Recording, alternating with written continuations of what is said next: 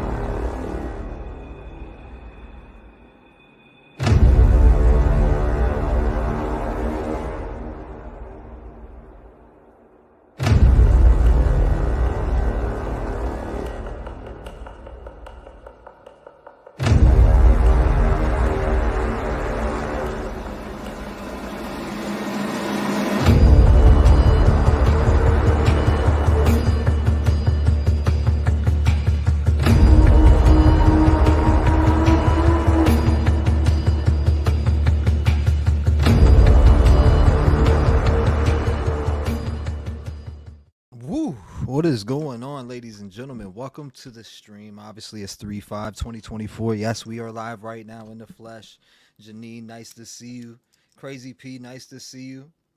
Prosser Gang, nice to see you as always. Mar, how you doing? All right, I wanted to let's jump right into it, right? Let's jump right into it. First of all, let's go to here, because this is where we need to go to. This is what I want you guys to pay attention to. There's been reports that the story is not adding up here with Mom, okay? And I had to shoot on right away as soon as I heard it. I told you guys I'd be on today, and we're going to take phone calls. I want to hear from the community tonight, but I also want to go over a few things before I open those lines up and hear from you all. And we will continue if there is any videos that come out on information or any information that comes across to me, I will make sure I show it. There's going to be all types of stuff coming out, I'm sure.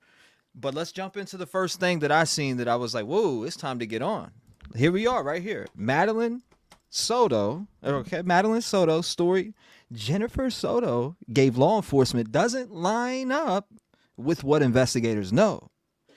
Now, it says Orlando, Florida, Channel 9 learned Tuesday that the story of Jennifer Soto, the mother of 13-year-old Madeline Soto, gave to law enforcement does not line up with what investigators know now. Wow. Interesting. Very interesting. Doesn't add up, ladies and gentlemen. It just doesn't add up. They just found this out today. Okay, let's keep going. So Channel 9 spoke one-on-one with Jennifer Soto on February 27th, the day after her daughter had been reported missing. Let's make this a little bit bigger for everybody who can see.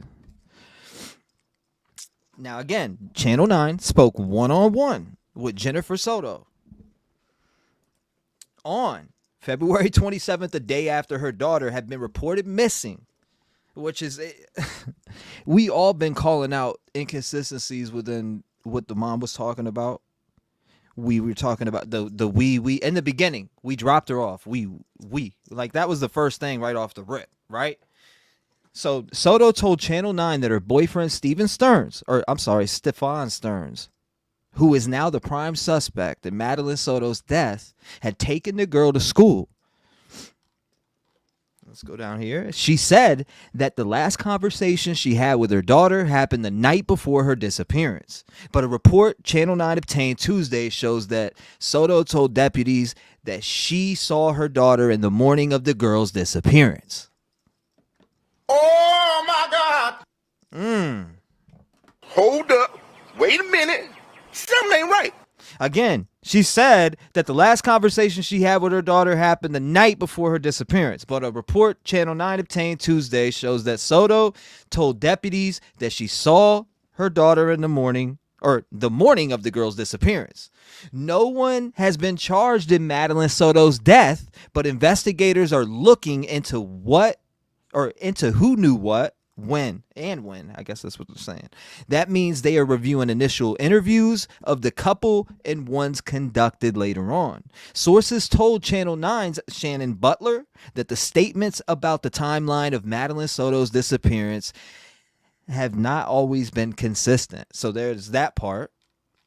So that's just the report that's coming out now.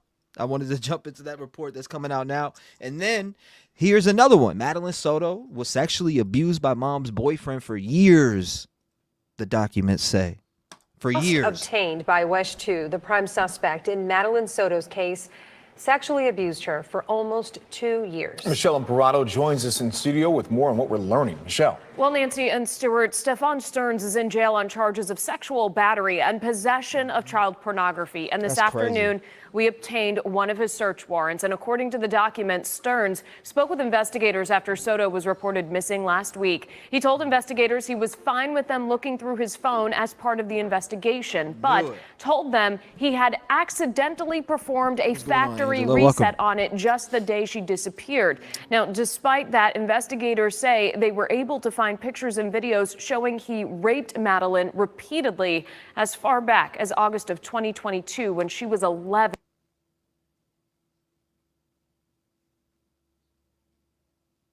I'm a little speechless on that one. This is a moment of silence after hearing that shit. Good God. And that the abuse happened in the house where he, Soto, and her mother lived. They already had evidence that he had abused her after she turned 12. Soto was 13 years old when she was reported missing on February 26th. Soto's mother told investigators that Stearns, who is her boyfriend, had dropped her off near Hunters Creek Middle School, but found out at dismissal that Soto had never made it. Investigators say evidence showed Soto was never dropped off at school. Stefan Stearns remains in jail on charges of sexual battery and child sex abuse material. Stuart, Nancy, back to you. That is so disgusting. That is so nasty. I knew it. You said I knew it. Wow, me too. I feel sick. Welcome, Tig, to the Rev Gang family. I appreciate you. Welcome. That's crazy as hell. But again, you heard on the other, this too, I wanted to, bring that up, but here, they're on the mom's ass. I told you, like yesterday I had that feeling, right? I said that during the stream. I'm like, I swear they're on the mom. There's no way. I just have a feeling. I would never attack somebody who, you know what I mean? Especially a grieving mother. I don't care if she made, maybe she made a few mistakes along the line. That's cool. We could get over those few mistakes, but we're talking about something so you know what I mean? Like, I don't know. Just something wasn't lining up and aligning with the emotion that I was seeing. Am I a body language expert? Absolutely not. Not the slightest. But I can also see. I'm not stupid. I can see, I can read people. Aline, yeah, it is disgusting. It's very disgusting. I'm about to open up the lines in a minute. Let's open them right now, matter of fact. We'll let people call in right now. I want to hear your thoughts on now that it's coming out that the mother has been inconsistent. Now, first we were talking about what do you think? Now it's being confirmed. It's inconsistent. 253, what's going on? You're live. Hello, can you hear me? Yes, ma'am. You are loud and clear. Hi, how are you? I'm doing good. How about yourself today? You know what? I'm on my lunch break, so I just happened to catch your live, and I was like, I went a little bit back and forth, and I was like, I think I want to talk about this, so I decided just to call you and kind of get it out of the way, and kind of, I believe this might be helpful to some people. Mm-hmm. I don't want to provide my name. I'll just say we can just call me T. Okay. But just things that families can kind of look at when it comes to child molestation and child abuse. Mm-hmm. I myself was molested as a kid. And probably because of that, I'm trying not to cry. Mm-hmm. So because of that, I think I connected with Maddie's story because I was very little. I was between 8 or 9 when the abuse started happening. And, some people might not understand difference between the M word, right, and then the R word. Yeah. And one consists of touching, or the other one's more so penetration. So as an 8 or 9-year-old, I sensed something strange was going on. It was my step grandfather that was molesting, I guess you could say. And it happened for a couple of weeks. And basically what happened is, as a child, you really don't understand what's going on. Right. I just felt in my heart something was wrong. I felt something was off, right? Yeah. And I remember like initially, and I would go and lay down like with my little brother, who was 3 years younger than me at the time, so he was about 5, and I would go to the back of his bed and wrap myself like a burrito so this family member, this man, couldn't touch me. And it was a situation where I started developing anxiety, stomach issues, but I didn't, as a kid, you really don't know, and the schools don't really talk about that, right? It's more so they talk about drugs and things like that, but you don't get into like the sexual education of things until you're like in middle school or high school, right? Right. So as a child, I didn't really know what was going on. I just felt something was wrong and I didn't want anyone touching me. And I remember I told my mom about it, and she told my grandmother about it. And it was a situation where it was like, oh, she's so little. She's, imagining things that can't be happening. It can't be true. Right. And the man took my grandmother took my grandmother to a church, and in the church swore up and down that I was lying, that he would never do anything like that. And I'm a grown-ass woman now, and I can tell you it happened because I remember it happened, right? Yes, ma'am. And, but because I was able to kind of go and tell family members about it and they confronted him, it stopped, right? But it's something that stuck around with me for a while. And then a couple of years later, I found out that another family member who was younger at the time, like she was being abused, like the M word from the age of 4, right? And she came out and spoke the truth around 8. So her M word had gone on a lot longer. And with her, it was a situation where it was this person threatened to hurt my family, threatened to hurt my brother, my sister, my mom. Wow. So I was scared to say anything, so I didn't. So that was that family member that came out and talked, and me and her connected over our past experiences. Different people, by the way. And people that talk about like Maddie's like dad, maybe, right? I'll tell you what, my dad passed away a couple of years ago. Right. He passed away not knowing what happened to me. I never told him. And the reason I never told him is because as a parent, like you can imagine what a dad would do learning something like that. And I knew my parents were separated, and I knew if my dad ever found out that he would take drastic measures. So I never told my dad. So my assumption is that Maddie never told her father. But that's possible. That's a very possible scenario that she never told. Yeah, I don't think he knew. And that's the thing, it's like, because I don't think this would have happened if so. Yeah, no, definitely. I don't know if you have kids. I have kids. I would destroy someone if they touched my children. They're grown now. They can handle their own business at this point. But when they were little, right? This happens to boys and girls, right? But with me, it was like, connecting with my other family member on that type of situation, and how a lot of times families are in denial. And me and my grandma, we never bonded again after that. She passed away several years ago, and I didn't feel anything because I think deep down, like that inner child was really like hurt by the whole situation. And I was like, I feel bad for my mom's mourning, but my grandmother didn't defend me. She didn't believe me. And she continued living with that man who literally hurt me, right? And for me, it was like I felt disgusted looking at him. I didn't want to be around him. And it was a situation where when I finally left my house is when, like all the connections were done. Right. And now that I'm an adult, I've confronted my mom about it, right? And I told her, I was like, I never made up those things. Like that stuff really happened to me. And it hurt that nobody believed me. Yeah, and I understand that too. Yeah. So it's a situation where I wish, right? There, when you talk about politics, and I don't want to get into it, but we spend so much money on stupid things, sending money overseas, help out other people. Right. How about, passing some legislation where they can start touching on these topics with younger children? Like this happens way too often, and the children are overlooked, and they don't know what to do. Like a kindergartner, a second, third grader, like myself, I didn't know what to do. I told my family, no one did anything. Like thank heaven the abuse on my, what was happening to me stopped. But, this happens way too often, and children don't know what to do unless they're like older. Right? That's the problem. Yeah, that's the problem. And I don't know. Yeah. How does it get fixed? Yeah. How does it get fixed? How does it get fixed? Because Exactly. this, like they just said on the clip before, that he was doing this 2 years ago, or back when she was 11. So it's like it's disgusting. And there's the shame that goes into it. So how do you go and tell even friends, right? She was a preteen.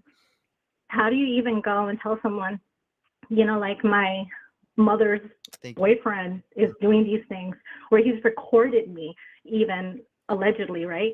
Yeah. So it's like a child, it goes into like the shame of like, did I bring it on myself, or why don't people believe me? Am I not thinking things throughly? Like I feel so bad for her. I do. It happens. And I honestly think her mom knew. She had to have sensed it. My belief is Maddie might have told her, and she chose to ignore it. Because it's something, because she definitely was inconsistent, like they're saying. Yeah, exactly. So we'll find out, right? Because we'll definitely the police find is out. looking through everything. No charges have even been filed yet, so it's like, we're definitely gonna find out. Yeah, I hope she's not involved, but we'll see, T-REV. But I just kind of wanted to share my story. People just have to keep an eye open. Look at your child. I'm telling you, when those things happen, your child will develop. Yeah. They'll act differently. Like I said, I became really anxious. I became super anxious. My stomach would hurt. I couldn't sleep well, or I started like sneaking into beds with other family members, because again, maybe in my child mind, I was like, okay, if I'm with my brother, this man's not going to touch me. Right. Yeah, and during those times, he didn't, because I was with my brother. There was someone else there that could say something. Right. But like, even my brother, now we're adults, and my brother remembers that little aspect of me going into his bed, and it was basically like, I need protection, and my brother can protect me, kind of thing, But the child will react. They'll start acting strangely. If they were very passive and kind, you'll see they'll start lashing out. Or if they were very like outgoing, they'll become withdrawn. So it's just for parents, family members, like, pay attention to the signs. The signs are there. And don't be scared to ask them. Like, be like, hey, no judgment. I need to know, like, is something going on, right? Because if Maddie would have felt even more comfortable even talking to her grandmother, right? Like I said, the dad, she probably is like, I tell my dad he's going to kill him, right? I honestly think that's what happened there. So I just wanted to call, share my story. Thank you. I appreciate you sharing your story. And like you just said, hopefully it helps people. And I commend people that do come up, tell their story. And it actually, I see it touching a lot of people, just reading comments as you're talking right now, and I'm listening to you. So thank you. I do appreciate that. We need more people like you to come forward, like myself, to keep coming forward and preach this to the world, because people need to hear this shit. If you never know what signs could be showing somewhere, and people learn stuff every day. I feel like I learn stuff from people that I talk to every day, just whether it's how to cope with anxiety, or we're talking about a case, whatever it may be.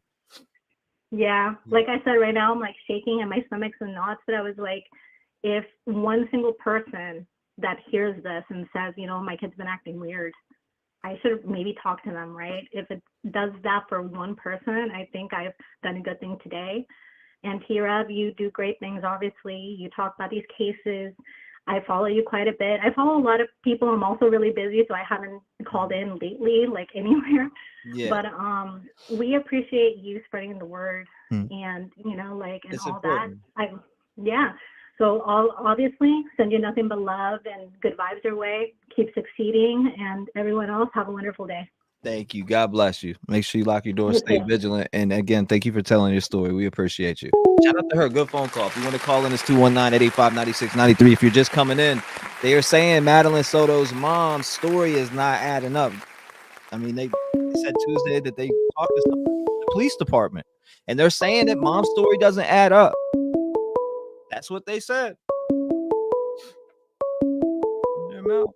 on. 423, what's going on? You're live. Doug, Tennessee. Doug from Tennessee, what's going on, my brother, man? What do you think now that there's law enforcement is saying, hey, mom's story doesn't add up? Can you talk to us, Doug? Give us some sense here. If the woman was given an interview, man, I could not give an interview like that and be that calm if my kid was missing. I would be ranting and raving.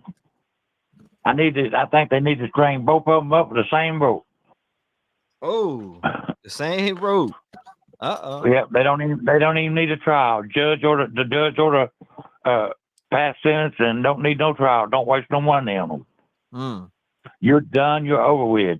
You'll never do it again. Yeah. They need to make examples of these people. I agree. And it would stop.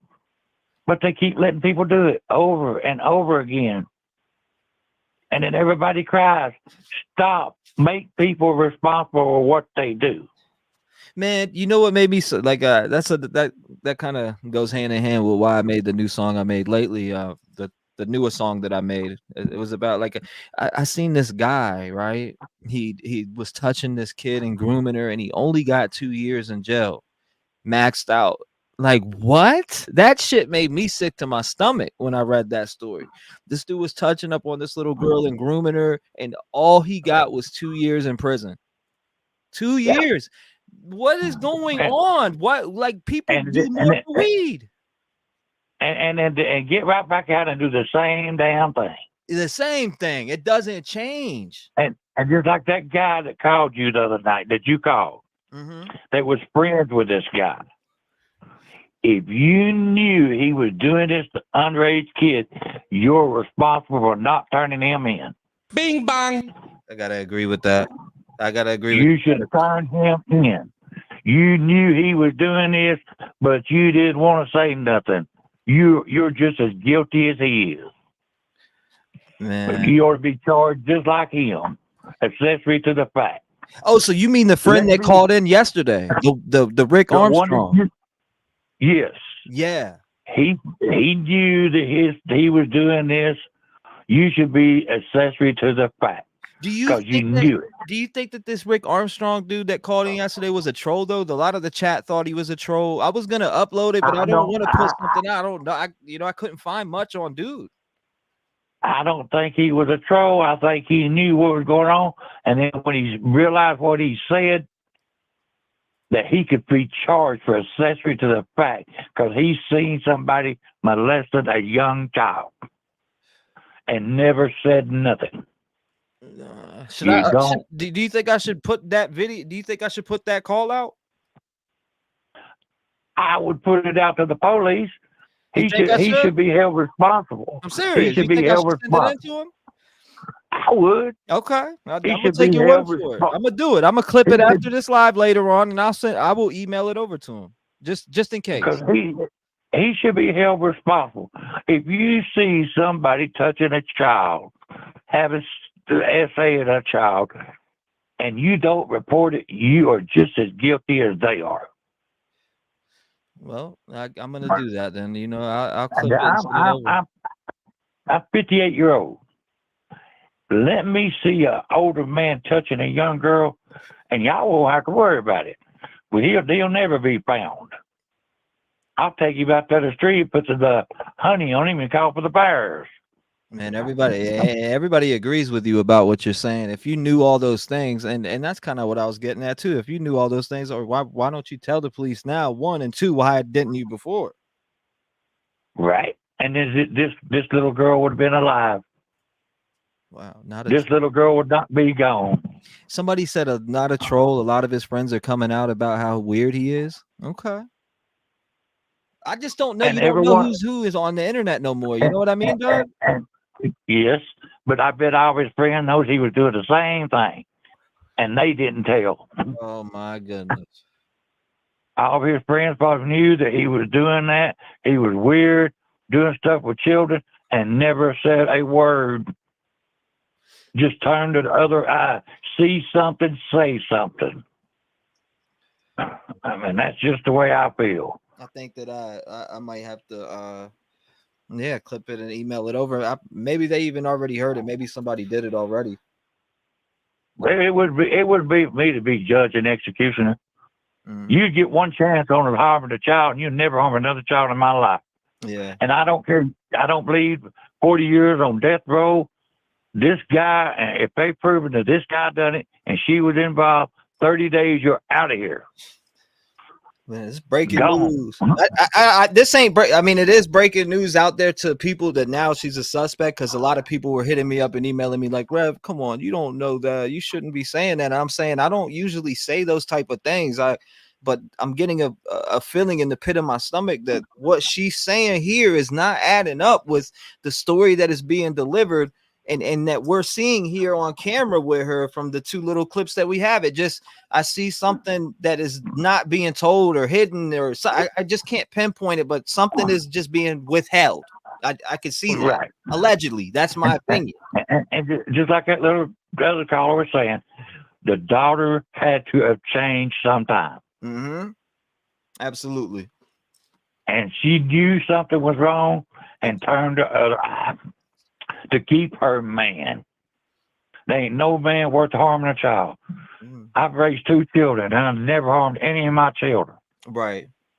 But they got their butt busted. They got their butt busted. That's what's wrong. These parents need to be held responsible for these children, these gang banging children. You a kid out gang banging, you're responsible for him. Yeah, there's a lot of that. He commits a crime, you're going down with him. There's a lot of the gang banging. I mean, that happens a lot right here in Chicago, right here. They could stop that. They should. They could stop that. They could stop it. They don't want to stop it. I feel like that's they could stop. They don't want to stop it. They enjoy it.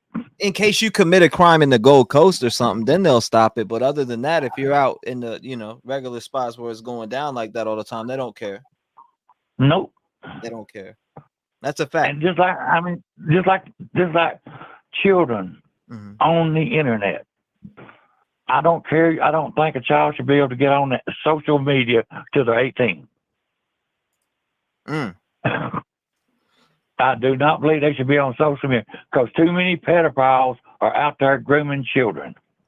It is very true. And next thing you know, your child's gone and you're going, well, why? She just went down the street. You can't walk down the street anymore. Well, you can't go to Six Flags over Georgia, having gang fights, shooting down there. Yeah. They had a shooting down there at Six Flags in Georgia. That's crazy. And I mean, you can't go nowhere without people doing something stupid. The only way you can go somewhere is if they have a security guard, check everybody, wand everybody, make sure they ain't got no gang, and put down military around the damn compound. Yeah, but I got a question before we go on to the next caller. Though, how do we detect people like this? Is it the friends that seen this in the past and didn't say nothing's fault? Who's held accountable in the situation of this guy being able to do what he did to her backstage? I mean, they just dropped some news about an hour ago that he has videos all the way back to where she was 11. I mean, she just turned 13, man. Who failed her? So she's failed somewhere. The government failed her because they let him go for a charge way back. He done it way back, and they failed her. Think about it. He had a charge way back. Yeah. On that, if they would have done with him what they should have done the first time, she would still be here. He should not have been out of jail. He should have been in jail. You got one chance with a child, and you never get out again. Never. But you get caught with a little bit of weed, they put you in there for 10 years. You sex abuse a child, you get what, a year, 2 years? It ain't right. Like I said, I'd seen the story. That's what made me make the song that I made the other day, because I was looking at this weird case out of this one county, right? And I'm reading it, and this guy was grooming this little girl and ended up doing some weird stuff. I mean, come on, stuff that you should be doing life for. This guy got 2 years and it's back out. Oh wow, he's on the sex registry list. Okay, cool. He can still hurt and kill. And you know, desires are never gonna. I don't think your head's ever gonna be fixed. You like kids. You like kids. He should never be out again. He should never get another chance. Well, Doug, man, I appreciate you calling in, brother. Thank you for always calling in and being a voice in the community, man. We need more like you. We need more men to step up too. Yeah, love you, T-Rev. Love you too, brother. God bless. Shout out to Doug. I appreciate Doug. Always comes in with the real. Always comes in with the real. All right, let's play this little clip real quick for everybody who is just coming in, so you can get a little caught up. Let's turn this up. Why prosecutors are now calling for an investigation into this local sheriff, and how the story Madeline's mother provided law enforcement doesn't line up with what investigators know. We spoke one-on-one with Jennifer Soto last Tuesday. Good afternoon. I'm Darlene Jones. And I'm Greg Wormuth. At that point, her daughter Madeline had been missing for 1 day. She told us that Stephen Stearns, her boyfriend and now the prime suspect in Madeline's death, had taken the teenager to school. She said the last conversation she had with the 13-year-old was the night before. But this report we got a hold of today shows she told deputies she saw her daughter the morning of her disappearance. Channel 9 investigative reporter Shannon Butler has been digging into the details of this case. She joins us live in studio. And Shannon, that's not the only thing you noticed in this new report. I'm over here typing like I'm in chat when really I can just hit pause and talk. What I was saying is I'm just closing the lines down for 1 second to play this for everybody who is coming in, so you're caught up and understand what's going on. Again, they are saying that the mom is a suspect here. Let's just get straight to it. That's what they said in this article. And now here is the actual news clip if you're just coming in. Greg, no one has been charged in Madeline Soto's death, but we do know investigators are looking into who knew what and when. And some of that means looking at those initial interviews of the couple and the ones later on. Sources tell me the statements about the timeline are not consistent. I'm there. Jennifer Soto told us last week that the last conversation she had with her daughter was about her 13th birthday party the night before Maddie disappeared. I told her good night, and yeah, that was it. But according to documents, Sunday night was not the last time Soto saw Maddie. New documents show that Maddie's mom told deputies on February 26th that she saw her daughter getting dressed for school at 8 o'clock that morning, and that her boyfriend then took the teen to school. But since that initial report was taken, we learned from the Orange County Sheriff that Maddie was likely. I don't know. And then she's over there all rubbing. I mean, if that was the last person that my daughter was seen with, the homies, she's over there rubbing up on him. Dead earlier than that. Our detectives have determined that Madeline was never dropped off. Instead, we believe she was already dead at the time, and that Stephen Stearns moved her body in the early morning hours on that day. Channel 9 has been going through statements from Stephen Stearns and Soto trying to piece together what happened in the last few hours of the little girl's life, starting with our interview of the couple. Her mom told us last week. We dropped her off at school, close to school. She wanted to walk the rest of the way. But in that same interview, then said, I wasn't the one who took her to school in the morning. That was my partner. Stop the cap. What? Run that back. Hold up. Mom, talk to us again. Say what you said again. Let everybody know in the chat, please. I want you to let everybody know in the chat why I think you're sus, please. She wanted to walk the rest of the way. But in that same interview, then said girl's life, starting with our interview of the couple. Her mom told us last week. We dropped her off at school, close to school. She wanted to walk the rest of the way. But in that same interview, then said, I wasn't the one who took her to school in the morning. That was my partner. But yeah. Detectives believe Maddie was likely dead early Monday morning because a video timeline shows Maddie's belongings being dumped in a dumpster at 7:35 by Stearns. At 8:19, Sheriff Mina said video shows Maddie in Stearns' vehicle believed to be deceased. Since then, the case has moved to Kissimmee Police, and sources tell us that Soto has been interviewed multiple times by detectives at 2 agencies and that they are looking closely at all the statements she's made. But officially, Kissimmee Police won't comment. So this initial report also shows that Stearns told investigators that after Maddie got out of his car, she stopped to look in that book bag before he drove away. That same book bag was found actually in the dumpster.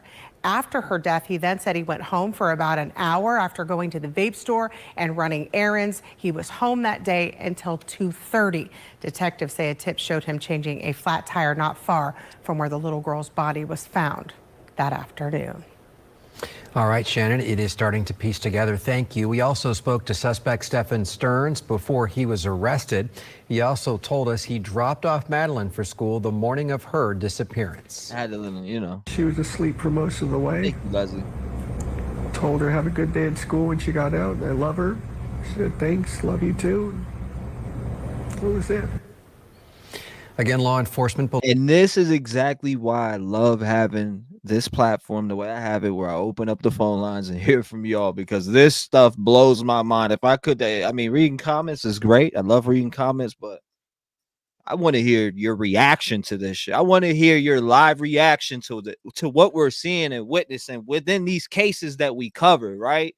Stuff like this is crazy. Like this woman literally did contradict herself, and it's crazy to the point that she did, like saying we and then changing the whole entire tone up on the interview.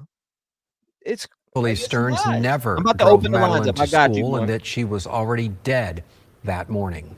Greg, also breaking this afternoon, the state attorney's office says it's asking the Florida Department of Law Enforcement to investigate how and why a photo that appeared to be a body in the woods was posted to the Osceola County Sheriff's personal.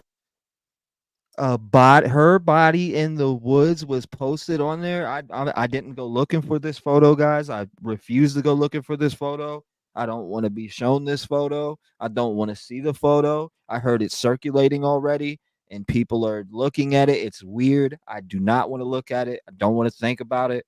It is no. Instagram page. The photo was posted less than 24 hours after investigators found Madeline Soto's body. Sheriff Marcos Lopez, who you see here, said he accidentally posted the image when sharing a post of himself visiting a senior citizens area. The sheriff's office has not said why the sheriff had the photo or who took it. Developments continue to come out in this tragic story in our community. For Eyewitness News at 5, we'll show you the impact Madeline's death has had on our entire. Again. All right, here we go. We're opening the lines back up. What's your the heck is that playing? All right, we're good. 219-885-9693. Again, mom. And there is some emails back in here from law enforcement to Eyewitness or 9 Eyewitness News. So go ahead and open this up. 904, you're in the door. Talk to me. 904. 904, you're in the door. What's up? What's up, T-REV? What's going on? What are your thoughts here? Talk to me. I think it's very interesting that, one, we don't know who her biological father is. No one has talked about that. Bing bong. Where's he at?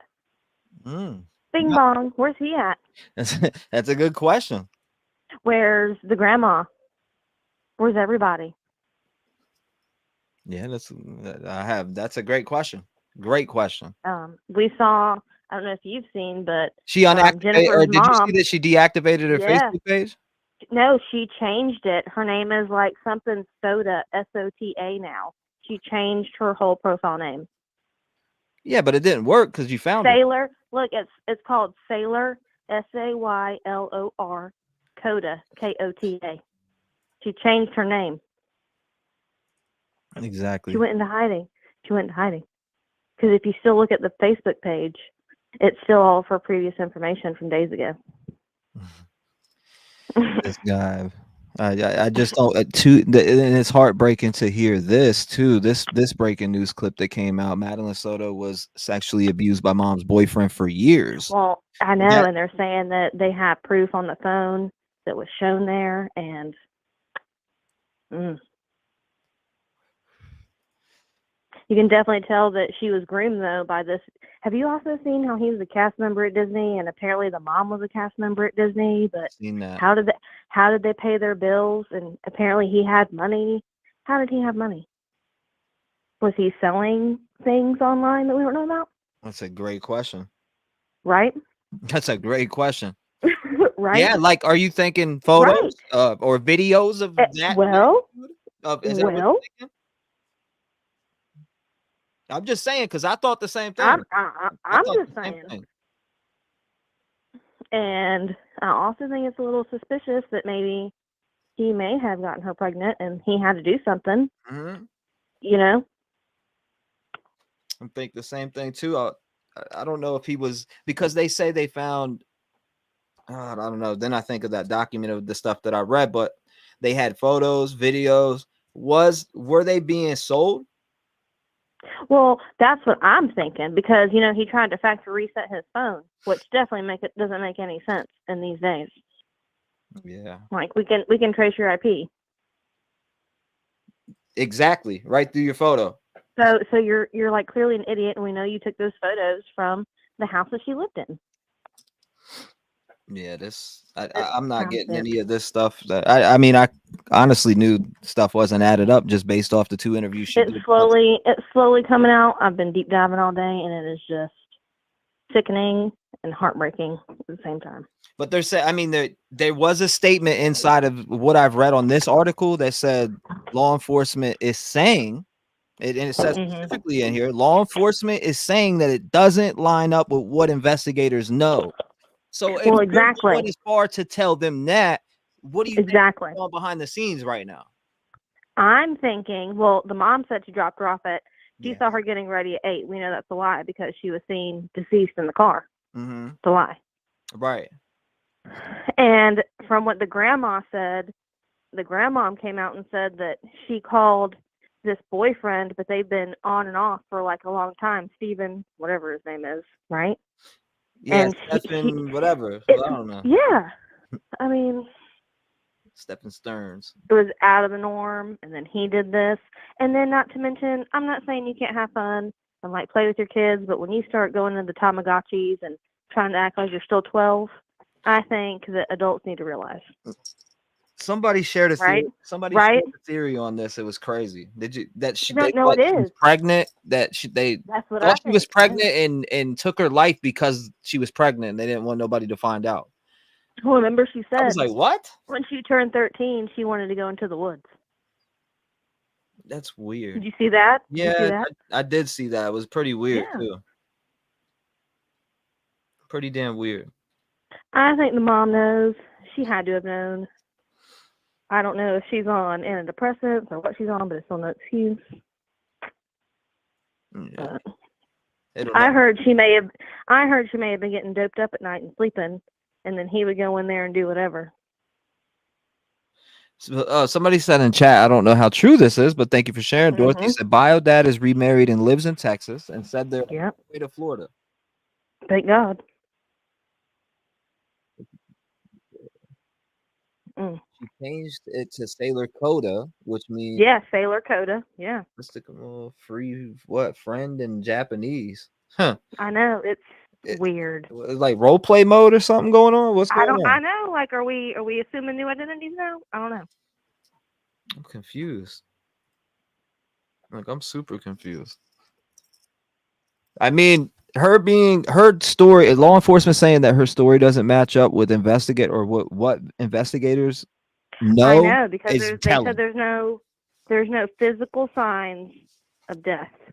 So that's what I've heard. We've been talking, I don't know. I've been talking about that from day one, about how mom, with the interview, after everybody had me watch the interviews, I immediately I couldn't change my mind off that. Shaking. And you also have to remember, he was in her presence at that time. We don't know what he told her either. Right. You know? That's true. But she still failed her daughter. That's all I know. Well, I think But anyway, it also is very telling. No charges have been put out at all, too. So, you know what I mean? It's also that well, tells no, me a because lot. they don't know. They don't know. Well, I I know. mean, if they seen her deceased in the vehicle, right? They obviously Exactly. know. They obviously know and can charge him right now, right? But they're not. But do they know if he didn't do it with the mom or not? We don't know. I don't know.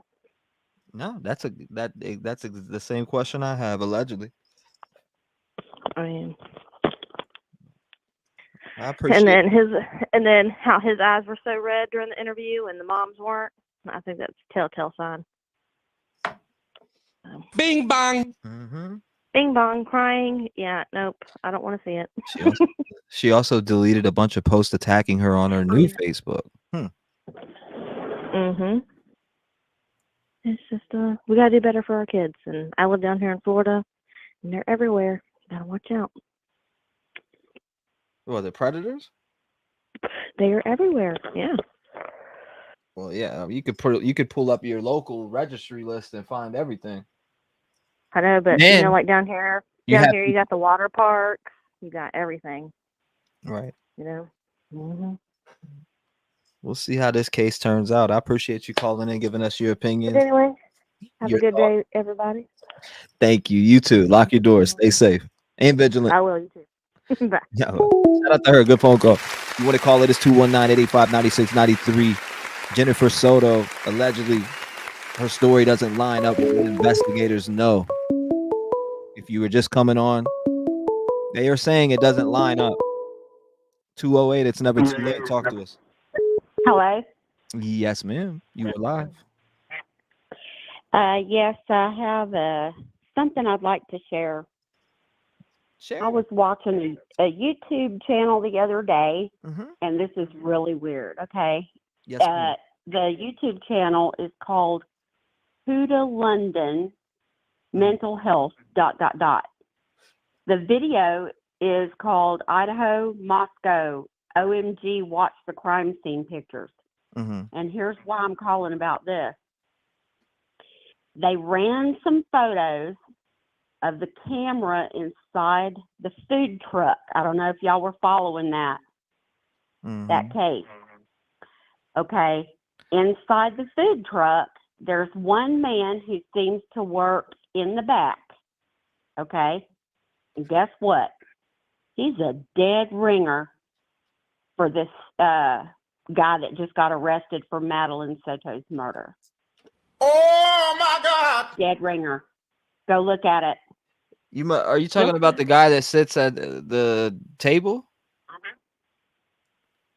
Well, all I know is he's wearing a black jacket, and there's a wall behind him. You can't tell if it's blue or gray or if it's really technically white. With the cap on. Doesn't he look just like that child's stepfather? The guy that's because I've been all up in that food truck, in and out. You know what I mean? Looking at everything. There's okay. The only similar person I've seen was the guy sitting at the front doing orders. Now that you're talking about it. He doesn't in this particular video. I've never seen this man before. They have multiple cameras, and they've got the guy at the front. They've got a guy. It looks like there's another guy like cooking or something. And then there's a different square that shows up on the right-hand side of your screen, and it's this guy. And I just assumed, maybe he was counting money in the back or something. But take a look at this guy. You could have knocked me over with a feather. It looks just like this guy. It could be coincidence, but yeah, doppelganger. I would think it's a coincidence for sure. Well, except for one thing. But I mean, you send it to me. I'll check it out. Okay. I will. And there's been serial killers up this way before. Yeah. Just saying. Send me exactly what you're talking about, and I'll check it out. What's your email? Oh, you want me to? How do I send a picture to you? What's your email address? Through email, TREV, TREV 757 Okay. PSN@gmail.com. Okay. Yeah, I'm gonna send it to send me. it right now. I'll check it out. Okay. I'll check it out. I Thanks. appreciate you sharing that. Thank you for calling in. You're welcome. God bless you, man. Bye. I'll check it out. We'll see what it's about. 219-885-9693. Mom, now, I mean, I think she's a suspect right now. Police is pretty much kind of saying it here too in this article. Again, said I want to bar. I don't think he looks like him. Funny. No, we are not. Oh, 757 in the building. Excuse me, 757 sent from heaven. What's going on? You're live. Hey, how are you? I'm doing good. How you doing, my friend? Hey, Auntie is back. Yeah, Auntie And is I'm back. How over you doing, here. Auntie? I'm doing fine. Did I not say that chick was guilty because I watched my Criminal Minds and he said when they hugging on each other and soothing each other, both of them have done the thing. That chick is guilty. And then she lied. And I said, and that baby was probably dead already. Remember I said, ooh, I shouldn't say dead. But remember you said, no, so I said, that baby they probably murdered that boo-boo like the day before. And then I said, the reason that everyone's like, she got a nonchalant attitude. I said, let me tell you why. Because, see, that murder was discussed and planned out. And so when you already know you're going to kill the child, then you do your crying and your praying and asking for your forgiveness. And meanwhile, the little pedophile Bama that you with, he's hugging on you and telling you how much he loves you. And he's probably saying, hey, but I'm going to be here for you. But you know what? If we don't get rid of her, both of us going to prison. And I'm trying to protect you. So that's why she don't show emotion, because she's over it. She's already done her mourning. Right. They killed that baby together. And I don't care what nobody say, because whether you picked up however the child died, whether you picked up the weapon, it doesn't matter who actually threw the blow. You killed that baby because it all boils down to you chose that man over your baby. So you think that allegedly, and everything that we say here is allegedly, if you haven't heard it from law enforcement, it's not true. As the viewers here, we discuss, if you're new to the channel, we discuss different theories we talk about, and we'll obviously let you know if it's Yeah, speculation. I just want to tell you, T-REV never says stuff like that, but I'm saying it. No. I'm trying to hear you out on your theory. So you think that mom has a hand into this case fully? She knew that her daughter's life was going to be taken, allegedly. Fully, because I'm gonna tell you why. At first, I thought she didn't know, but she just tried to help him because she loves him, right? Right. But now I know she knew because we just caught her telling a lie. Hey, dude, was you there or was you not there? So you were there, and you that was a Freudian slip. You were there. So, like I said, they may not say she went with the baby to the woods or whatever. She probably was at home waiting for him to come home after he went to find a place to bury her, drop her off, or what have you, right? But she is guilty because she's acting. Every time we've seen something like this happen, we give them the benefit of the doubt. We try very hard. But then when the court case comes out, see, people got to follow this all the way to the court case. Because when the court case out, because the prosecutors, they can't tell you everything that's happening. And the detectives and stuff, then they're going to find out that her phone pinged. Watch. All this going to come out in court. You know, they so stupid carrying their phones everywhere. Watch you find out her phone pinged, or her phone pinged the night before, or, you know, and the grandmother, I believe when she did that interview, she was just saying what she was told to say. Or, you know, that's her daughter and she's trying to protect her. But her daughter, she's guilty. And it doesn't matter to me at this point if she's 30%, right, and he's 70. Right. I don't care if he's 99 and she's 1. You brought that child into this world and all of those things. And you know what? I'm probably the only one in your channel that's not read the document yet. Oh my God, that'll make you so sick. Because I guess I missed it when you It'll showed it. So make I you sick. Don't don't do it. want to read it You will because break down on this phone. You will and break I want down to on ask this phone. You know what? And it brings tears to my eyes even thinking about the things that I seen in the things that he was doing to this little girl. Like honestly, when see. you look at that document and it blanks out the name, you Mm-hmm. know whose name is there, right? You know Mm-hmm. whose name is there. So Mm-hmm. when they describe these things in that document, man, that shit hurt my stomach. I'm not even joking.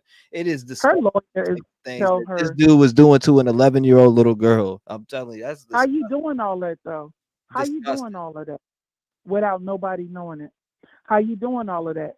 You know, I told you, I was watching another crime show, but it was like a criminal mind, and I think that they had said something like a pedophile. It's very difficult, no matter how much they were able to get away with it for years, like pretending to love their wife and sleep with their wife, but they can't keep up with that. It's very difficult for them to have a girlfriend, but they need that girlfriend because see, when they were working together in Disney World, what probably happened. So these pedophiles, they seek out women who are pitiful, telling their business all the time about I'm struggling, I'm lonely. They befriend them because see, he ain't really trying to get to her. He knows that she has a little girl at home, so he's trying to get in her life for the little girl. But I believe that he had already known I have to get in her life back in Disney World. You know, like he had to figure out how to be her boyfriend. But you know, he probably told her, I love you, but I can't really do the things you want me to do because I don't get turned on by you. But if you want me to be with you, you got to let me be with her. That's crazy. I bet you, I know y'all saying, how y'all know that? I don't. I could be wrong. I'm just saying she guilty. And I don't care if she's 1% guilty. I don't even care if they only give her 2 years. I don't even care if she get 3 months. I don't care if she get probation. That's not the point to me. She's guilty. That was your baby. You remember what I said to you last time? They would be telling a different story. Yeah. Oh, I heard a story about, I would be the one that they're going to the funeral and my baby be like, my mother really rode hard for me. But no, these women, it's always the women. I don't care what nobody say. Come for me if y'all want to. I've been living for 57 years. I ain't scared. You scared by a dog. These women have to get some type of self-awareness, have to get some type of self-esteem. I am so tired of these babies being annihilated because you just wanted the man. Mm-hmm. And when I came across this, Is it? What do you think about? I got to ask you a question because I remember the other night you got deep into this. Now, what is your thought? Because somebody said that they think that somebody was trying to say to me, and the theory like that mom knew that he was I doing said these that. things to her. I said that when I was on there the other night. I said either one or two things happened. That's what I said. I said one is she got pregnant, and now the fact that she's pregnant, They can't and he hide don't it. want You to put, can't conceal that. you can't hide that.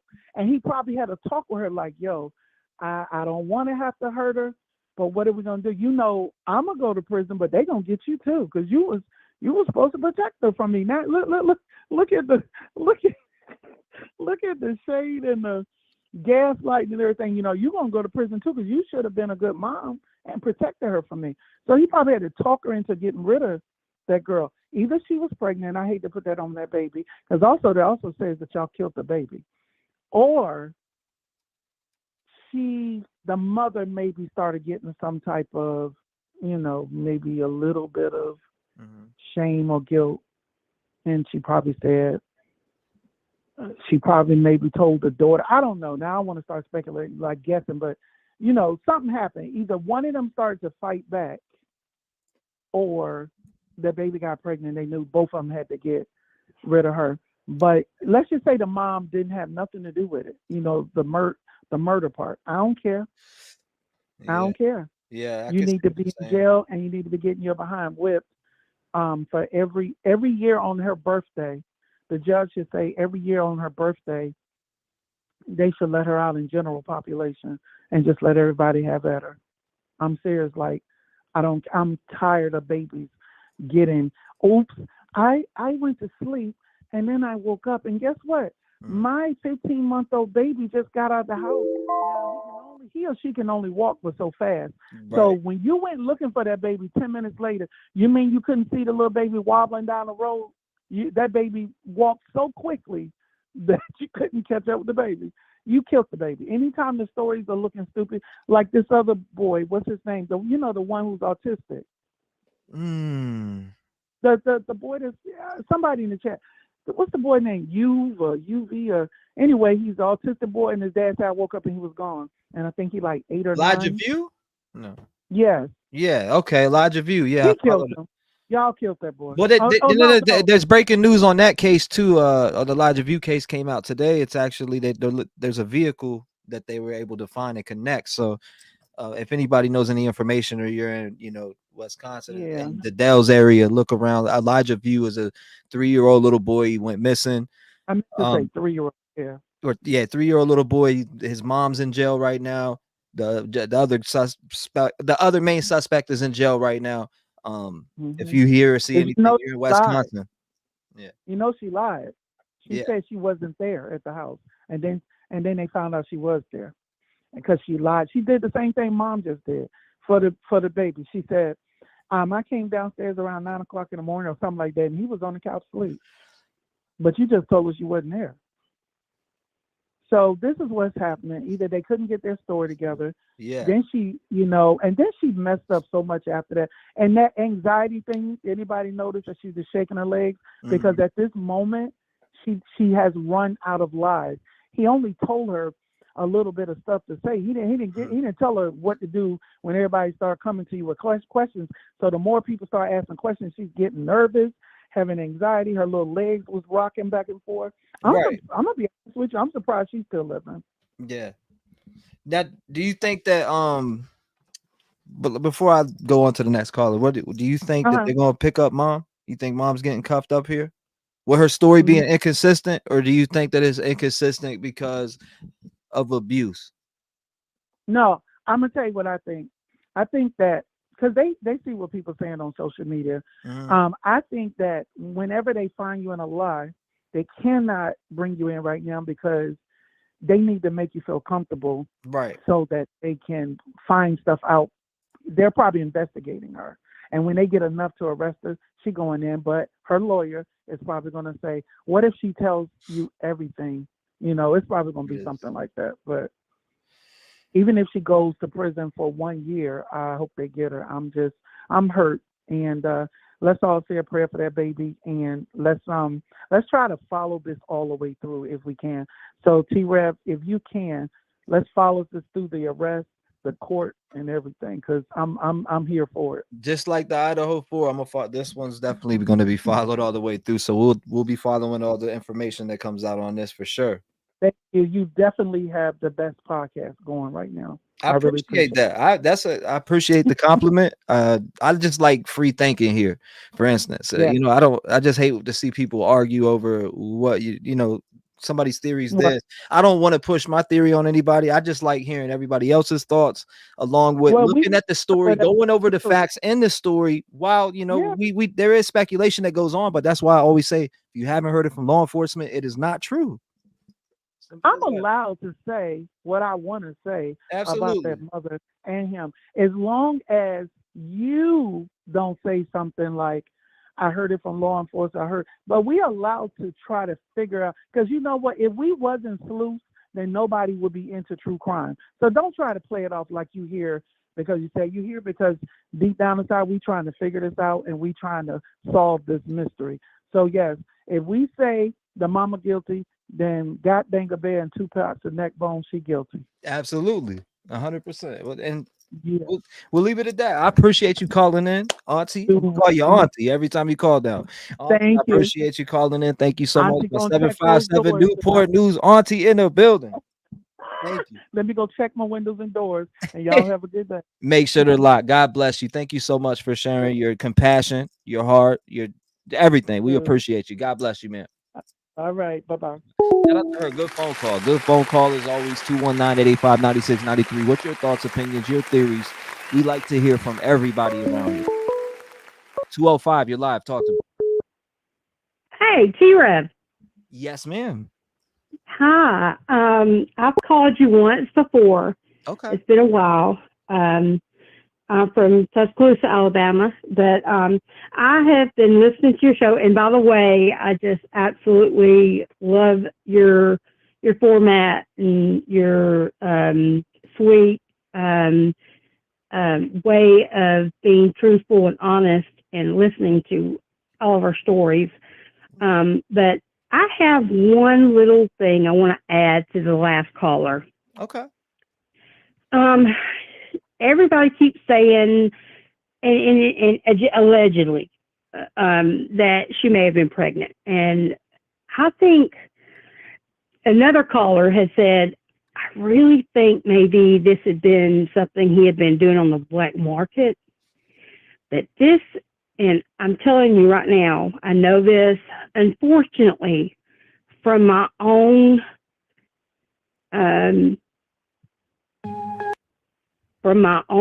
experience as a mom that has gone through this with her daughter. Mm-hmm. And God brought me through it. Thank you, Jesus. But I'm telling you right now, that mother I saw, that wasn't me. When it happened to my daughter, and my daughter wasn't dead. You hear me? But beside the point, the reason I'm calling is that I think this is just something that I'm throwing out there for my gut. Right. She's 13, and she's already sent that little message out, I want to live in the woods. So right there, they're scared right there that their secret's going to be blown. Wow. Whether she's pregnant or not, I mean, there's a million trillion things we could think of, you know, with getting pregnant. But forget that for a second. She's old enough to be like, you know what? I'm 13. I can leave here. And when I leave here, guess what's going to happen? I'm going to tell everything. So more than anything in my gut, I feel like she was older now and not so much under the control. I think maybe they looked at some of her messages to some of her friends and something was said to someone, and I do believe the mother is in on it. That's just my own personal feeling, because I know in my gut as a mama, and my baby was alive. You know, woo, praise the Lord. In 3 or 4 months, she's going to be a paramedic, you know, and has 5 children of her own. But back then, I'm telling you that this is something that I got goosebumps. This story? Because this whole situation, because this guy, she knew exactly who he was. She knew exactly, this mother knew exactly who he was. That's hard to fathom. I mean, that's hard to fathom. It is. A mama don't react that way. A mama would get up out that chair and slap him out the chair. Where's she at? You know, that's the type of shit I would see, right? Like where's she at? You last seen, you know, it's something like that. T-REV, I'm telling you, I will snatch down walls. I don't give a damn. And then you'll have to calm me down and then say, okay, hold up, check up, you know, calm me down then. You know, because I remember, and my baby was alive. My baby, and I found out after the fact, and the mofo got 5 years in prison. And I can't even tell you how many people, even his own daughter was 3 years old. He sodomized and intercoursed her.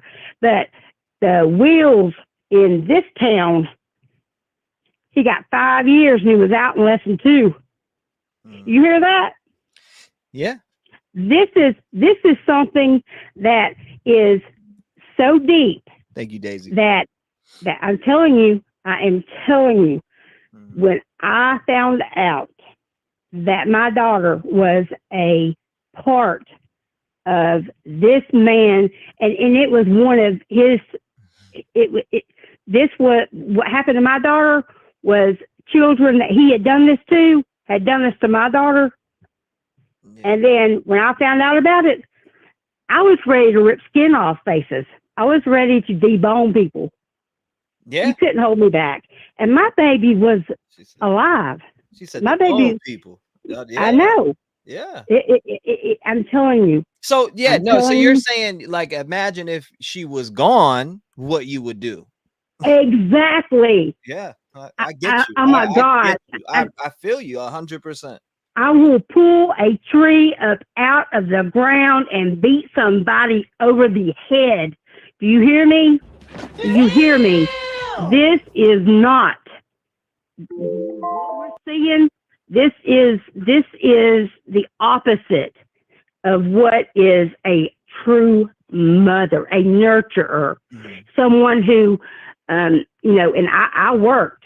I worked all the time, but I never, in my wildest dreams, it ended up being the person I'm referring to was a family member of a family member. But regarding that, I know how I reacted when my baby, I found out. And I only found out because somebody else, it went on down the line. And we got to stop this. I And can't we got to put imagine a, what you felt. I can't. oh my, and whew, it's gone too long. We got to put a stop to children. Children are our future and they're precious. But this mama and loving and hugging on him, and she don't know. She, as me, he was the last to see her. There's no way. Right. I couldn't even be in the same room with him. Yeah. There's no way. And I'm just saying, been there, done that.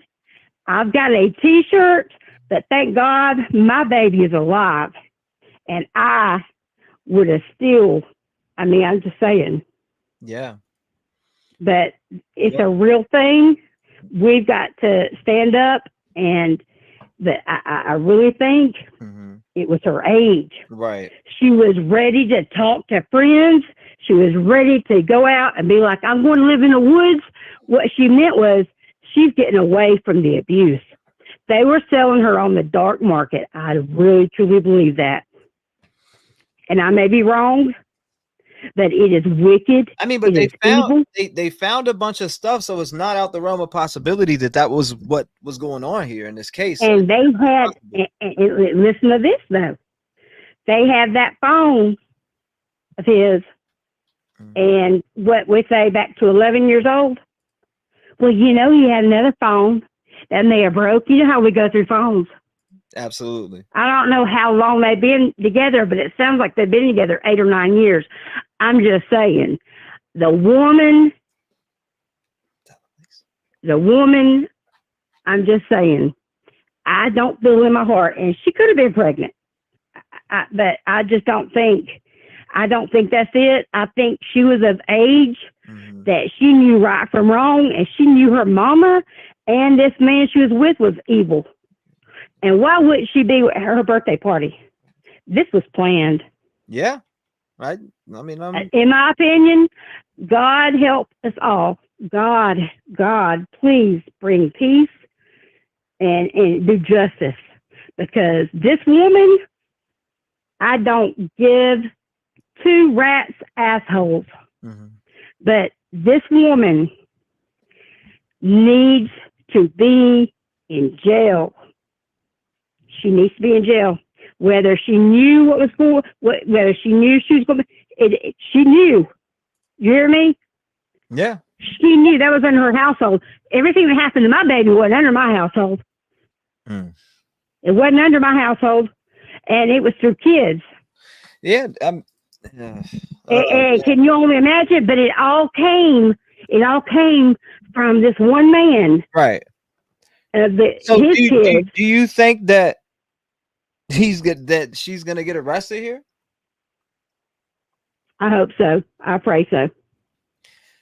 I pray so. Because I'm telling you right now that if my child is wanting to go out into the woods, you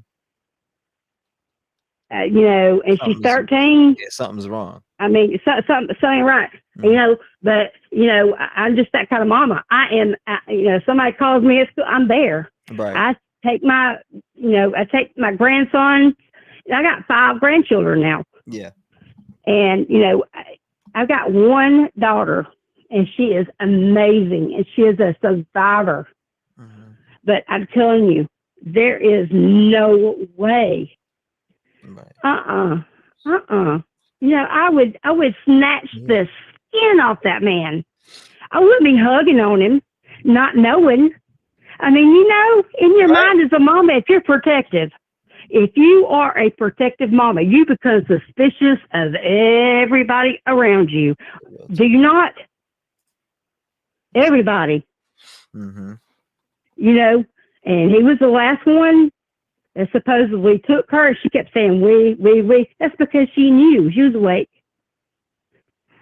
We. And then she said, then all of a sudden, she said husband one time. She said boyfriend. Then she said partner. Yeah. She said we. And then she said, oh, my partner. Exactly. And that's another thing. I want to catch everybody back up again. And like a final thoughts on this case as of everything that you know now. What do you personally feel in a nutshell if you put it in a quick 15, 30 seconds? This mother knew something was up. I feel like she was involved, whether she was or wasn't. She didn't do her due diligence as a mother, and at the very least, she should be going to jail for not protecting her child and manslaughter at its fullest.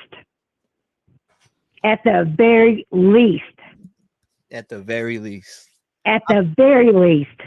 But I think she ought to just do the same time, and they should never get out of jail. That's the one thing we all need to get together is we need stronger laws for these pedophiles. Absolutely, 100%. That longer is term. the most atrocious thing and disgusting thing. 2 maximum. I seen a guy that groomed a kid and did some nasty things. Details I heard wise. you say that. Oh my God, 2 years. That's all he got.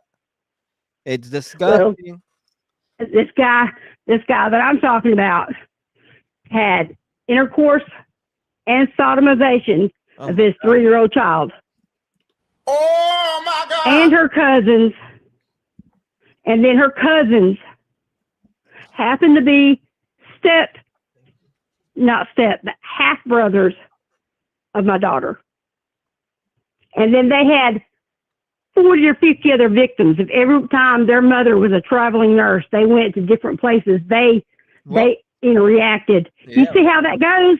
Yeah. See how many people that has been affected by this, by that one man. Absolutely. They gave him 5 years, and he got out less than 2.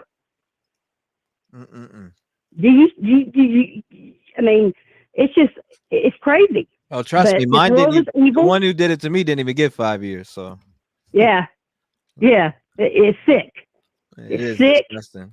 And like I said, I appreciate you. thank you reaching so much out. for taking my call. It got under my skin. It's okay. That's Woo! that's why it's open for people to call in and talk about it. Thank you so much. I I'm hadn't not the talked only to one you. triggered, obviously. God bless you. And I got my doors locked. I got pit bulls, and you don't need a gun if you got pits, so I'm good. God Thank bless. you so much, T-REV. Thank you. You too. God bless everybody. Stay Stay vigilant, safe. okay? Yes, and protect your children. Protect your children. Bing bang. Amen. God Hey. bless. Shout out to her. Good phone call. Very good phone call. Passionate too. 1 second. For everybody who is coming in, let me fill you in again. 1 second. We'll go right to it. All right. We hate ads. Thank you. First breaking. Okay. Again, if you missed the news, I want you guys to see it for the people who are just coming in. Maybe you missed it. You're like, what's going on? What's the title? What is this about? Well, they reached out and we're told that there is inconsistencies within the story told to law enforcement between mom. That's what we're referencing to this WFTV article, okay? I just wanted you to see that up top. I'm referencing to this WFTV article about Madeline Soto, and it's specifically that they say they reached out to law enforcement. And this is a video. I guess maybe they updated what they got into the article, because in the article it says that law enforcement is saying that there's inconsistencies with the mother's stories on their videos, and they're the ones who did the videos with mom. So that's where this is coming from. This news is starting to circulate tonight, and obviously we have a lot to talk about. I still am going to open the lines, but I do want to do this for the newer people coming in that have missed it and probably jump straight to where we're at on the live now. So I do see people saying, hey, what's the update? What's going on? What's going on? Well, here's the update. There's really two updates I want to show you. So let's jump into them now. In the death of 13-year-old Madeline Soto, why prosecutors are now calling for an investigation into this local sheriff, and how the story Madeline's mother provided law enforcement doesn't line up with what investigators know.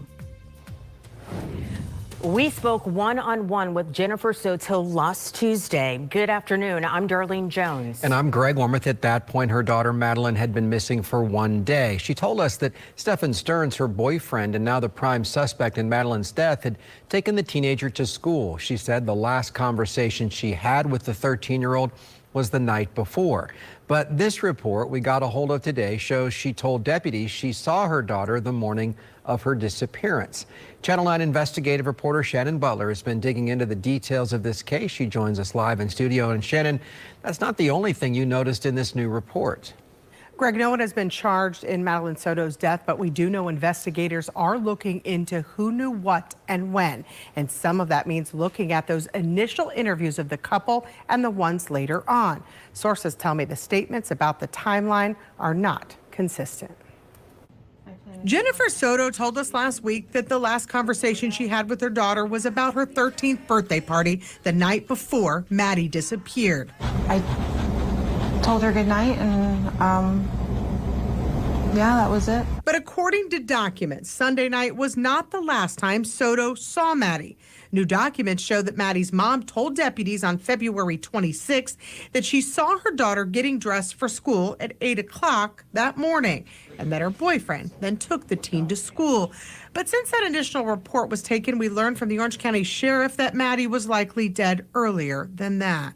Our detectives have determined that Madeline was never dropped off. Instead, we believe she was already dead at the time, and that Stephen Stearns moved her body in the early morning hours on that day. Channel 9 has been going through statements from Stephen Stearns and Soto trying to piece together what happened in the last few hours of the little girl's life, starting with our interview of the couple. Her mom told us last week. We dropped her off at school, close to school. She wanted to walk the rest of the way. But in that same interview, then said, I wasn't the one who took her to school in the morning. That was my partner. But yeah. Detectives believe Maddie was likely. Again, if you're just coming in, breaking news coming out. I mean, this is I've already known this. I've been telling people that, but it's breaking news according to tonight because it's all over. Right? They're showing the inconsistencies. And again, law enforcement says, according to WFTV, that there is discrepancies in the story, and it's not adding up from their interview to their interviews. So if you're just coming in, that's what you're seeing an update on. She was close to school. Trying to piece together what happened in the last few hours of the little girl's life, starting with our interview of the couple. Her mom told us last week. We dropped her off at school, close to school. She wanted to walk the rest of the way. But in that same interview, then said, I wasn't the one who took her to school in the morning. That was my partner. But yeah. Detectives believe Maddie was likely dead early Monday morning because a video timeline shows Maddie's belongings being dumped in a dumpster at 7:35 by Stearns. Exactly. At 8:19, Sheriff Mina said video shows Maddie in Stearns' vehicle believed to be deceased. Since then, The case has moved to Kissimmee Police, and sources tell us that Soto has been interviewed multiple times by detectives at 2 agencies, and that they are looking closely at all the statements she's made. But officially, Kissimmee Police won't comment. So this initial report. Now, when they say that they won't comment, I read this article, and you can go find this same exact article. When you read through it, you will see the exact same thing that law enforcement say. There's inconsistencies between the interview, now the interview that she sat down and did, and their story, or the story she told law enforcement. That's what exactly this article says. So, I mean, they're divulging a lot of information in this case, right? Not only are they divulging a lot of information, you got sheriffs uploading pictures of her dead in the woods. What kind of shit is that? Yeah, like I said, I will be opening the lines back up, but I did want to do this refresher. I'm going to play this rest of this video, and then there's another breaking story coming out that is confirmed. And we've been talking and speculating. Well, we heard he had up to maybe a year or two. No, we now confirm the time, and I want to show you that video too next. And then I'm going to open those lines right back up and continue taking calls all night. I might, if we can keep it rolling, I'll stay on for 8. I don't know. I don't care. This story's got me perplexed.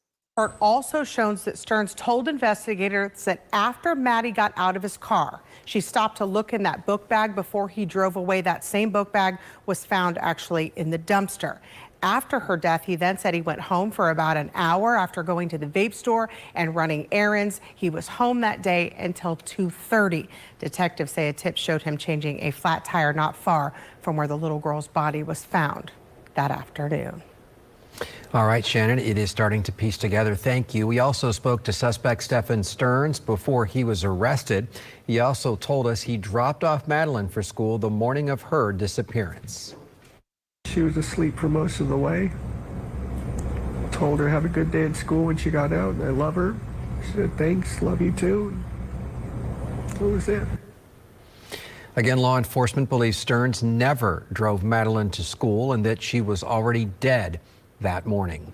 Greg, also breaking this afternoon, the state attorney's office says it's asking the Florida Department of Law Enforcement to investigate how and why a photo that appeared to be a body in the woods was posted to the Osceola County Sheriff's person. Don't, again, please. I've seen 2 people try to send me this photo.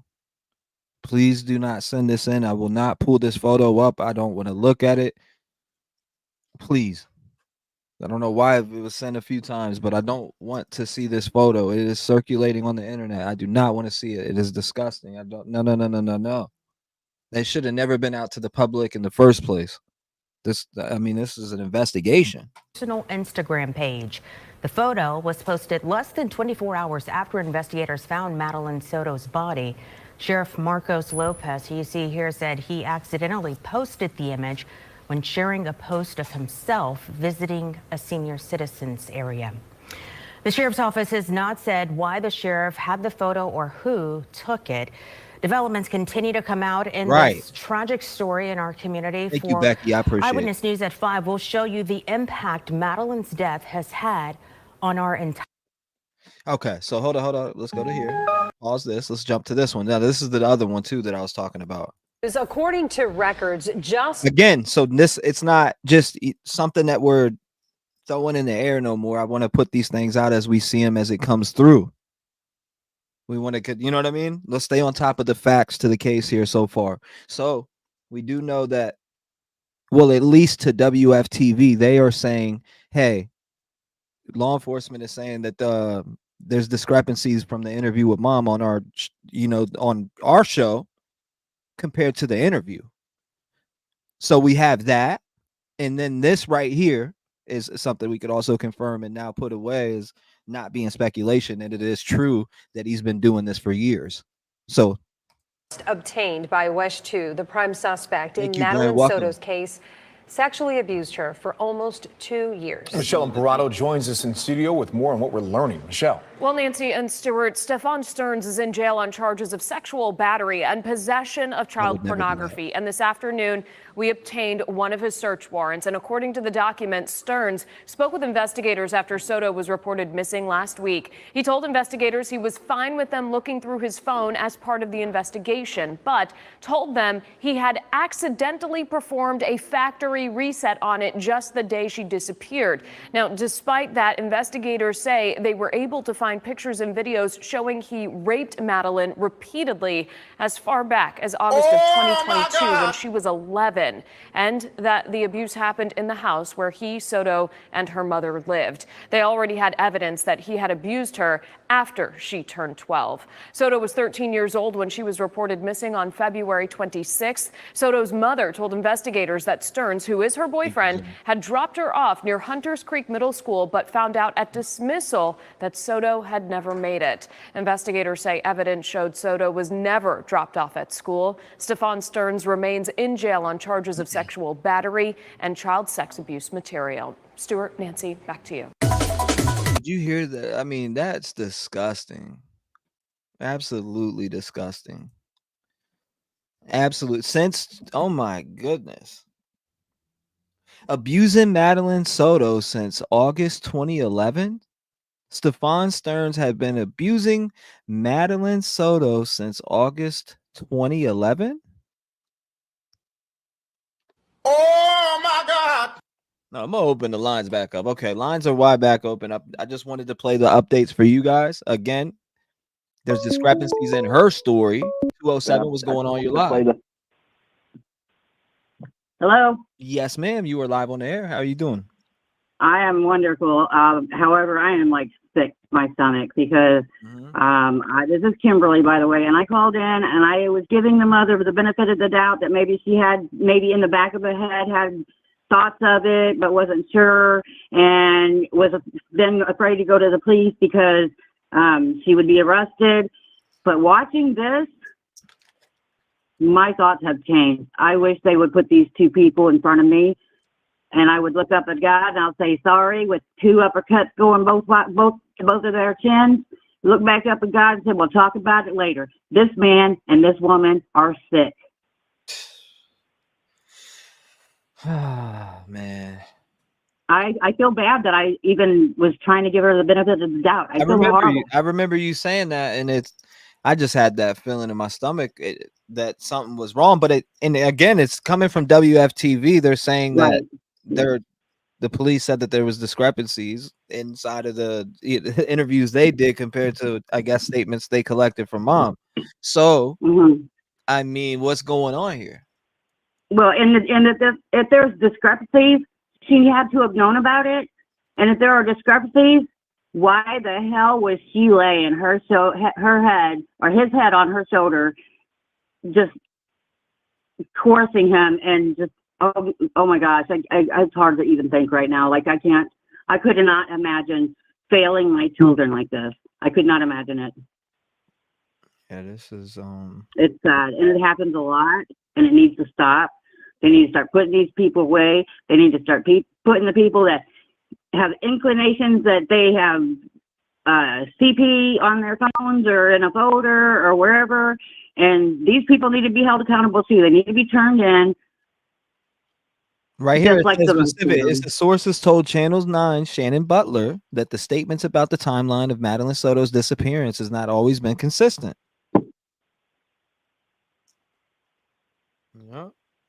Yeah, I mean, like I said, I feel guilty now that I was even trying to give her the benefit of the doubt.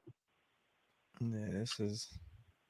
And it says specific. Channel 9 learned Tuesday that the story of Jennifer Soto, the mother of the 13-year-old Madeline Soto, gave to law enforcement does not line up with what investigators know. So. Again, yesterday I was on. I said, why haven't charges been brought up? And I started to speculate. Okay, yeah, they're definitely checking into this mom, allegedly. Yeah, I mean, that was my pit. That's what in my stomach was yelling at me, just for the simple fact of the inconsistencies that video not only came out and shown, that when we watch both of them and you go back and you listen, you'll see the inconsistencies in her story right from the jump when she starts to speak. Yeah. And I then just she wonder why changed it. they don't. I'm sorry. No, you're good. You're good. I said then she changed it. Yeah. I just wonder why they do not have her at this moment in the interrogation room for hours like they often do with other people. I mean, I think she's weak enough she'll break. I do. I believe they can break her. But not if she's not in the interrogation room, and not if she's not getting, two officers on her at one time trying to make sense of all this. Yeah, news definitely got the dates wrong, Shane. I'm with you on that. I think he's been doing it since she was 11. It's been 2 years. They definitely got this part down here since August of 2011 wrong. That's a fact. Yeah, I don't think it's just been 2 years. I think he probably just had that phone for 2 years. You don't just start at 11. If they've been together for 7 years, I'm pretty sure it's been happening more than 2 years. And I think maybe they only got 2 years of it because he's only had that phone for 2 years. Yeah, I don't even want to look at that dude's face. Good gracious. Yep, he's a sick man. I don't even want to see that dude's face. Ugh. But it's, yeah. I mean, now do you think mom's going to be charged at all? Now, has your mind changed since I think I talked to you yesterday? 100%. Yes, she's going to be charged. If her discrepancies are not lining up with the police and what their investigation has already, proven to them, it's just a matter of time before they pick her up. And where is she anyway? Are they still having communication with her? She's taken off somewhere. Because you don't hear from her anymore. Well, they changed her. Well, somebody said that she actually deactivated her Facebook, but somebody said that she changed her name. I don't know. I've heard a little bit of both, but I haven't went to look. I heard that on another channel. I don't know. I wouldn't know one way or another, so I didn't see the original one, so I don't know that I'd be able to make a difference, heads or tails out of either one of them. But I think there's enough information out there now where it's a pretty sure fact that she knew what was going on. Oh, for sure. I need to get this. I try to be, pretty fair and pretty just before I make an actual statement to incriminate somebody. And that's why I said I'm not sure. And, I don't know. But after this, my bad. I had to get her face up there. I wanted her face to be on. We don't want old Steven Stern's face up on this friggin'. I don't want to be looking at his face on the screen. Get out of here. Nasty name come out of my mouth. Stefan, whatever. People that I'd rather say his name wrong. Steve, or whatever. Stefan Stearns. I mean, this dude literally, and to not know that something is wrong. I think you would be able to tell. I'm sorry if your boyfriend, fiance, and I just got to say this, if your boyfriend, fiance is doing something with your kid, especially to the manner of what we just fucking heard, excuse my language, I'm sorry, but any normal human being would be able to tell that something is absolutely wrong. And we could say what we want all day long about abuse and all these other things, but I have to stand on that.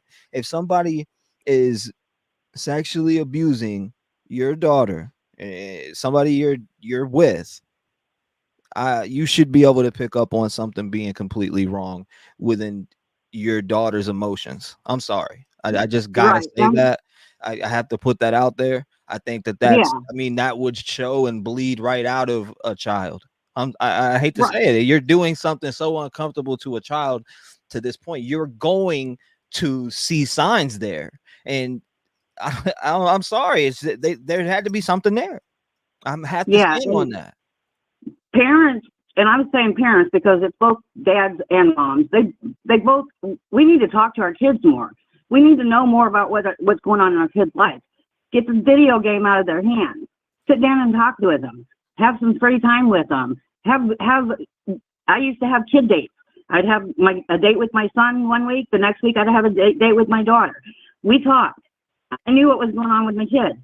you know? And people just need to get back on track of the old days where communication was more verbal and one-on-one sometimes, or even within a family, and not through a video game or not through a text message or looking on their Facebook to find out what's going on. No, we need to do more on knowing what's going on with our kids. And I'll tell you what, had I known something was going on with my kids, I would have known, and I'll tell you how I would have known. My kids trusted me, and I trusted my kids. I didn't hide it. I didn't hide behind a man, although I was abused by my kid's dad. But I didn't hide behind another man for dictatorship, if you understand what I'm trying to get there. Yeah. Yeah, No, it's not. Dictators are not worth losing a child or having your child messed with, or it's not worth it. It's not worth it. Keep it in the pants. Right. Well, again, I appreciate you calling in, sharing your thoughts and opinions with us. This as this story develops, we'll continue to follow it. It's heartbreaking, and the details that are coming out are hard to stomach when you look at them. So, I'd be surprised if something doesn't happen here. Again, I don't know how she didn't see the signs of emotions, at least through her daughter. Yeah. Or like what's going on here. But yeah, thank you again for calling in, sharing your thoughts, opinions, theories with me. I appreciate you, and I'm sure everybody else does too. God bless you, and I hope hopefully we hear from you again. Lock your door. Yes, sir. Keep on keeping on. Absolutely. Good phone call. If you want to call in, it's 219-885-9693. As you hear these crucial details coming in this evening about Madeline Soto, it's very heartbreaking, and it's sad to listen to, and it is sad to look at. But at the same time, we need some damn change. And the only way that we change is if we come together. We have to come together. It is what it is. 865, you're live. Talk to me. Hey, T-REV, it's Mary. How are you tonight? I'm good. I'm hanging in there. I'm just trying to fathom the details that I'm hearing tonight. We obviously knew something, or a lot of us thought something was up with mom.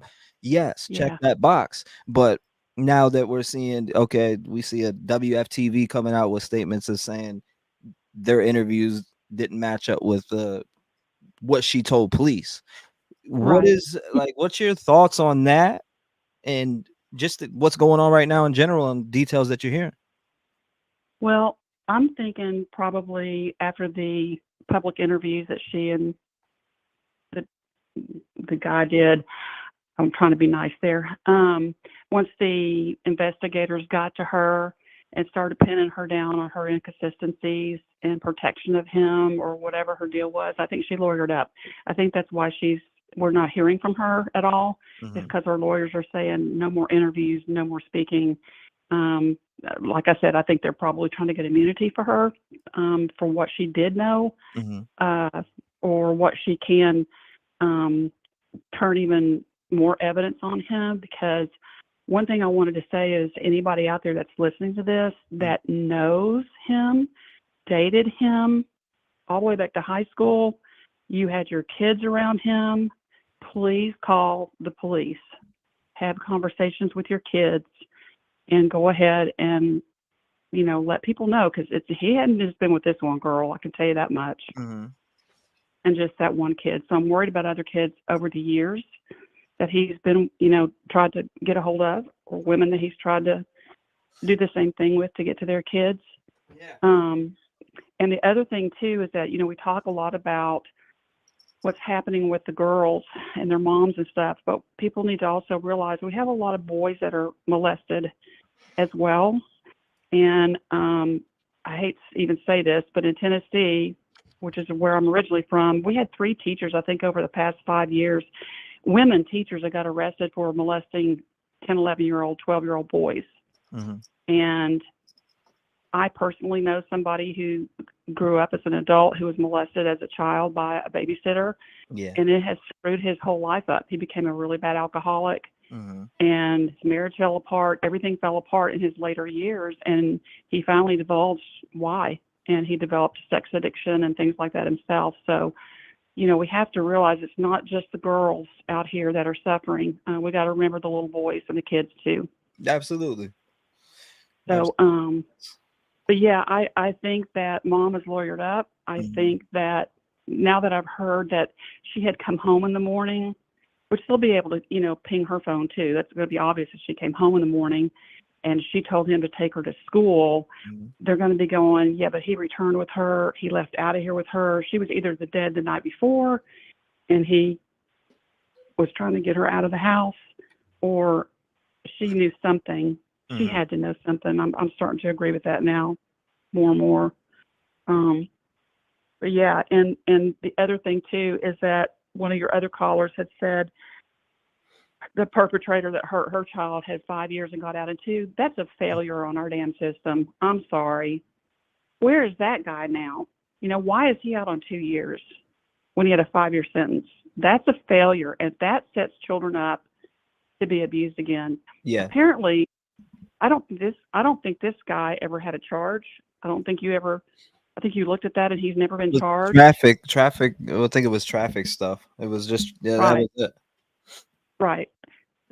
I've heard some people saying, why he was charged long ago. He wasn't. He was that guy that called and said that he had seen some stuff, and his mom got him out of it, paying a friend off. But we don't know if that's true or not. Email real quick. Speaking of that, one of his, I don't know, that person yesterday. The person yesterday. Can you give me a call? I want to address what that person said about me. Whoa, Rick Armstrong said, "Could you give me a call? I want to address what that person said about me." Rick Armstrong was the person who emailed me yesterday, wasn't it? Yeah, that's the same person who emailed me emailed yesterday for a call and said he was friends with this guy. Right. There's another guy that's communicating as well. He's on another YouTube, guys. I saw it today. I was trying to find it and I found it. I'll send you the information, but they said he's speaking out again. He's speaking to more people, but it's not this Rick guy. It's a different guy, but I don't know. I think that with the police and the pictures, everybody has sent a wrong picture or a wrong text message to somebody by hitting the wrong button. I don't know if that was off his work phone. They use the work phone for investigations, looking at stuff, and he was trying to send it to a folder, a file, or somebody within the ranks and hit the wrong thing. I would be sick as a police officer if I did that by accident. I can't imagine them trying to put that out there for real. I mean, why lose your whole career and also disgrace this little girl like that? I can't imagine somebody doing that on purpose. Right. Maybe I'm giving the cop a little more lenience there, but he's got to live with that one, and for people who are looking at it and sending it to people, have some respect for Maddie. She lost her life in a horrible way, and she doesn't need to be defiled anymore, even in her death. So just delete the picture, send it back to hell where it came from, and lawyered up. That's what they're saying. I'm getting reports that the mom lawyered up. That's what I heard yesterday. Yeah, I've been hearing that all day yesterday, that she lawyered up. So I don't know. They must be trying to get some, answers out of her for something if she's lawyering up. Oh yeah. Well, I mean, working in the system a little bit that I have, I mean, when people are your kid's been killed, your kid's been murdered, and you're living with a perp who obviously did it. You've been with him for 7 years. Something. Lawyers in town are going to kind of gather around her and say, you need an attorney because you're speaking too much. I mean, this is how this works. Right. And so I'm sure somebody has told her, shut the hell up, stop talking, no more interviews, do not talk to the police unless you're with me, especially if she had inconsistencies. My concern is like I said, I'm afraid she's going to do the same thing that Kayla did, and that's, get her immunity by sharing information when it's her own daughter. Yeah. I Sure. It's I don't know. What is this? What is he talking about? Somebody said something about. I'm trying to remember back a few phone calls ago. Somebody said that I think they didn't think it was him, and if he had known this back then, why didn't he say something? Yeah, and he said he wanted to address. He emailed and said, "I've been trying to get through. I can't get through, but I want to address it." So Right. I don't know And what he said we were kids. We were young, 17, 18-year-old kids, and and I'm not agreeing with him and saying what he did was right or what they did was right, but like I said, How many times does this stuff happen on campus or at schools or high school, whatever, and everybody knows what's going on, but nobody's saying anything? It happens all the time, and you know, it's like your last caller said, we need to be having conversations with our kids and just saying, you know, this is your all's world coming up, and you're going to be parents one of these days. Yeah. And you want to know how to communicate with your children and have open, honest, you know, conversation here, and, you know, understand if something happens to you or happens to one of your friends, it's okay to tell somebody, because Right. they're so afraid of somebody in trouble that maybe didn't do it. You know, Well, we've seen people go down for stuff they didn't do. well, I'm gonna. Yeah, there's a lot. Yeah, the justice system has definitely failed people, and I've seen some wild stuff. I can't remember this guy's name. I just watched it on Hulu not too long ago, but he did 21 years in prison for murdering his wife, and he never murdered his wife. It was actually a criminal who got out of prison and was homeless and found her on the side of the road, broke down and broke in and killed her. But Yeah, there was the neighbor lied across the street and said she seen him put the body in the trunk, and he Yeah. never did that ever. They were able to clear him of all evidence over fingerprints that they Yeah, missed from and 21 years ago. So I mean, there's a lot of wild cases of injustice in our country. There definitely needs to be some fixes. Again, I appreciate you calling in. I'm gonna see what Rick wants to clear up, because he seems pretty angry. okay. I sent you an email, by the way. Oh, did you? Let me check. I did just a little while ago. So it says Elijah Vu Yep, I see on it. it. I see you, Mary. I see you, Mary. Yep, All I right. see you. All right. Thank Talk to you. you later. That you must be talking about that vehicle of interest. Yes. Yeah. Yep. We got some stuff to Nice. talk about that too, and I appreciate you calling in. Thank you for sending that email. I'm gonna check that out too. We need to release some stuff on Little Elijah, so I'll share that on the platform, make a video about it. Thank you so much. God bless you, man. Make sure you lock your doors, stay vigilant. I know you'll be in chat though, so shout out to you. Thank you for being tuned into the show and actually taking a part of the show and being a voice, and again sharing your thoughts, opinions. I feel like it's helpful not only to the community, but for me also. Thank you. So I want to thank you for that. Well, thank you. Thank you for all you do and being a voice for these kids. Thank you. God bless you, ma'am. You too. Love you. Bye. Love you back. All right, here we go. I guess let me shoot him back a call. So this person is the person that Doug was talking about, our first caller. Here we go. Let's see what the air clear needs to be. Clear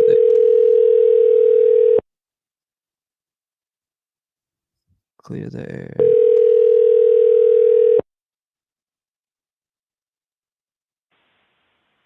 Hello? Hello. Is this Rick? Yeah, who is this?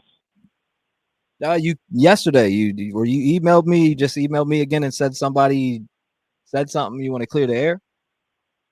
Well, tell you what. Yeah, and I think I remember who this is, and I think this is what T-REV in your show that you were talking about.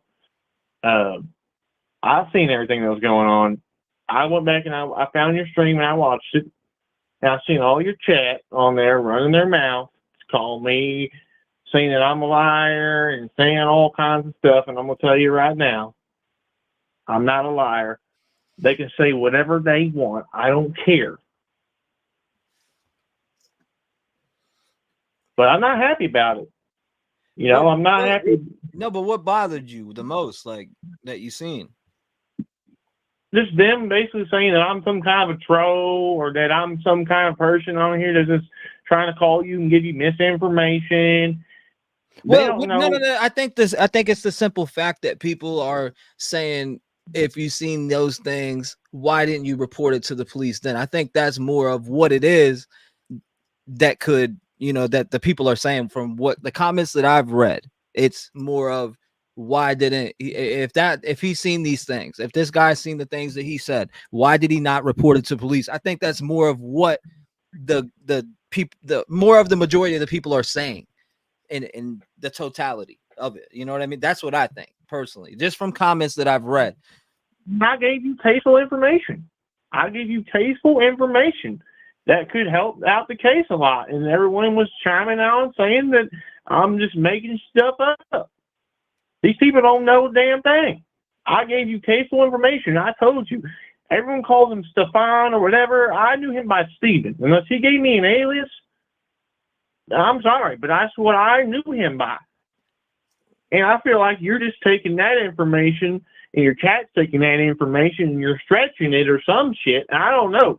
All I will know is when I seen the chat, everyone mouthing, it got me. It got under my skin because I'm not here to take away from the actual case. I'm here to shed some light because I actually know the guy. I mean, okay.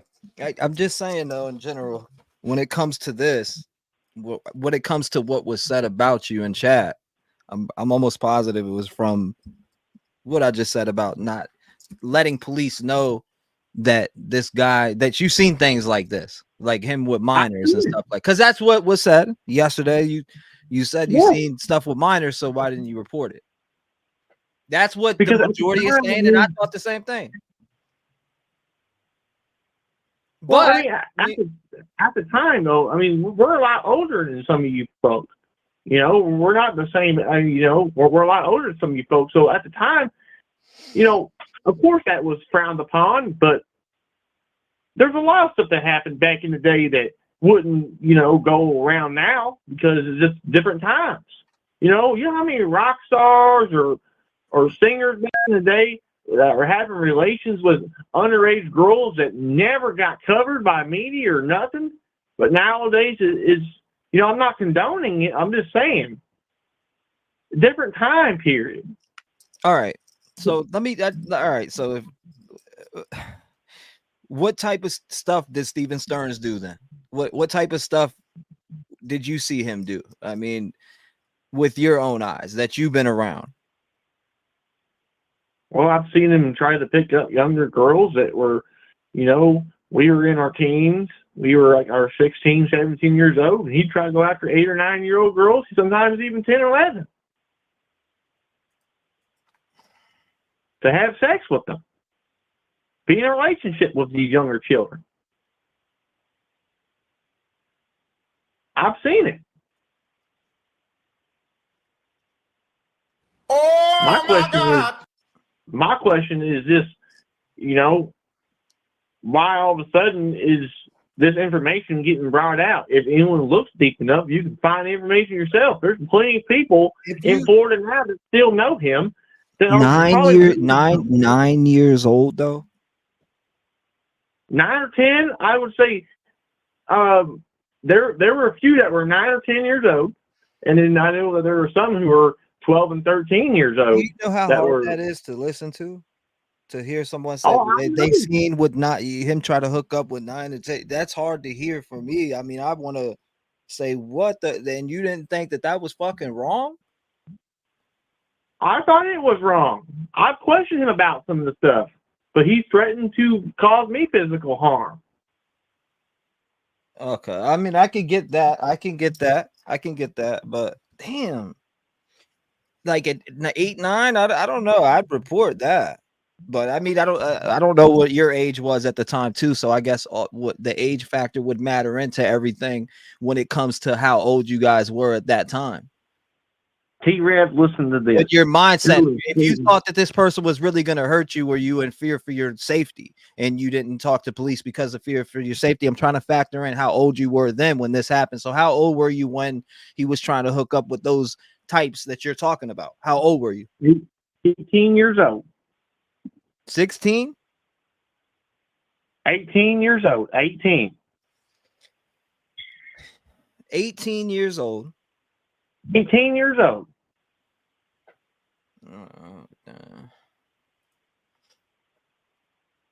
I'm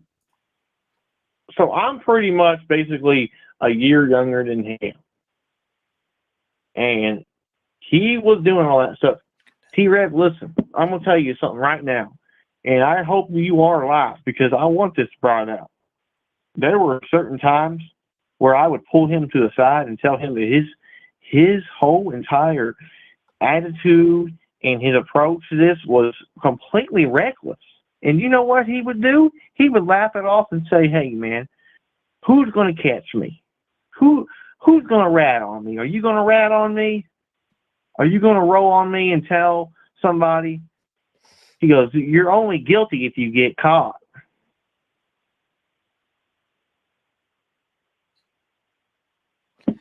I ain't never been too speechless before.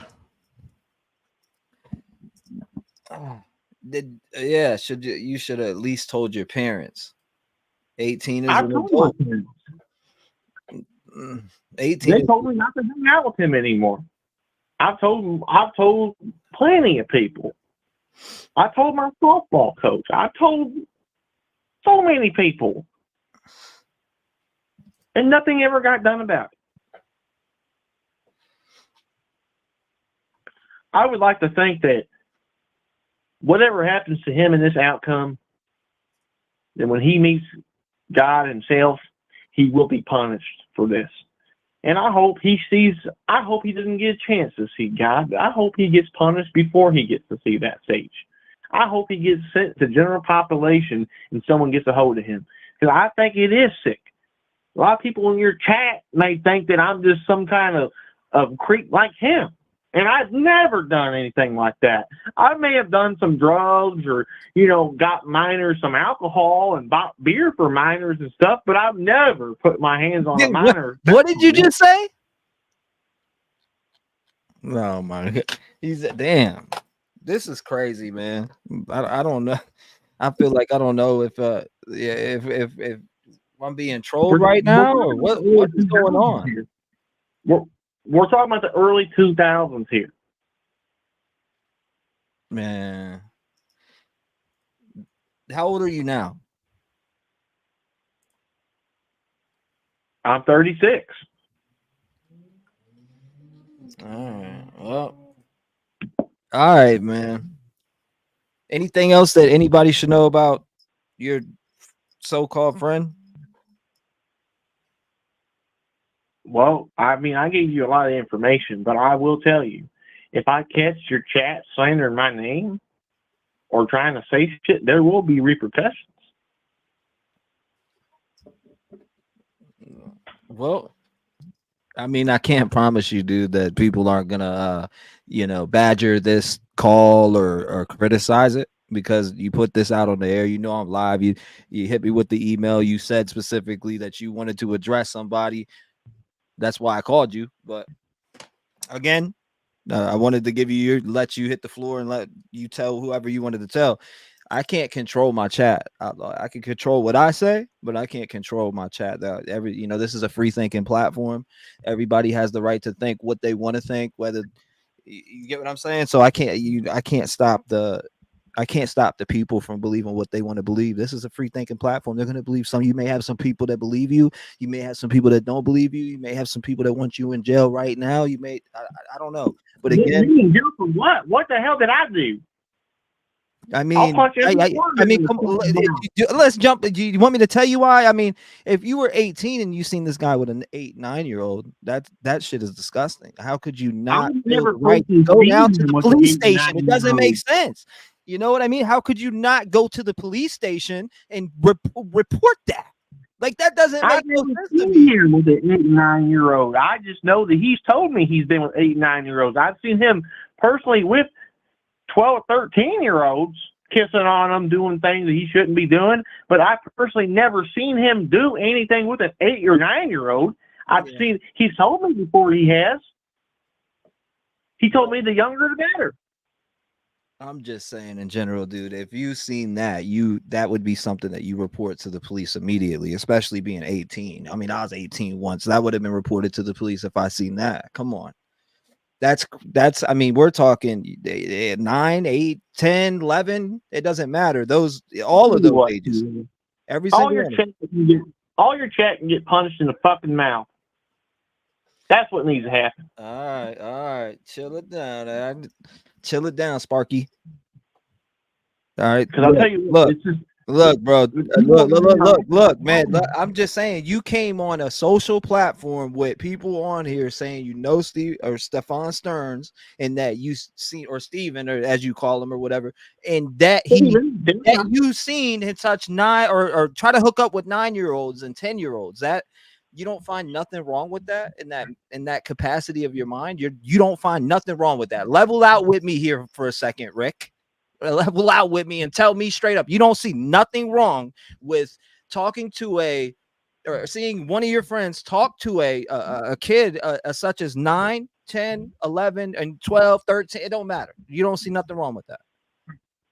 Yes or no? No, I do not see nothing wrong with that. Because you know why? Because me and Steven were both part of a fucking ring. How about that? Nah, I call bullshit. No way. Get the fuck out of here! No way. Man, come on. No way. No way. 219-885-9693. This shit is like Oprah right now. Next. I don't know what's up with that. 985, you're live. Talk to me. Bring me back to life, please. Oh, hey, sorry. Bring me I back wasn't to expecting reality, to get please. this. What is So, going yeah, on? hey, I just found your channel a couple days ago. I am so, like, into this story.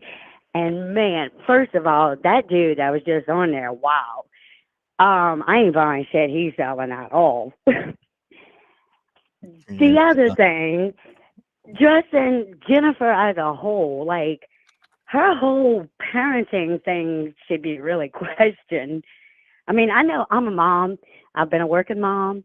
I have never, ever missed a single birthday party for any of my kids. I put in well in advance, hey, I need this day off. It's my kid's birthday. That just seems off to me. Her leave, she had to have left this kid so many times with that man for him to get away with doing this. Like, how long was he a babysitter? Like, where was she at when all this was happening? I'm so blown away by all of this. It's so crazy.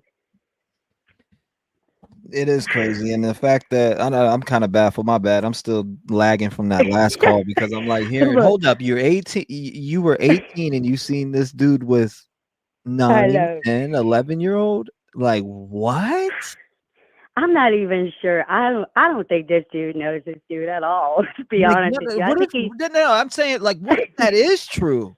If that is Like, true, I honestly that's don't know what to think crazy. with these people on the internet. I honestly like after No. Idaho 4, like all the crazy people that came out. Like I honestly don't know what to believe when I'm I talking know. to people. So I try to take everything with a grain of salt. But what if that is Yeah. true? I don't know if I If believe it that. is, that's so messed up. Oh my God. Like even if he would have said 17, 18-year-olds, but he was talking kids, like this is all crazy. How did anybody think that was okay? I don't care what age you are. You know when something's wrong. I'm not. Yeah, I don't know. I'm not buying it either. I think he's trying to get some little, I don't know, getting his little 5 minutes, I guess.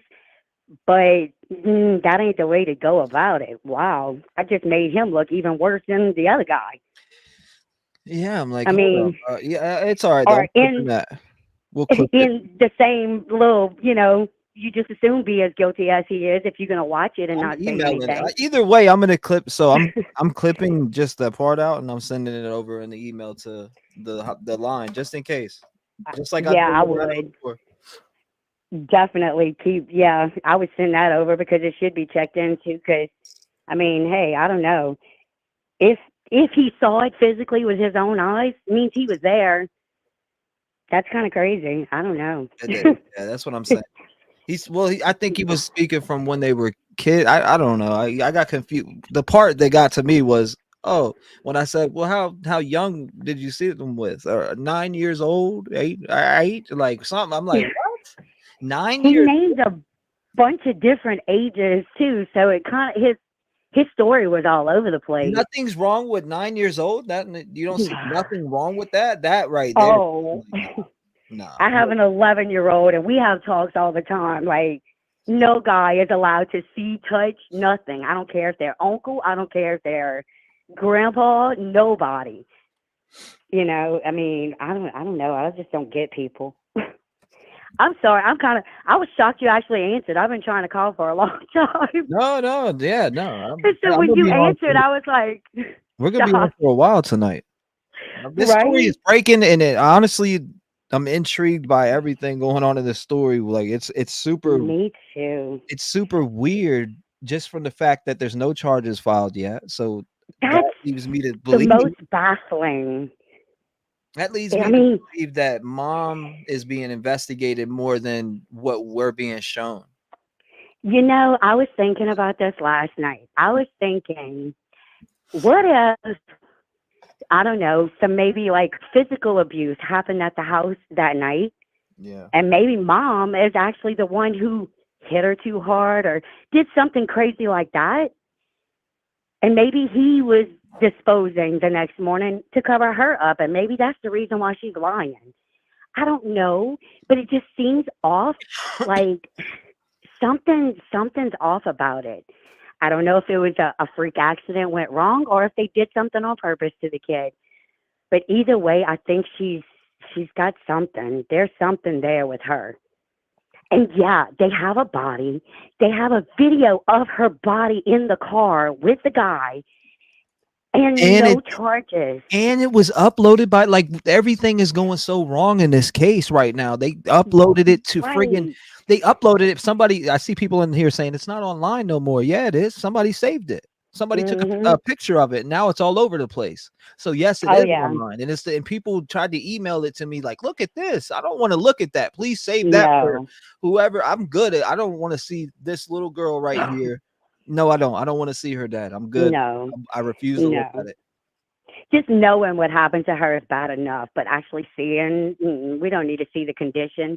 We need to see the charges. We need to see someone pay for what they did to this child and some awakening so that it doesn't happen to another child. Because, my God, I am following so many of these cases right now, and it's all these family members who are bringing these crazy people into their lives. Like, I mean, you don't just let any man get close to your daughter just because you started dating him. I mean, maybe date him for a while, get to know the dude. Like, I don't understand this. I mean, so many, like 3 or 4 of them that I'm following right now, and it's all as a result of mom's boyfriend, dad's friends. You know, it's crazy. Your own people. I don't know. I'm blown away with this. But yeah, I mean, I just wanted to call in, put in my 2 cents because, wow, I was so shocked by that phone call. Yeah, I mean, he hit me up yesterday too while I was live. Can you call it? I got some stuff on it. Like, I know Steven Stearns. I'm a friend of Steven Stearns, so I gave him a phone call, and it was like an odd call yesterday. And then just now he said that somebody was talking crap about him. I didn't remember who. The chat started saying it was Doug, so Doug said something, and. What did he say? I'll make you pay. Did he also threaten her? So like, he said something about punching all the people in chat in the face or the mouth or something. I don't know. No, but he also said something else. else. Repercussions. He said there would be repercussions. Yeah, and no slandering of his name. Like, I don't know what kind of repercussions he was talking about. But. I mean, you can't really do freedom of speech, bro. You're gonna put yourself out there like that, and you're gonna expect some people to have an opinion. I don't understand why people hit up. They'll hit it like during Idaho 4. Somebody hit me up the same way, and it was different. It was, I don't know. You probably heard the call, but it was different. It's like, why did people try to do that shit? And I don't know. No, but I've seen like a couple of other YouTube videos that were floating around. Had a bunch of other people talking that were friends of him. So maybe it's his way of getting some, I don't know, a little bit of recognition. Maybe he don't get in his real life. I don't know, but it was very off the wall. But yeah, I would definitely clip some of those pieces, save them, maybe send them over. I don't know. That's just weird. But yeah, I just located your channel a few days ago. I've been like watching all your videos, catching up. Thank you. And just wanted to say I like it. I subscribed, and I'm so glad I found you. And I like the deep dives you're doing in this, and you're giving people a chance to kind of voice where their heads are. Absolutely. I think that's very important because you guys go around and look at all these different videos and things that you see within this case. And it's like, I want everybody to feel not only is this a place that I'll go over documents with and read to you guys and different articles that I'll share with you guys. After I'm done with that stuff, I like to listen to you guys because everybody has good takes. I mean, whether it's a theory or whether somebody's sharing their story, you never know who you're helping out there. That's and it helps a lot. True. And the only way that we can fix things like this, I feel like, is more open platforms like this, where you don't only hear me speak and on what I think or believe. I let others call in and speak what they think or believe. And even if I respectfully disagree with what I'm listening to, I still want to listen to every bit of it and hear it out, because I got to leave my mind open for everything. That's right. You know what I mean? You never know. Yeah, and that's super cool. I like that. And like I said, I'm glad I found you. I don't want to take up too much of your time. And yeah, that was a little bit of a shocking phone call. You're good. It was, for sure. Yeah, I'm glad I found you, and I'm gonna keep watching. And honestly, you have the most coverage I've seen so far, because I've been looking every day for updates on this little girl's case. And I look on Twitter, and I've been looking, here and there and everywhere. But yours always has the latest information, so you're on top of it. No, I've been looking. As soon as I heard this earlier, as soon as I heard that there was inconsistencies in Mom's story, and somebody was like, "This breaking news coming out, inconsistencies in Mom's story." I'm like, it really is not breaking news, because we've been talking about it here for days, about how a lot of us think that she's sus, allegedly, and I'll leave it at that. Right. But it finally came out tonight that WFTV emailed them or had been in contact with them, and there's discrepancies from their 2 interviews that they had with her that we both watched here. Obviously, the one with him and her, and then the one with her with the parrot talking. They said that her story there does not match up with what they told law enforcement. So again, this story is shaping up to be a crazy story. I don't know what else is going to come out. Also, breaking news, it came out that, or not, I wouldn't say breaking news, because we kind of knew this and speculated on it, but now we can confirm that he was R-ing her since she was 11 years old. He was doing nasty things to her since he was like, I don't even want to go into that. It's sick. And I read the detailed report earlier, and now when you go back and look at that report, it's about her. That's why the names are blocked out of there, and that's why when it talks about the certain things that it talks about in there, it's talking about Madeline Soto. So it's well, they have an updated one that actually lists and actually says her name in it. That I just saw this like right before I watched your video, actually. Because the one that you talking about with the blacked out, I saw that one originally, but this one's more detailed, and it has how they got to where they were. He turned over his phone and all of that, and then they were able to identify that this was Madeline, was taken inside the house. All of that's written out. I mean, well, I'll get it. I always get it. It's out there. Oh yeah, it's out there. But I appreciate your time. Thank you for letting me call, and I'm gonna keep watching. God bless. Appreciate you. I look forward to hearing from you again as this story develops. Thank you. God bless you, man. All right. Be vigilant. Lock your doors. A good phone call. 219-885-9693. What's your thoughts, opinions, your theories? What's on your mind? Again, I'm still trying to process stuff. I don't know what's going on. 917 from heaven. What's going on? You're live. Can you hear me? You there? Hello? No? Yeah. You're live. You can hear me? Yeah, I can hear you and the echo. Okay, let me load this down. I've been trying to get in contact with you all day. I was at work, and on my break, I was trying to call you because I've been keeping up with this. I called you last night. But I just want to mention one thing. This creep that called, no good. You got an echo still? Oh, I can hear you talking to me like late. All right, let me just load this. You're good. Take your time. You can hear me? Yeah, take your time. Okay, hi. I just want to say hi. You're good. We hear you clear now. You're great. Okay, hi. How was your day? I'm doing great. How about yourself? Just looking at this story, and as I said before, I think that Mom is, a little bit off. And as I watched this clip here, they talk about that. And it was reported today that Mom had some discrepancies. Again, if you're just coming in and don't know that, there's discrepancies between Mom and what she said to police and what she said to them sitting down. I know, but what I want to mention is that creep that called. I'm sorry that I'm calling him a creep, but he just what he did. He has to be this guy's like his partner in crime, because how do you call and say it's okay? It's nothing wrong with 9-year-old girls. Like, he's a real creep. You still got an echo in the background? Let me find out. She needs to say, I see they said she needs to mute her background. I already know to say it because I know from chat. No, but the guy is like, I think he's bogus, and I think he don't got nothing better to do. I don't think that's his name. But anyway, I don't want to waste my time talking about other things about myself, because this is not about me. This is about this girl. Yes, ma'am. Madeline Soto. And from the beginning when I spoke, I knew that the mother had some kind of, body. Her body was like, her body language was like, it wasn't a normal behavior. And I know some lady called yesterday. I was cracking up. She said she heard what the bird said.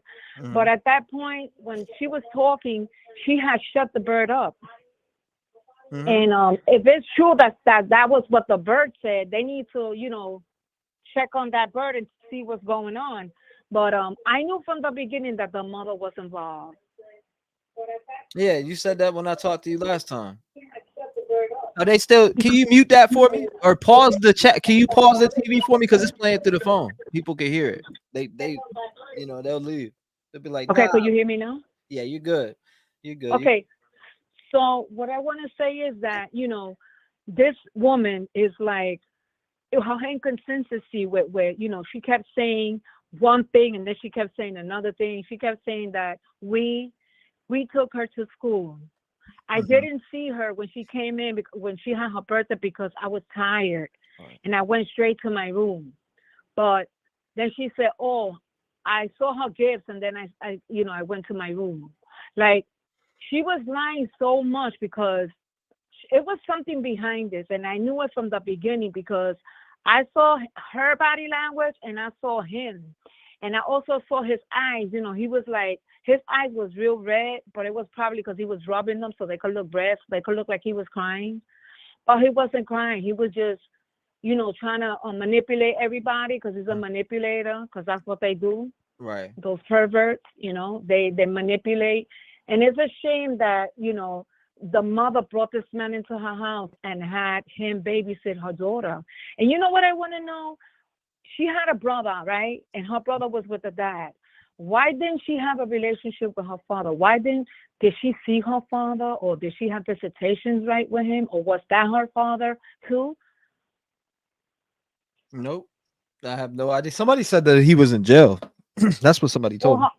I don't know though. Her real father was in jail? That's what they say. Oh my God. That's what I heard, but I've heard a couple things also, so I can't 100% confirm that he's in jail. I've just heard a couple different rumors going around, which have not been able to be confirmed by me. So I'm not gonna go out and be like, yeah, you know what I mean? Right, because you can't say something and it's not right, because then you could get in trouble. But what I'm saying is that if her father is in jail, I hope that he catches him and beats the shit out of him, because it's horrific. What he did to this girl was horrible. Every day I talk about this. When I go to work, I show my coworkers the girl, and then today I was showing them a video, and they were saying, I don't know how true it is. In the video, they were saying that the mother has something to do with it. I don't know if you heard about that. I'm not so sure. Like the mother was questioned or something, and she lied about. She didn't. No, that's what I've been saying all day. That's what I've been here saying all day long. That's why I came on in the first place, because again, they said that there was discrepancies from the 2 interviews that we watched to the interview that she had with police. So there's inconsistencies in her story from both those interviews, but we don't know about what she said to police. You know what I'm saying? So, but they're saying that there is inconsistencies in her story there between both of those interviews, added to her questioning from police. So wow, because what don't make no sense when she was saying first, she said we, and then when they saying that he took her to the school, and she was like, he dropped her off near the church or something like that. And then it was a different story, because the mother was supposed to be there too. And then if the mother didn't see her that night before or that morning, in the morning, how she know what she had on? She was able to describe. No, in this, you probably missed this clip. because I played it twice already, and maybe I'll play it again after I get off the phone with you, because it shows what they're talking about. And there's also a clip. There's a video clip of her at that birthday party, so it's not just a picture. It shows a small video clip of Madeline Soto at the birthday party in this particular interview and video that I'm talking about, that I have up on the screen right here in front of me. If y'all want me to play it, I will play it again, because it is the most updated information and as far as what's going on. Also, they're investigating the sheriff who uploaded the photo of her being dead in the woods. That's not right. Yep. That's so sad. Why would he do something like that? Plus, they had confirmed also, I don't know if you heard this either, I'll keep it so you're up to date also on this. Not only they have videos of him doing sexual things to her from when she was 11. So they confirmed that today also, that he had video and photos and things from all the way back from when she was 11 years old. Wow. And that's been 100% confirmed right now. Wow, and I don't understand how come the mother, it doesn't take a brain surgeon to figure something out. You know your children. I'm talking about myself. I know my children. Right. And if I know that my daughter's always a happy child, and then all of a sudden I see her transform from a happy child to all of a sudden, she becomes very quiet and isolated, and I see all her behaviors. Something's going to be wrong. Something's got to be wrong. I have to sit down and talk to my daughter. And I have to tell my daughter, I have a good relationship with you. You could tell me anything you want, anything, and I will believe you. Because when she told her mother, that's what I heard. Her mother didn't believe her. And then she confirmed it with a friend in school. I don't know. That she confirmed it. She told her friend in school. And, somebody could have saved her. Like, I don't know. I'm so angry at this. This has me really, really sad because I have a 13-year-old granddaughter. And I don't know what, I would have been hysterical, screaming, yelling, questioning the two people that were the only person that was living with me in the house. What happened to my freaking daughter? What do you do with my daughter? Like, you had to know something was going on and you was covering it up for what reason? Did you have something to do with it? Did you find out maybe she was pregnant? Because if you look at the picture where she's by her birthday, she looks like a little chunky in the picture. If you look at her, I don't know if I'm overlooking, but I could see like she's like a little chunky and stuff. If you look in her area, do you think she was pregnant? I don't know. I don't know. And maybe it could play into motive. I don't want to say she was, because it's hard to. I tell you, I can't just speculate. Yeah, this little girl was pregnant without there being evidence of her being pregnant, or without police or anybody verifying that she was pregnant. I feel like that. Is it possible? Yeah, obviously it could be possible, but I'm not going to believe that until information comes out and shows me that, hey, that, we confirmed 100% that she was pregnant. And, then I could kind of discuss further into it now, because somebody wrote me and said, hey, look, I think she was pregnant and he took her life because they couldn't, conceal that she was pregnant. Yeah, that's somebody's what theory was that, and when I read it, I was like, "What? I don't know. I mean, I haven't heard that she's pregnant, so I can't say that." Okay, let me ask you a question. Are they suspicious of the mom, or is the mom not being questioned yet? Well, I'm gonna play the video right. I'm about to play this video, and this will answer your questions. This will answer your questions. This video that I'm about to play right now, after I get off the phone with you in 2 seconds, will answer your question you just asked me. Thank you so much. Okay, and I'm proud of you, the show you have, and it's good. I'm pasting it on all my pages and all my friends and everybody, because this has to be known. You can't trust a man, bring him to your house, because you don't know what kind of person he is. Yes, ma'am. Absolutely, and I appreciate you and your passion. And that hillbilly, whoever the heck he is, he needs to stay off the phone, because if he did do that, he needs to go to jail. Have a good night. You too. Thank you so much. God bless you, baby. All right, watch this video. Here it comes. Shout out to her. Love and light to her. All right. If you're just coming in, let's play this for her. Some people are probably like just getting here, like, what's going on? What's the commotion about? I'm hearing this. I seen this. I do see the emails coming in talking about some stuff that was just read off somewhere else. Again, we are hearing information tonight. Reports are coming in tonight on the Madeline Soto's. This story has been so heartbreaking. The details in it have been so heartbreaking. There's been some things that we've been able to confirm. WFTV is the source that you can go and check on what I'm talking about tonight, specifically when it comes to the inconsistencies with the mom's story. Again, I will play this for the people who are just coming in. This is the third time I'm playing this, but I want people to know what we're talking about here. The 13-year-old Madeline Soto. Why prosecutors are now calling for an investigation into this local sheriff, and how the story Madeline's mother provided law enforcement doesn't line up with what investigators know. We spoke one-on-one with Jennifer Soto last Tuesday. Good afternoon. I'm Darlene Jones. And I'm Greg Wormuth. At that point, her daughter Madeline had been missing for 1 day. She told us that Stephen Stearns, her boyfriend and now the prime suspect in Madeline's death, had taken the teenager to school. She said the last conversation she had with the 13-year-old was the night before. But this report we got a hold of today shows she told deputies she saw her daughter the morning of her disappearance. Channel 9 investigative reporter Shannon Butler has been digging into the details of this case. She joins us live in studio. And Shannon, that's not the only thing you noticed in this new report. Greg, no one has been charged in Madeline Soto's death, but we do know investigators are looking into who knew what and when. And some of that means looking at those initial interviews of the couple and the ones later on. Sources tell me the statements about the timeline are not consistent. Jennifer Soto told us last week that the last conversation she had with her daughter was about her 13th birthday party the night before Maddie disappeared. I told her good night, and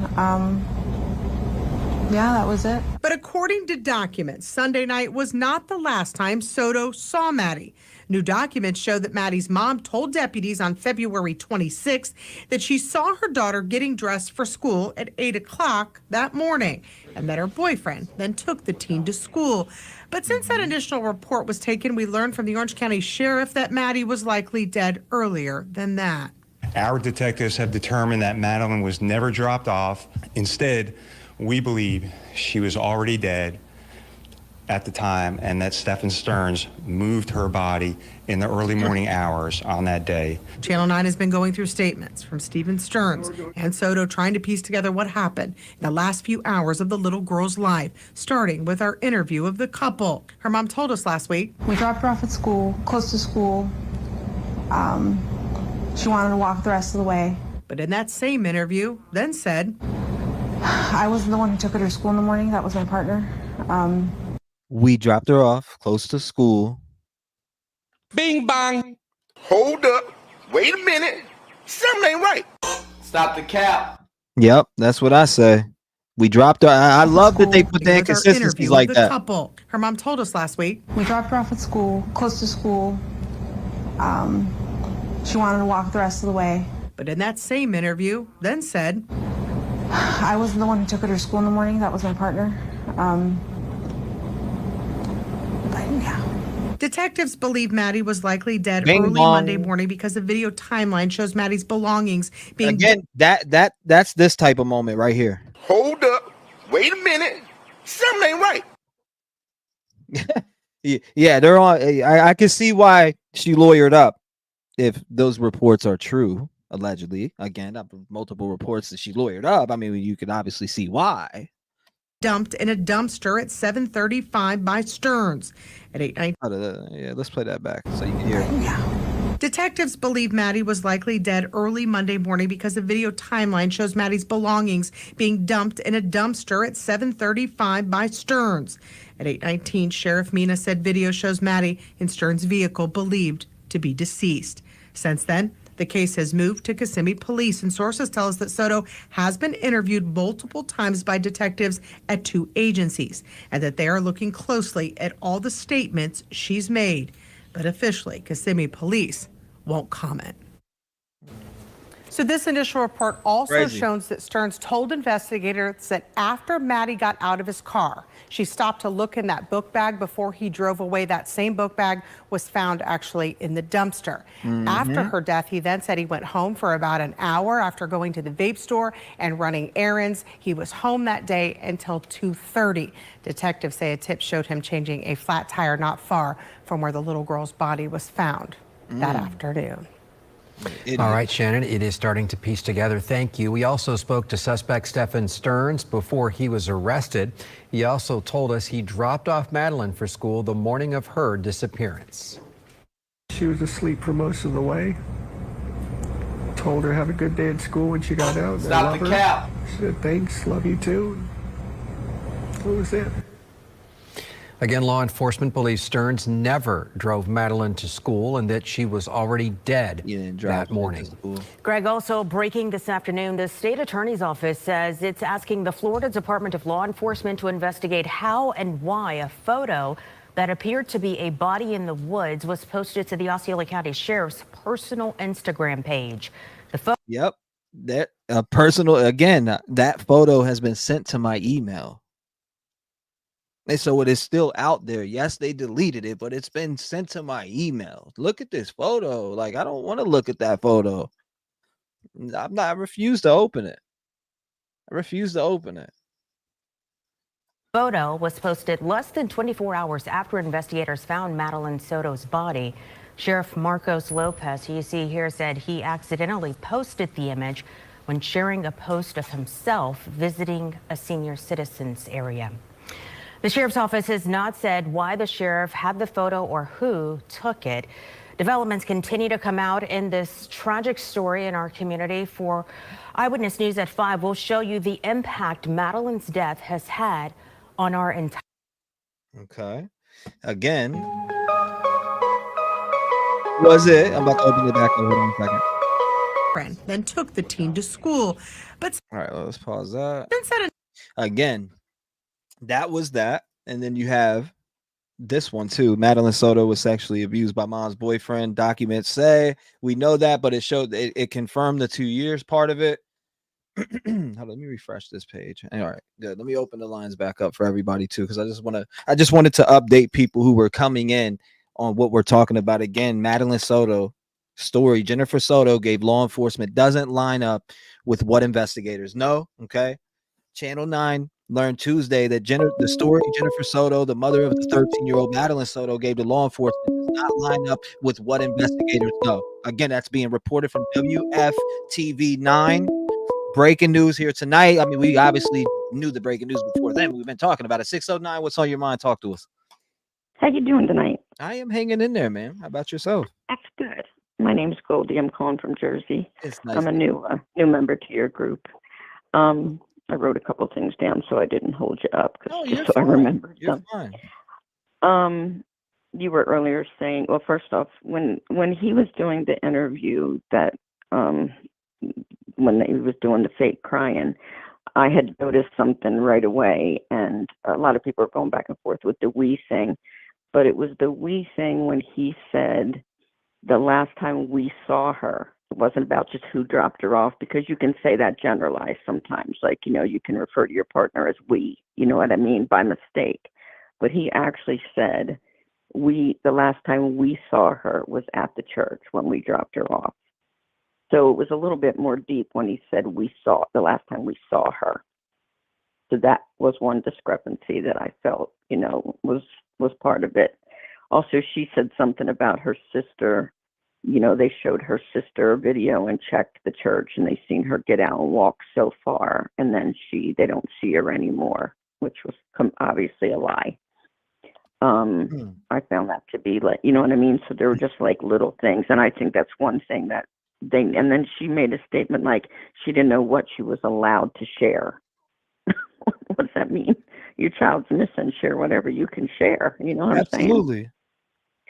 But before the new updates might change what I was going to say, but I started to think that the reason that he murdered her, unlived her, I don't know what I'm allowed to say, what word. Right.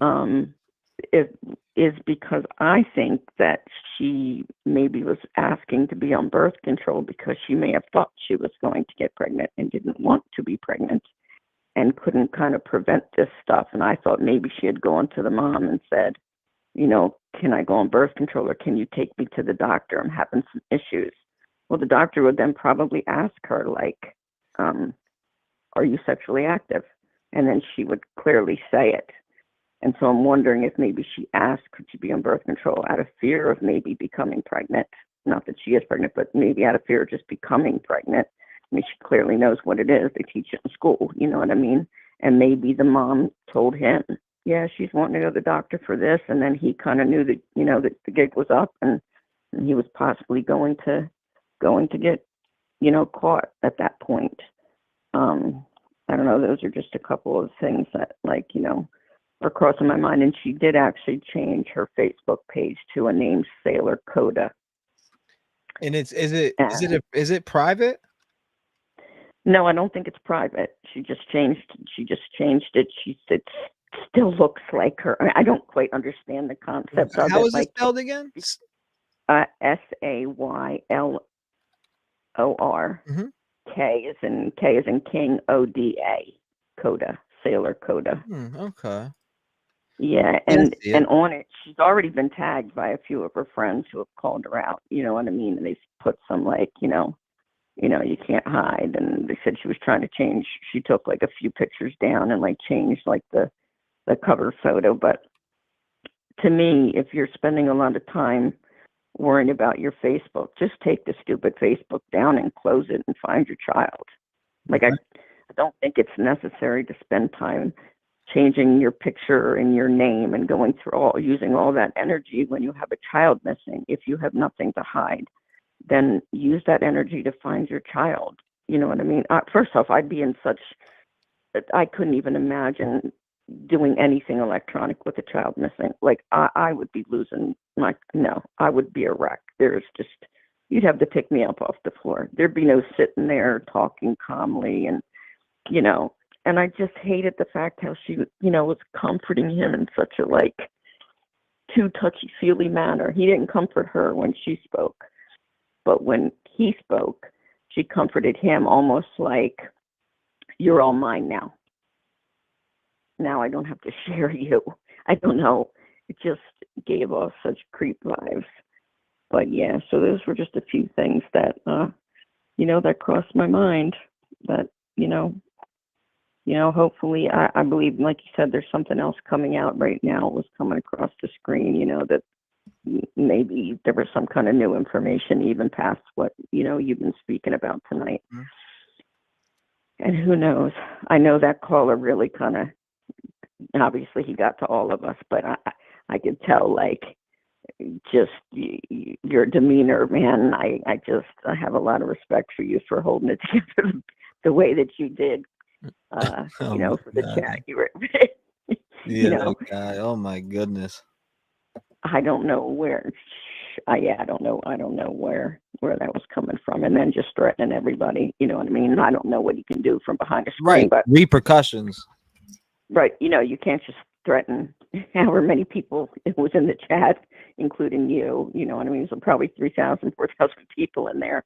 You know what I mean? You can't just say that kind of stuff and go on. But, you know, I'm enjoying watching your content and getting to know everybody. And I just enjoy your respect. You're very, very, very respectful to your guests, to the people who call that I've listened to.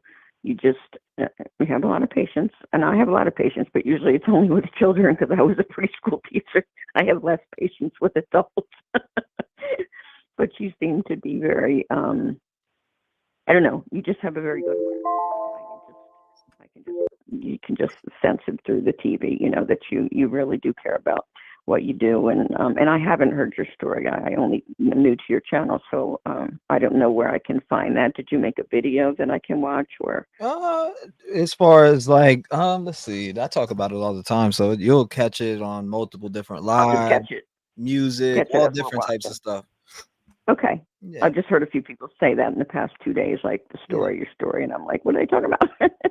Oh Yeah, no, I as mean, I far have as my like stuff too. you know, as a going through something similar as a kid, but not losing my life. That's why it shows you that damn, this could have happened to me. And not only that, it makes you want to speak out. So Yeah, the signs and everything could be noticed because there is signs. There's things that people 100%. notice. Like if my grandmother who lives in Pennsylvania and I live in Virginia, my grandmother who lives in Pennsylvania knows something's wrong with me, then how did my parents not? And not only how did not my parents know that, I asked that here too. How did she not know that this guy was doing this to her daughter for 2 years? There was no sign. Nobody could tell me, oh, there was no signs. No, there's some type. There's got to be. There's signs. There's signs there. 100%. If you're And not I seeing have them, you're oblivious to them and turning your head to them. correct. I have a story too. You know, I'm not going to tell her, and not because I'm embarrassed. I'm not going to take up the time here, you know, on your show. But I'm saying I have, you know, a story, and I'm sure it's very similar to other things. But I've had, you know, sister-in-laws and people in my life who are like, you know, how did people not notice when us on the outside did, and we said things, and you know, I've learned as I gotten older that there were people who said things like, you know, you need to take care of that or whatever. And then the person would move and then you'd be like, okay, well, that's handled. Yeah, but the behaviors aren't changed. My behaviors changed as a young adult. You know what I mean? How things I went through definitely came from the things that I went through as a child. Yes, ma'am. You know, behaviors that I really wish, you know, things, you know, that I'd done or just ways I had acted or just, you know, other trauma, you know, getting married and young. I got married very young. You know, you just try to figure out all the things in life, and those childhood things really do. They play a role. But yeah, I'm sorry. I'm a mother of 3, and I have 3 grandchildren now, and there is no way. My children have actually said to me, "Mom," it's going to make me cry. "Mom, thank you so much for stopping anything that ever happened. You know, that it never went farther than anything that happened to you, that we can look at." They look at their children and they look at me and they say, "We don't know how you held it together and raised us, and we were completely protected. And now we have another generation of grandchildren who are completely protected." And so for them to, you know, as young adults, 35, 38, I mean, you know, younger than me, obviously they're my children, but they're still mature, and they have always thanked me for being strong enough to make sure that there's no way that what happens to you as a child has to go any farther. You can stand up, you can change, you can make sure that you're, you know, people who you love are protected. So, you know, that's where I draw my strength from, just watching, you know, my children and just watching how they didn't have to go through, you know, I didn't have this horrific childhood, but there are things to other people, it's horrific. They're like, "Oh my God, how'd you go through that?" To me, a lot of times things become normal. You know, it's normal to you at the time, you know what I mean?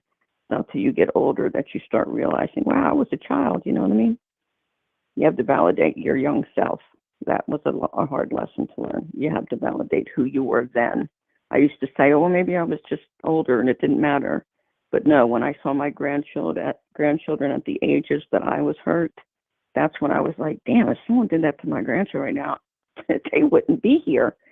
But I didn't give myself that same credit. You know what I'm saying? At that age, I kind of thought, well, maybe I was older or I acted a certain way or whatever. But you know, but yeah, you live and learn. But you know what I mean? But like I said, that's kind of my take on where she's at, and I just think she should be using her energy to, you know, to have searched for her child back then, and to not be doing all these things and worrying about what people were thinking about her and protecting his story and her story. I mean, granted, now, you know, she's passed. So when I said she's using the energy on the Facebook and she should be using it to find her child, I know that her child was passed, but I mean, her energy should not be being used in that. It should be in grieving. You know what I mean? You should absolutely 100%.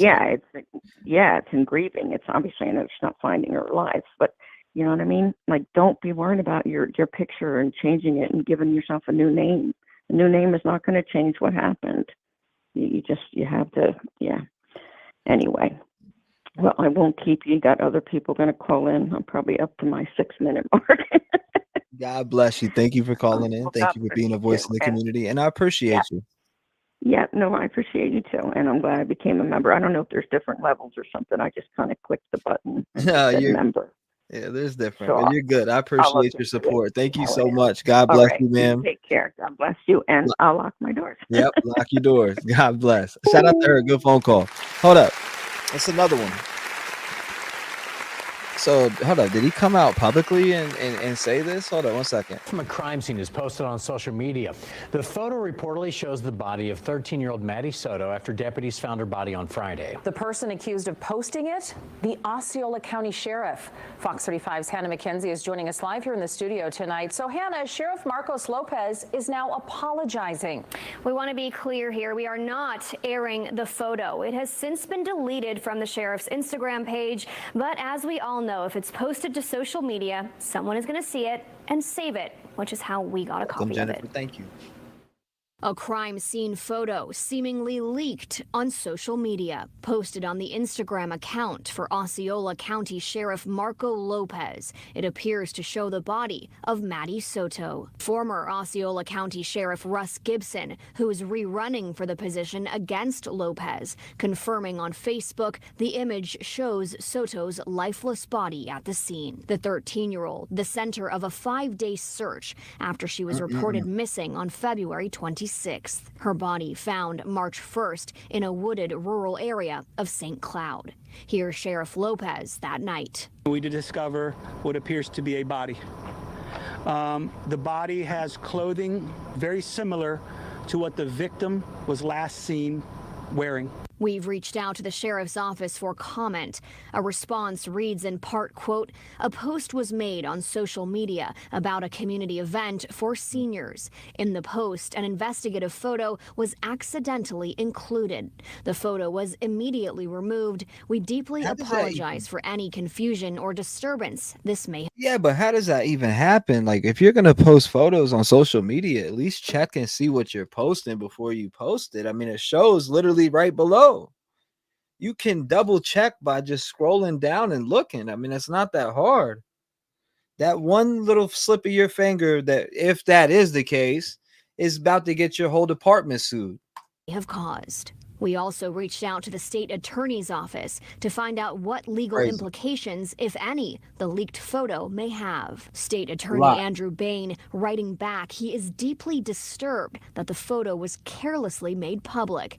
And, quote, "While I do not believe these photos will have any evidentiary impact on the case as of now, they were released in poor taste. Our main focus is making sure we get justice for 13-year-old Madeline Soto." As of tonight, Stefan Stearns, the prime suspect in Soto's disappearance, has not been charged in her knee. But it was here. It was posted on this. This is where it was posted at. Somebody tried to send me a screenshot of it. All right, I see somebody said call back. I got you. Here's the first callback email. People, if you're not getting through and you want to get through, you're emailing for callback. So here's the first one I seen.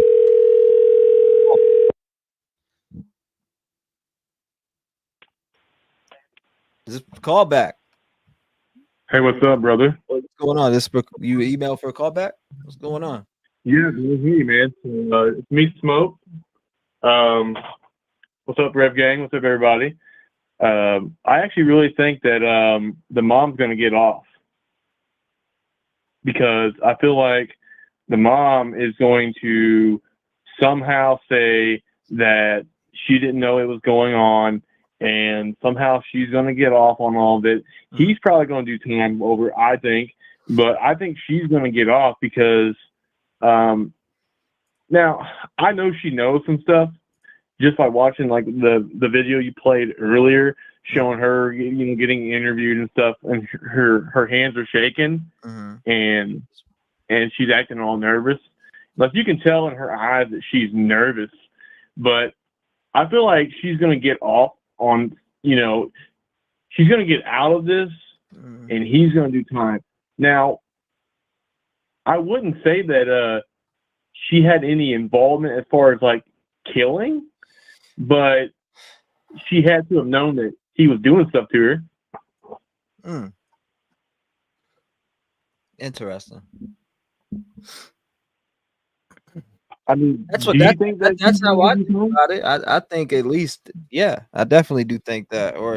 I mean, how could she have not have known or seen any sign whatsoever in two total years? But for them to come through and say, I mean, for instance, like I said, I've been talking about it all day, with the inconsistency between the two interviews, one with her and the man, or her man, or whatever, and then one with her solo with the parrot talking or whatever, and him behind cracking the nail. I guess he was in that video too, but they are saying that there's inconsistencies from that story compared to what is being put out. So Yeah, I mean, it's a fucked up thing, man. It honestly really is.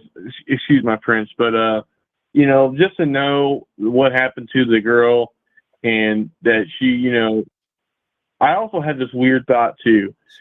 I could be wrong on this, but I think maybe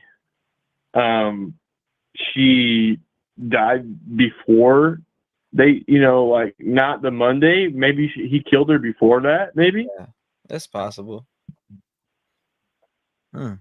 It's possible. I mean, she was seen dead but she was seen deceased in the vehicle. From what I read, she was seen deceased in the vehicle. So, or they believe she was deceased in a vehicle. So, I mean, way in there, and there's no PCA, there's no charges put against him yet. He's gonna be charged, but there's no charges put against him yet. Why are they investigating it further on mom? I'm starting to think so, allegedly. And even with them reaching out and finding out about the inconsistencies from here to what she's telling police in these interviews or interview. I don't know how many interviews she had with police, but it's the word now is that she's lawyered up, allegedly. I don't know that to be true, but that's been multiple reports out there saying that she lawyered up as of yesterday. So if that's the case, she's not talking. What's going? You know, you should keep talking, right? Well, I mean, she has to lawyer to save her own butt. I mean, she'd be dumb if she didn't. But I'm just pretty much where I'm getting from is I think she's going to get off. I don't think she's going to get any charges because she didn't do the killing. Now he did, but I think she knows more than what she's leading on. I could tell in the interview that she was lying because of how her body language was reading. And who knows, man? I just wanted to come on here and just basically give my side. I think she's going to get off, and I think he's going to do the time. So I guess we'll see. Yeah, well, definitely the charges are coming, Artemis. Yeah, I think they're going to come. I don't know what magnitude charges will be there, but it does seem as if there is deception in these interviews that I got. And I downloaded them too. Just I've watched them so many different times looking back, and it's the we. She said we dropped them off, and then she changed it to her partner dropped her off or close to the school. Her first statement is we dropped her off close to the school, and she walked the rest of the way, and then she changed that back to the partner part. So it's like, yeah, okay, that's the inconsistency right there, right off the rip. He's got some involvement, but the question is, to what extent? I mean, he could have abused her. He could have threatened her. You know, like nobody knows. I think they need to press this Stefan guy and find out what he knows more. I mean, he's going to spill the beans, obviously, and she might too. But the real question is, what's going to happen when more evidence comes out? If he actually really was abusing her for a long time and she didn't stand up and do something about it, then to me, she's just as guilty. So I guess we'll have to wait and see what happens, man. But I wanted to hop in here, say shout out to all Rev Gang. I see you guys, man. You all doing your thing. Much love. Love all you guys over here. You all doing the good thing, man. Trev, you're doing a great thing for the community, for true crime. You're trying to get answers, and I love how you're grinding every single day and helping people also share their opinion too. Much love, brother. Thank you for having me on. Thank you for calling me back. We'll see what happens, bro. Appreciate you, man. Thank you for calling in. Thank you for being a voice in the community, brother. And thank you for the kind words. God bless. No problem. Shout out to Smoke. I appreciate him. 219-885-9693. Call in. Anyone could call in. Hold on. Let me see it. I see some callbacks. I got you. Hold on. I got you. I'm gonna answer this one when I see Doll Livy live. 580, you're on the show. Talk to me. Hello. Yes, ma'am. You are live. Thank you very much. I'm going to mute my TV. Well, yeah, I've been on here a minute. I was on here last night listening as well too. I'm revved up. I got triggered. Everything else. You look at the statistics for females. 1 in 4. The numbers are 1 in 4 have been at least molested. And so I'm sure there's a lot of women out there with our stories and what's happening. I'm 67 and Rick is 36 and he didn't know how to do better and everybody accepted it. Really bad news to hear a man say that, especially a man who says he's a father. And just a little guide that a person might go by is if you don't feel like telling the police, why don't you tell the child's parent? Right. A parent will involve the police or a parent will handle it. I will go, well, I have actually just gone all in. It happened to me. I blabbed, I told, and it happened again, and I told, and it was all handled. To my satisfaction, I gave nothing up. It was taken from me. And so I don't shrink back. I'm built different, I think, than a lot. Go ahead, I'm sorry. I interrupted you. You were saying something to me, T. Hello? No, I'm there. I'm listening to you. Okay, I thought you were getting ready to say something. Nah, I'm listening to what you're saying. Well, for a father to say that, and I'm speaking to Rick, or anybody like Rick. I live on a street here that I have some Ricks on. And okay, so you're referring, all right, I got you. You're referring back to the caller from earlier. Well, yeah, that's what got me feeling that I'm going to say something, because never has it been acceptable just because nobody told, just because no man told. It's never been acceptable. Wow. And it's for someone to think it. Now, I come from part of the country that his accent tells me I'm close to. I came from Arkansas, and I know how people talk there. There's not an uncle, a grandmother, anybody I had in my family that would have put up with that nonsense had they known about it. And I'm 67, born in 56. So we're talking 60s and 70s at an age of this child. Yeah. Yeah. Anyway, that's all I wanted to say. And so many people are trying to get through. And I had so much more, but I waited. And now I'm trying to quit smoking. I've already been out in the shed and had a cigarette. Yeah. And I've been dazed. Yes. I was really trying hard. It's such a stressor. I know how it is. Oh, I appreciate you calling in and having the courage to call in. It takes a lot to do that. There's a lot of people listening. Thank you for sharing your thoughts and opinions with us. I appreciate you. You're more than welcome to call in whenever you want. I also have 2 children that are deceased because of men. Oh, no. And also domestic violence. I will say you do. God bless your soul. Not have, well, I'm just saying I'm a little triggered here. And God bless your soul. I really am sorry to hear that. Well, our children are important. Another grandmother just called in. I felt her, so I just feel I have empathy and just, I feel everything you say. I heard your story, I felt you. And and the thing is, it's past. You cannot put a child in an adult situation and they know how to act. They don't know who to tell. And I personally believe the child told somebody and wasn't believed. I'm going to say that, but I fortunately was, and things changed. Anyway, don't want to go into it too much. And if Rick doesn't like what I've got to say, he can do something about it. You can give my name. Oh my God! Yeah. Anyway, that's perfectly fine with me. I've had better beat me, so we're good. God bless you. Thank you for calling. Like I said, thank you for calling in. I didn't know, and I'm sorry to hear about that. Like I don't even. Like I said, I couldn't even fathom what you're feeling on 2 You said 2 lost daughters. Oh yeah. To domestic violence. That I mean, I think it's very important for people like you to speak out. I think that's very Minus important because domestic people like violence. you who've been through it, mothers that been through something or lost daughters to the domestic violence, even if you were, and I just think it's important from people from all walks of life to speak out, share experiences. Without these experiences being shared a little bit more, I think with the experiences being shared a little bit more, it can make change. And without them not being shared, a lot of stuff is stuck in limbo. People are scared to speak out. I understand that part, and it may take a few years to heal, and it may take you longer than a few years to heal, and be able to come out and be comfortable about it. It depends on who you are, you get what I'm saying. That everybody's different, but I think I've got to put this out there that I think it's important to speak out on your story. I was embarrassed to speak out on mine, but still at the same time, it's important things that people need to know because it can show you signs and you may be able to help somebody who was in a situation at this point or something maybe they didn't know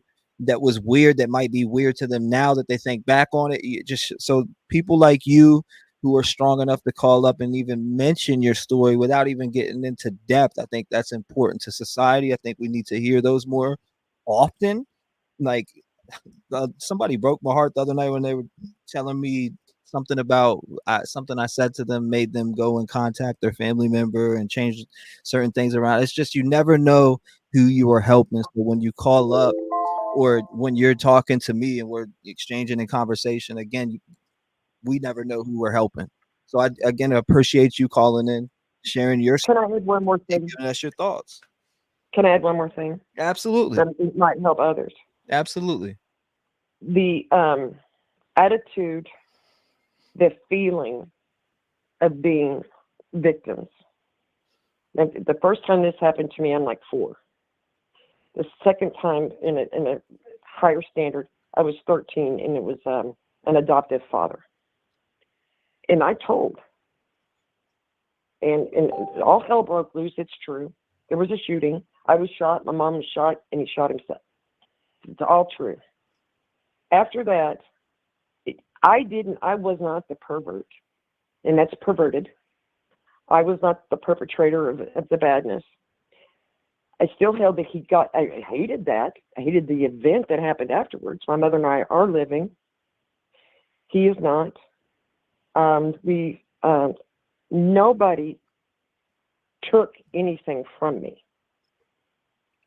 It was my body.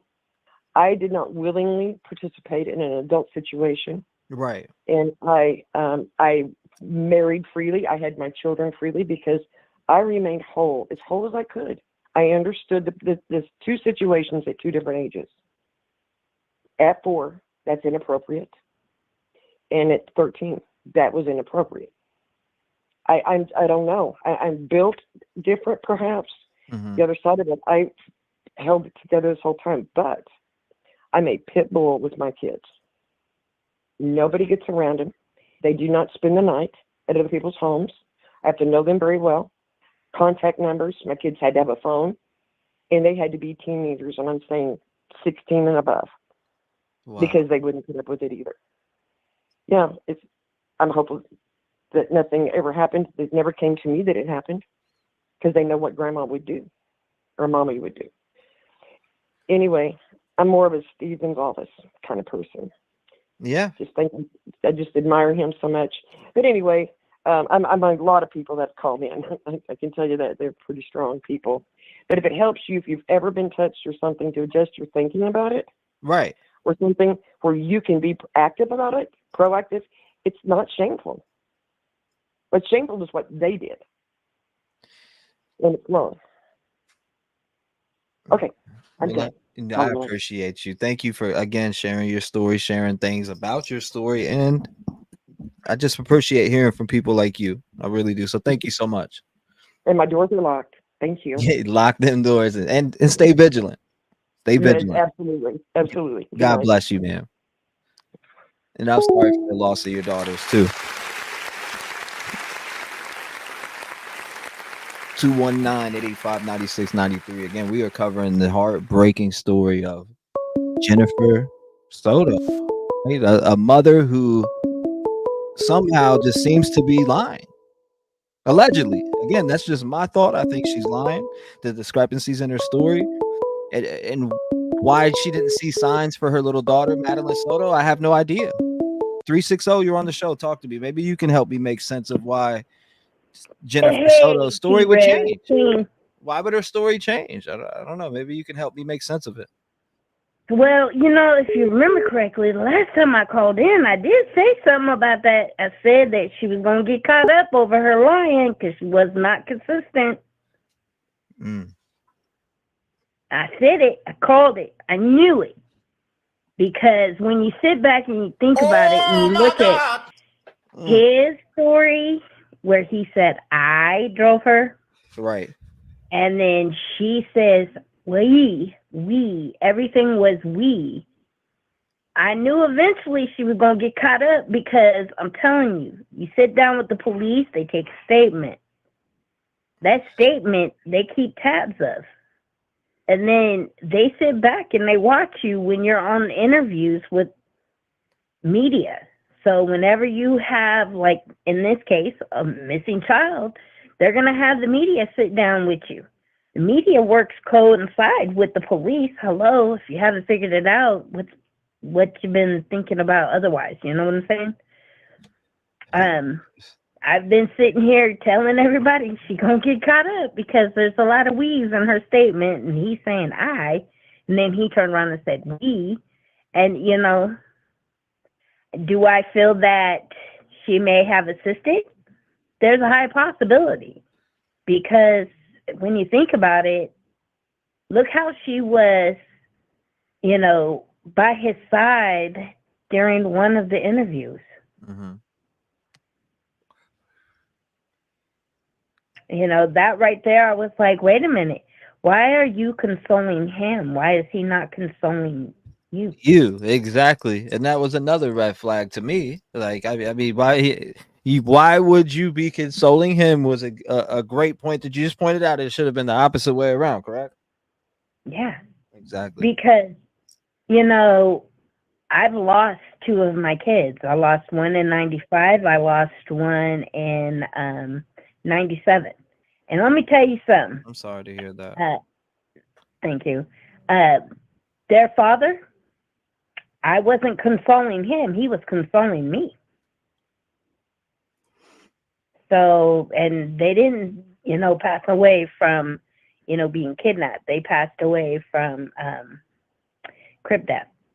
So I'm sitting here watching this, and I'm like, wait a minute, something ain't right here. What man needs to be consoled, and that's not even her biological father. Right. Why isn't he consoling the mother? This doesn't make sense. There's something off with that. And another thing, I'm seeing a lot of people put accusations that she was pregnant. Right. There's no proof she was pregnant. Leave her alone. She's passed away. No proof. That's what I'm saying. That's why I couldn't really say when people ask me that. I'm like, I can't confirm if she was pregnant or not. I didn't hear that. And even if she was, they're not going to tell the public. That's something that mom's going to find out, not everybody else. Right. Do I feel that mom may have assisted in this? High possibility. That shit's crazy. I don't get it. I really don't understand none of it. I really don't. Well, like I said, and when you're not doing your live stream, I want you just to shut out everything because I know that you're very, very, very in tuned with the after. Right. Watch her. Just watch her. Go back and watch every one of their videos where they're doing interviews, and you're going to see exactly what I have seen. And there is a lot of red flags that are happening in their conversation with the media. Yes. And that right there says a lot. It's crazy. Because I honestly feel that she's guilty. I feel that she may have possibly participated somehow, some way. Her little girl was very beautiful. Sadly, she's no longer here.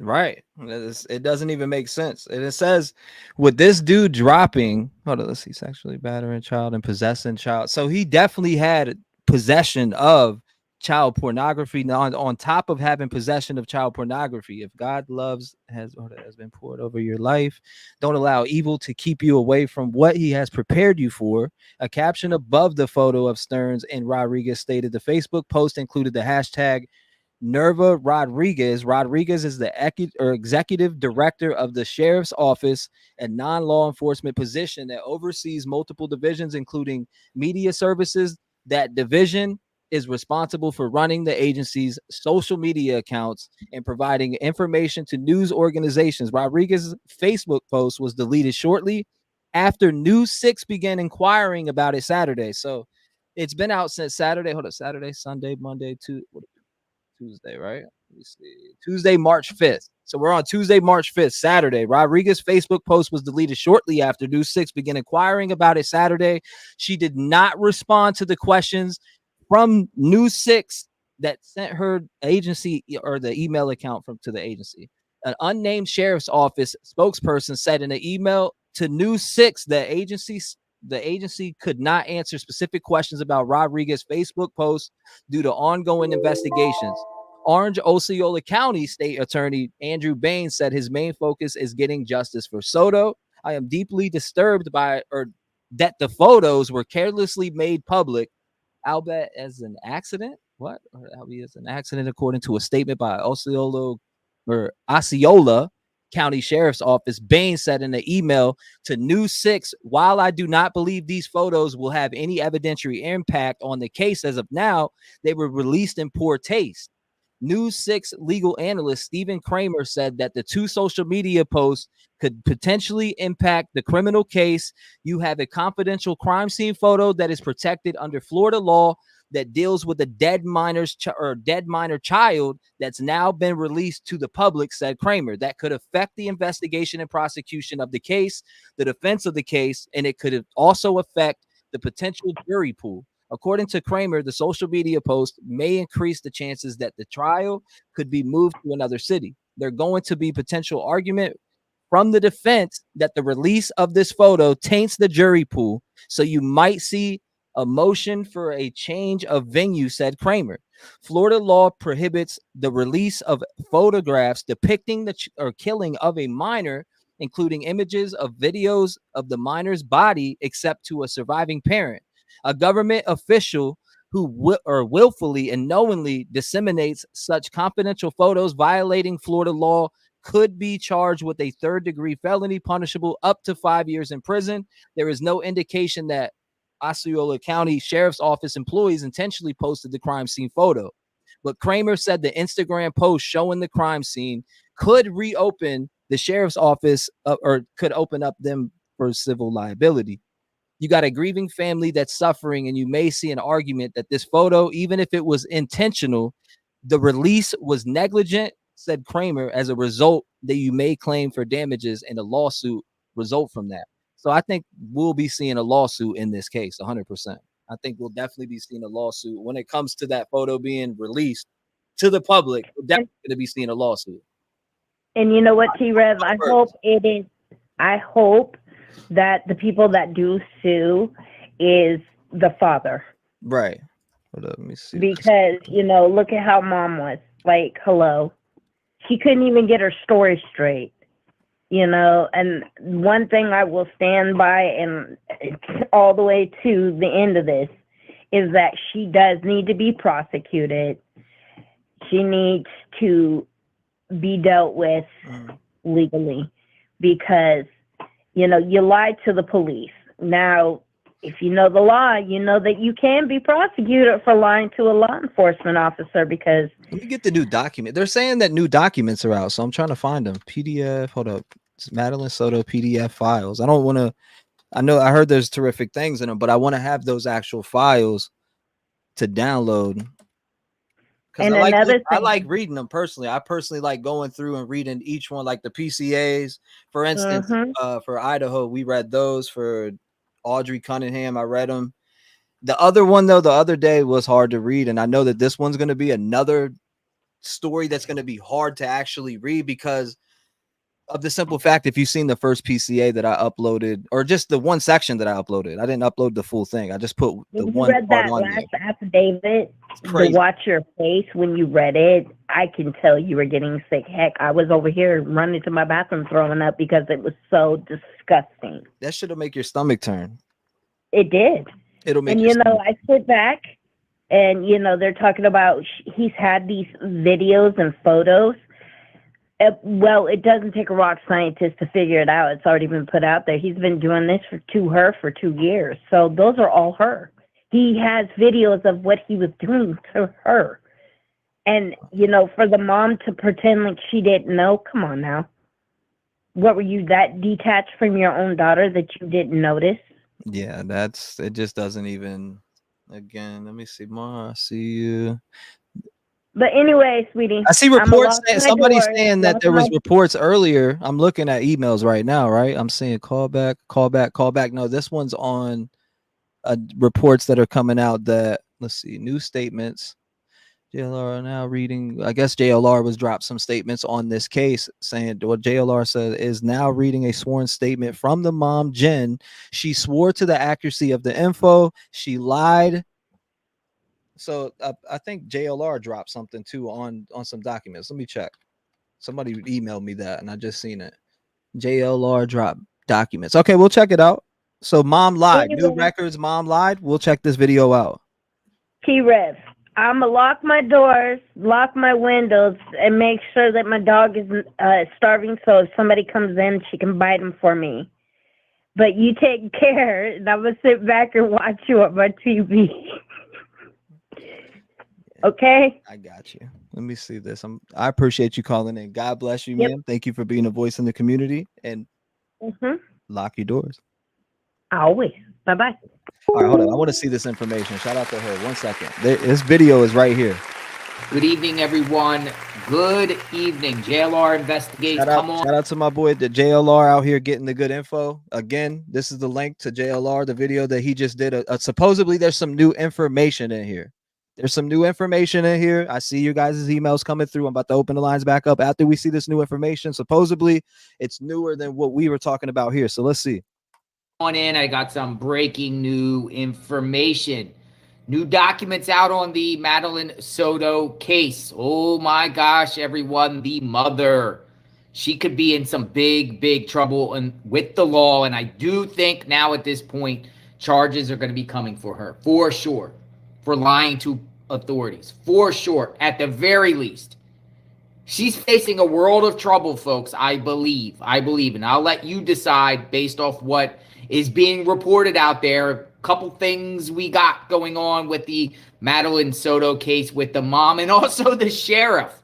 The Osceola County Sheriff is now under investigation by the state attorney's office for this leaked photograph of the crime scene that was accidentally, maybe not even accidentally, put on the Osceola County Sheriff's official Instagram page. It was put up. Yeah, so we know about that. I just wanted, people were actually emailing me saying that there's stuff in here that we haven't heard. There was backlash. Somebody recognized what was going on and it was removed. But now you have the state attorney investigating it. This case is wild, folks.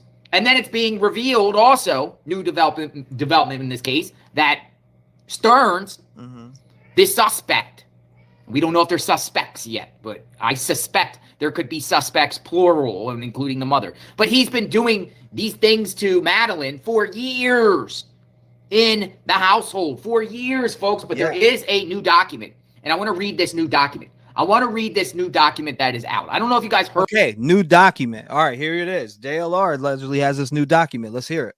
Heard that the document is there, but it is. And it paints a picture on the mother.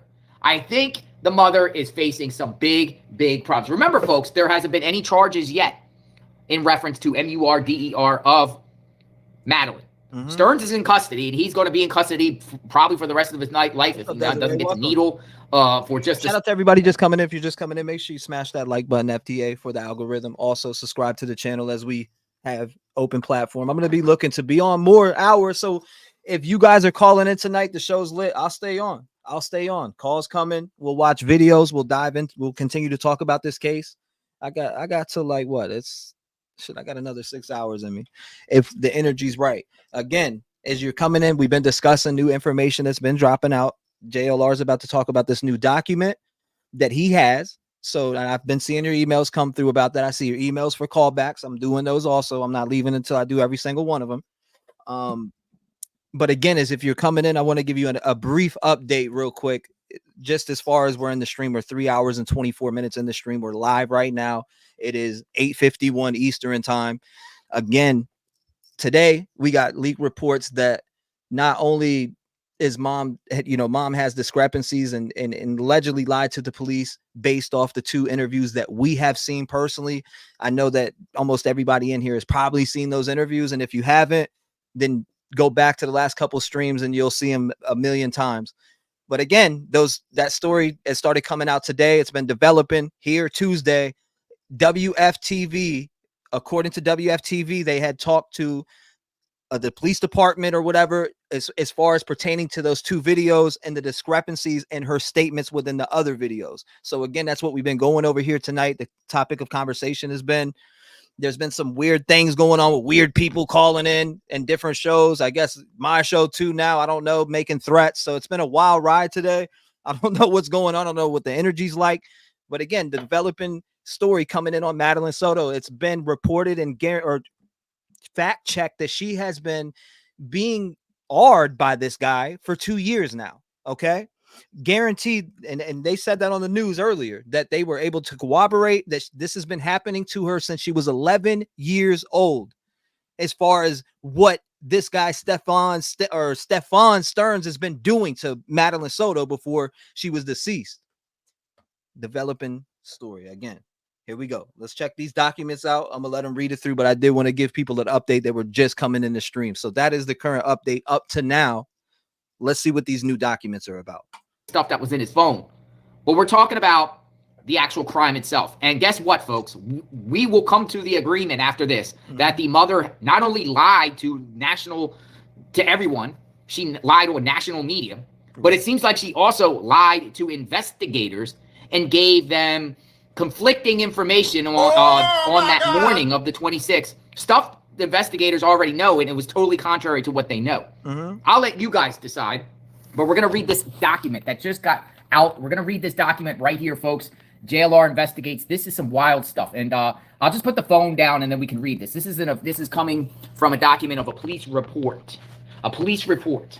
And it says in this document, which is shocking, and there's other media outlets that are now corroborating this document. And we'll share that report too. A news agency actually broke this story also. This news agency actually got me looking for the document. WFTV Channel 9. Matter of fact, we're going to play the WFTV Channel 9 report first, and then we're going to read the contents of this document. Because it's powerful, folks. So, okay, so he's going over the WFTV Channel 9 report that we were talking about at first. Shout out to JLR for going the extra mile and getting the document.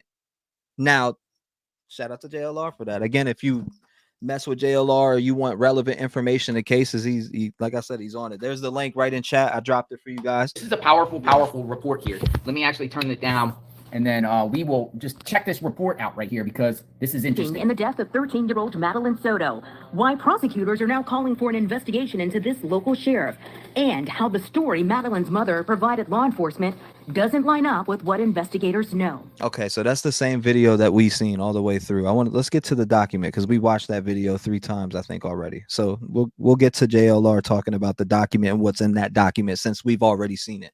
Very beginning on JLR Investigates, we've been saying, ladies and gentlemen, she first said we, and then she said I. But guess what, folks? She told the media and all of us, because we were watching, because we want to find out what happened to Madeline. We all wanted to know where Madeline was. We all wanted to get up out of our chairs in Central Florida and go out there and look for Madeline. And she said to national TV, oh, the last time I saw Madeline was I said goodnight to her the night before.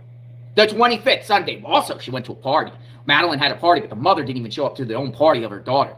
Sounds fishy to me. Plus, authorities had said, at the press conference, Madeline died before that time of going to school. She never made it to school.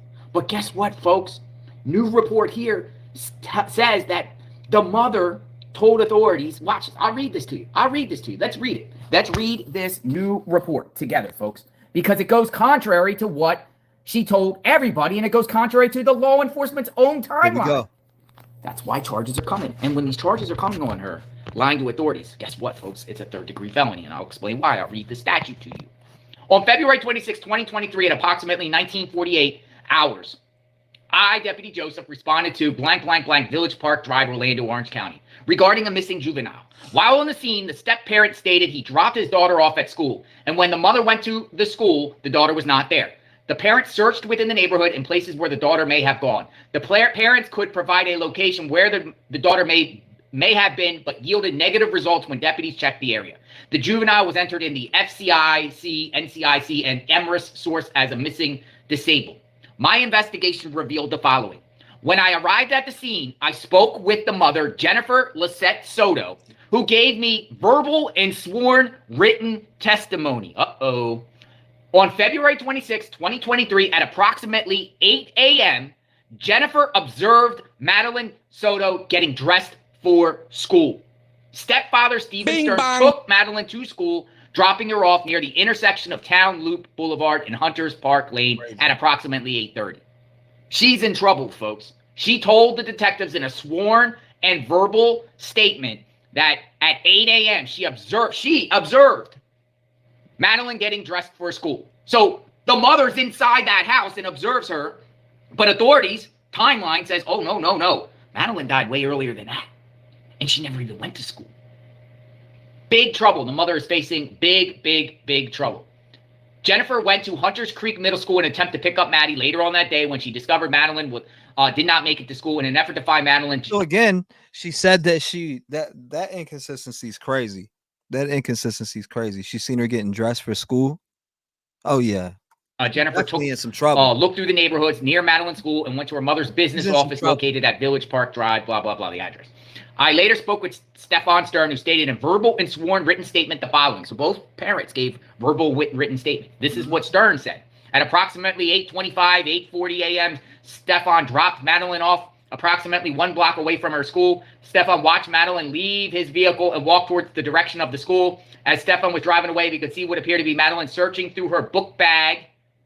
He did not think anything of it due to Madeline usually looking through her bag to find headphones so she could put them in before going to school. Stefan began heading home when he attempted to stop for a vape juice at a nearby vape shop, but determined it was closed. So Stefan went home to Kissimmee. Once Stefan was home for about an hour, he went back out to retrieve a vape juice and then run errands. Right. Stefan stated he returned home and stayed home at approximately 14:30. It says nothing in this police report here about the church, right? Because the mother concocted, I believe, a story. Oh, she could have been at the church. I seen her going to walk away to the church. Which, see what I'm saying? These things that are being said, and I'm catching on to it. It's the document, and the documents are saying that Madeline Soto, the mother of Madeline Soto, actually told deputies on February 26th that she saw her daughter getting dressed for school at 8 a.m. Monday, but Stephen took her. But she said so that she's definitely in some shit. There's some stuff going on right now behind the scenes, guarantee you. Trigger someone to look on surveillance and see grainy people out there. Of course, people are going to be out in front of the church in that area because that is the sidewalk going to the school and leaving, I believe, authorities on a wild goose chase, coming up with a notion, oh, maybe she was seen on church and she going down. That was all a BS story. It was all made up by the mom. But then none of that was even in the police report. So the mother didn't even tell the authorities at that time in that statement, that sworn statement, that anything about the church. So the mother talks and says, I observed Maddie getting dressed for school at 8 a.m. So mother's in the house? Nunya says obstruction, accessory. Oh, yeah, she's going to face a lot of charges. So all that is a lie. And then Stearns doesn't even say anything about the church. And he says he goes back out. See, this is his justification for going back out. Remember, they were saying we've seen him returning with the body of Madeline. I think it was like 8:20 or something. One of those numbers around there. I'm not so sure about the numbers. Maybe that's him returning from the vape shop. While on the scene, Deputy Diaz go to Los Palmas Vista Drive, grandmother's house, due to the close proximity to both the school and the grandmother's business that Madeline would frequently visit. Deputy Mooney was able to establish an attempt contact to see if Madeline made her way to her mother's home. Both addresses yielded negative results.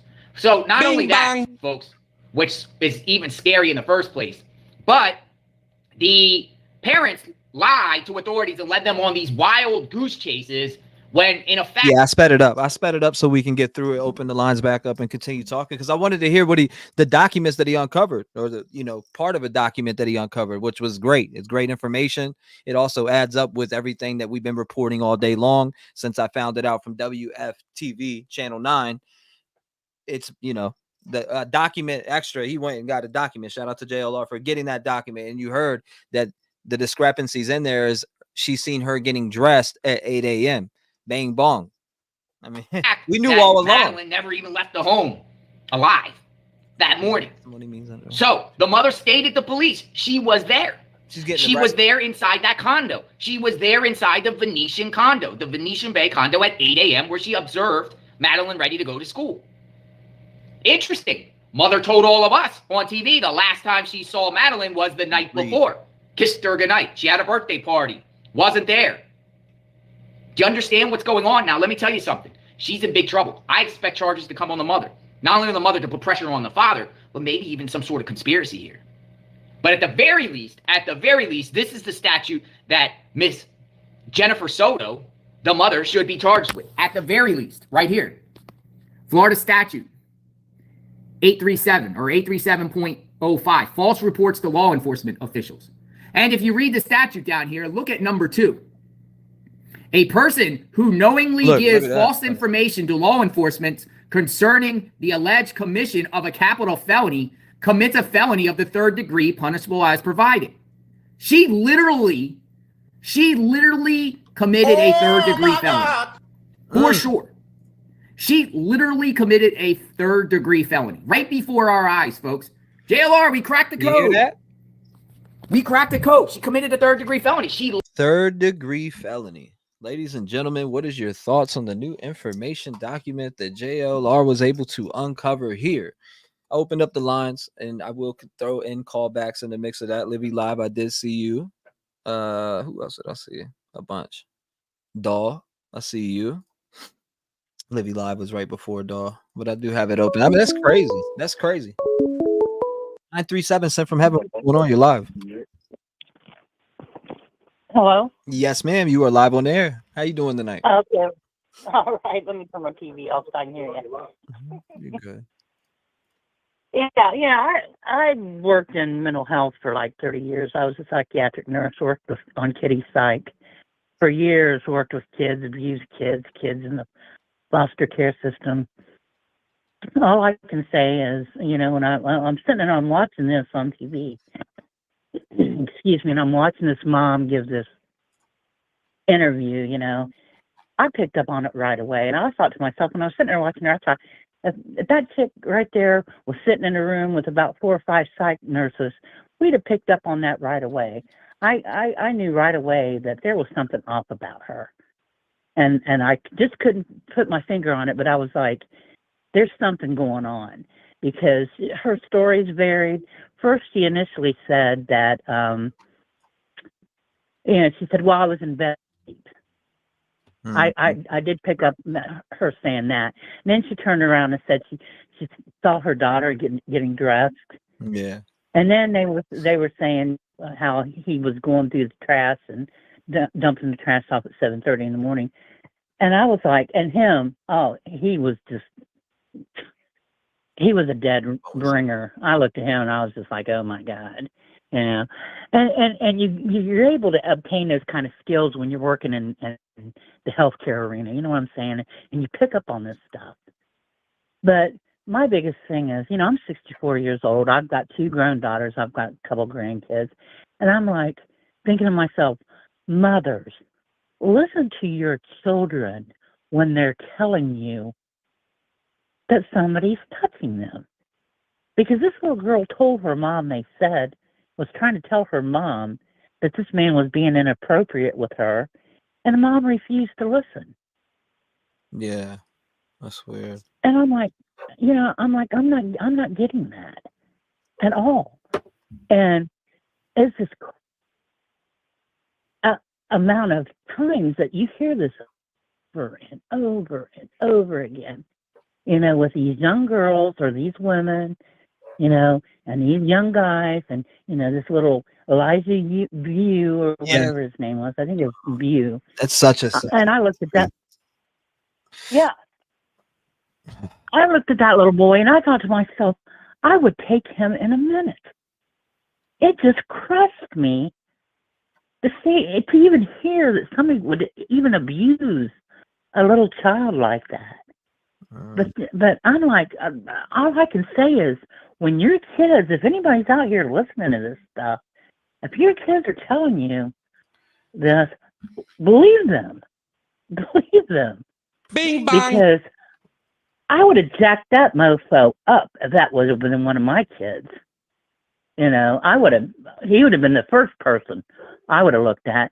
And I just couldn't, my dogs are barking. Good God. Shut up. I got these killer chihuahuas that are watchdogs. But I'm just like, it just blows me away that these women don't believe their kids. And this guy's been molesting his kid for several years. Well, Ron DeSantis just reenacted or enacted the death penalty for anybody with SA in the state of Florida. So this dude's going to go down on this one. He's big time.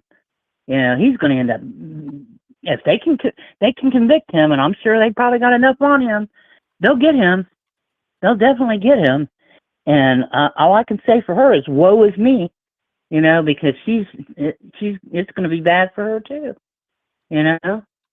Her knowing this, willingly knowing this, and trying to cover for this dude. I'm like, good God. Yeah.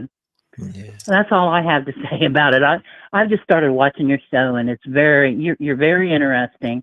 Thank you. And I'm really intrigued. This dude that called in tonight, for him not to report that at 18 years old. Yeah, and he didn't report that. I thought it was weird too. I mean, that's crazy. Yeah, I thought it was. That's crazy.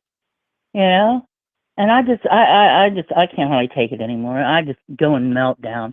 Working all those years in healthcare like that, and listening to these kids and all these things that these kids go through, and just sitting and watching this on TV, it really bothers me. But all I can say is, any mothers, young mothers out there, please listen to your kids. Absolutely. When they tell you something, listen to them, because 9 times out of 10, something's going on. Something's going on. For sure. So anyway, I'll get back to watching your TV show, and I'm just surprised that I was able to call in and talk to you tonight. I've been trying to call several times. So you have a good night. I'm glad you got through. Thank you for calling in. I appreciate you. Bye-bye. God bless you, man. Lock your doors. Shout out to her. Good phone call. Hold up. Obstruction of justice. First, she said she did not see Maddie that morning. Then she said she did see her around 8 a.m. But her boyfriend threw Maddie's stuff around at 7:30 a.m. in the trash, right? That's a good point. 423, you're on with me. Talk to me. Hey, man, I apologize for getting stuff started. Hey, come on now, man. You ain't starting nothing. You were just speaking realistically. He's the one that said it. I didn't. I just called him out. Exactly. But I might get punched from Florida. I think he said Alabama yesterday. I'm in Tennessee, so I'm a long ways off. Yeah, he did call back. He calls back and goes, there'll be repercussions or something. I'm like, man, I don't know. I started to think it's a troll, but I don't know. What do you think? Repercussions, I called him out, and now he's scared because he didn't report it. He's a third-party activist. Oh my God! Third-party activist. He could, right. Like in my head, I'm thinking. I thought to myself when he was like, I was 18 and I seen her with 9. I seen him holler at 9-year-olds and 8-year-olds and 10-year-old. I was like, whoa. So if you seen that at 18, you're not going to report that. If you see a guy talking to little young kids, like you're saying, that's the part that threw me off. Well, I thought it was funny. He gonna buzz punch me in the mouth. Yeah, I I'm don't think 6'3". I'm 6'3", 300 pounds. How Baby, is he come gonna on. bust you in the mouth when he can't even bust the dude in the mouth for hollering at a 9-year-old? What's he gonna do to You you, got Doug? that right. Hey, he You ain't got gonna that bust right. shit. The only thing he's busting is a door on a crack house. That's about it. Look, That's about what I thought about him when I heard him say, yeah, I was 18 and she was or he was talking to 9-year-olds. As soon as I heard that, I was like, yeah, that's everything's out. Look like he needs to be investigated. That's about the only thing. That's about the only lips or chins or anything, any repercussions will be the crack house he'll be in tonight. Because if you're letting kids at 18 years old and you see a grown ass man at your age at 18 years old hollering at 9-year-olds and you don't say nothing, you're just as bad as them. You're just as bad as them. I don't care if you didn't touch a kid or not. You are just as bad as them for not saying without one word, because you just put children in all types of danger by not even reporting it and putting it under the microscope. So that's it. That's what I think about that. All right, brother. I'll let you go. Let somebody else call in. I appreciate you, Doug, man. God bless you. Right, Thank you for calling back in, Doug. You ain't wrong. He ain't gonna bust shit on the chin, like I said. God bless, Doug. Shout out to Doug. 219-885-9693. The only doors that dude to blow off is a crack house. That man ain't he ain't even calling the police on no kid, like somebody hollering at little kids in a manner of talking to them like a girlfriend. You're a sick fuck. That's what I think about you. How about those repercussions? Come on by. Come see me. I'll feed you to the wolves. Anyways, 508. You're never too late. What's going on? What's going on? Just hanging out. We spoke the other night. It's Jamie again. How you doing, Jamie? From Boston. From Boston. Boston in the building. Yeah, we talked the other night, a couple nights ago. I called in about this case. And, even I have a couple things on my mind. One, even the other night I said to you, the woman's body language, the mother there, off key. You know what I mean? Like, she's off key. There's something missing in the deck. I 100% wholeheartedly believe that. There's no way she couldn't have known, And something I forgot to mention the other night that I kept thinking about was, what was that argument that she mentioned, that she said in one of the interviews that her and her daughter hadn't had a fight in a couple weeks? Interesting. I went through a lot of shit with my stepfather and with my mother. I actually became emancipated at 16 because, legally emancipated. And this was back in the day, And one of the things that, I couldn't reconcile for myself was how can, she's my mother, Right. And even my sister was sticking up for my stepfather, and she didn't admit it until she was much older. This mother had to have at least some sort of sixth sense. And was that fight about Madeline trying to tell her? That's a good question. Man, imagine that. Imagine you coming, your child coming to you and it be something like that, trying to tell you something, and your argument saying you can't just be saying that. Yeah, that's crazy. Yeah, absolutely. And with the previous caller, I'm right there with him, with that guy Rick. He could have saved Madeline's life. This guy's probably abused other children in some capacity. He didn't just do it at 16, 18 years old and then shut that switch off. Right. And turn it back on years later. That's a good point. That, in my eyes, that makes him culpable. It's like they were friends. He knew he had this behavior, and he talks about the things that he was doing and saying. That guy Stefan or Steven, however he wants his name pronounced.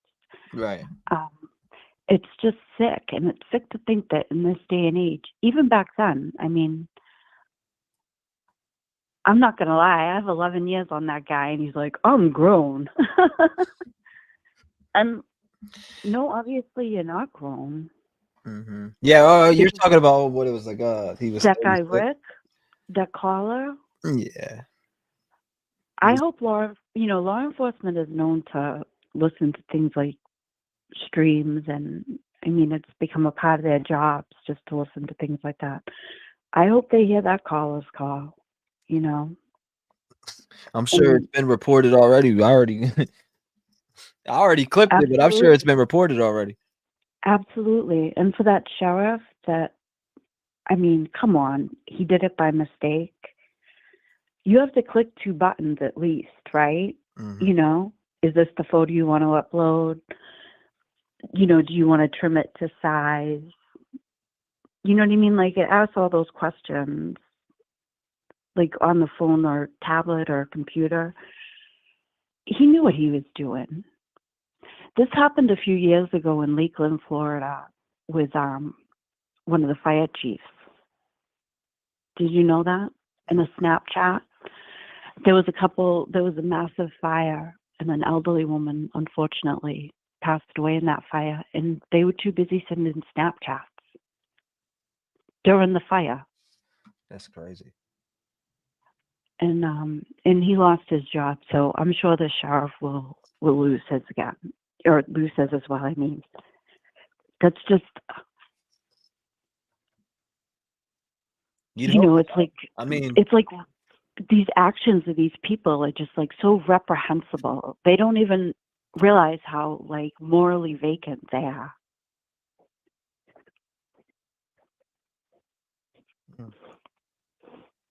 I don't know. What do you think about that? I can yip a lot. It's I'm a yenta. There's so much. I mean, as far as I don't know, I think that this guy, that whoever uploaded this photo needs to be. They should have been fired yesterday. Absolutely. Yesterday. Absolutely. 100%. I imagine he's. I'm surprised they didn't resign. That's We'll crazy. probably Like for instance, on any social media post that I'm gonna go upload anything on, I see everything before I hit the button. I'm never Exactly. That's what I accidentally mean. It's like uploading anything. Right. It's like it's like, do you want to upload this? Do you want to crop it or like edit the photo or whatever? It's like, it's not like he just, butt dialed the photo in. Right. It's not a laughing matter, but I mean, that's what sometimes these people would like it, like you to believe. And because they work in a particular institution and they say what, we're just supposed to like be blind to that, not have your own thought.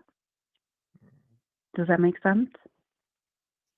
Yeah, no. Like you're just supposed to blindly trust somebody because they have a particular position in life. Absolutely. Definitely. You need to fill somebody out for sure. A little bit further than, just a regular casual. You got to fill somebody out. I feel like, in today's age, everything is rushed into and nobody knows each other before anything. You know what I mean? So that's where a lot of problems come into place because you have no idea who's been through what they like if you're just meeting them online, which a lot of people are meeting each other online. So you're coming across these issues and nobody, you don't know who this person is or what background they came from or what stuff they were doing when they were younger. There's a lot of stuff that plays into it. So for sure. Yeah, For instance, this guy didn't have anything, but there was a few things that I've read. I don't know if they're true or not. That was about back in the day and heard, but I don't know if they're true. I don't know if these people are trolls reaching out to these shows and calling into shows like mine and other people's shows saying that they know this dude and that he was trying to hook up with younger girls and blah blah blah. I mean, now everybody and their mom wants to reach out, but where was all that? Where was it when it should have been reported when you heard it? Why do you want to hit me up now? Like, you should have hit the police up back in 1996, pick up sticks, 1966, pick up sticks. Right back when you heard him holler at an 8-year-old or a 9-year-old, like allegedly I'm hearing.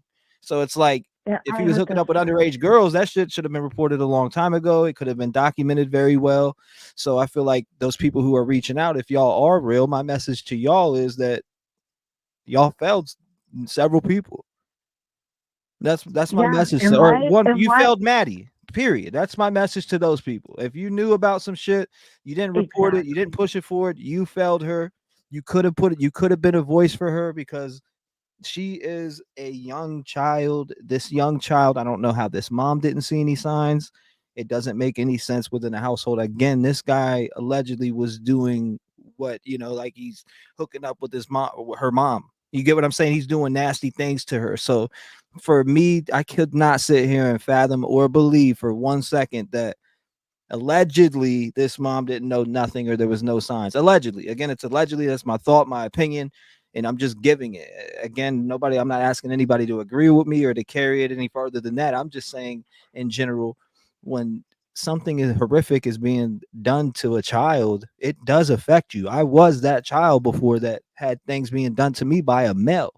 So to say that I didn't show signs, which my grandmother in Pennsylvania picked up on that. When I went to Pennsylvania, she wasn't even around. She wasn't in Virginia to see these things going on.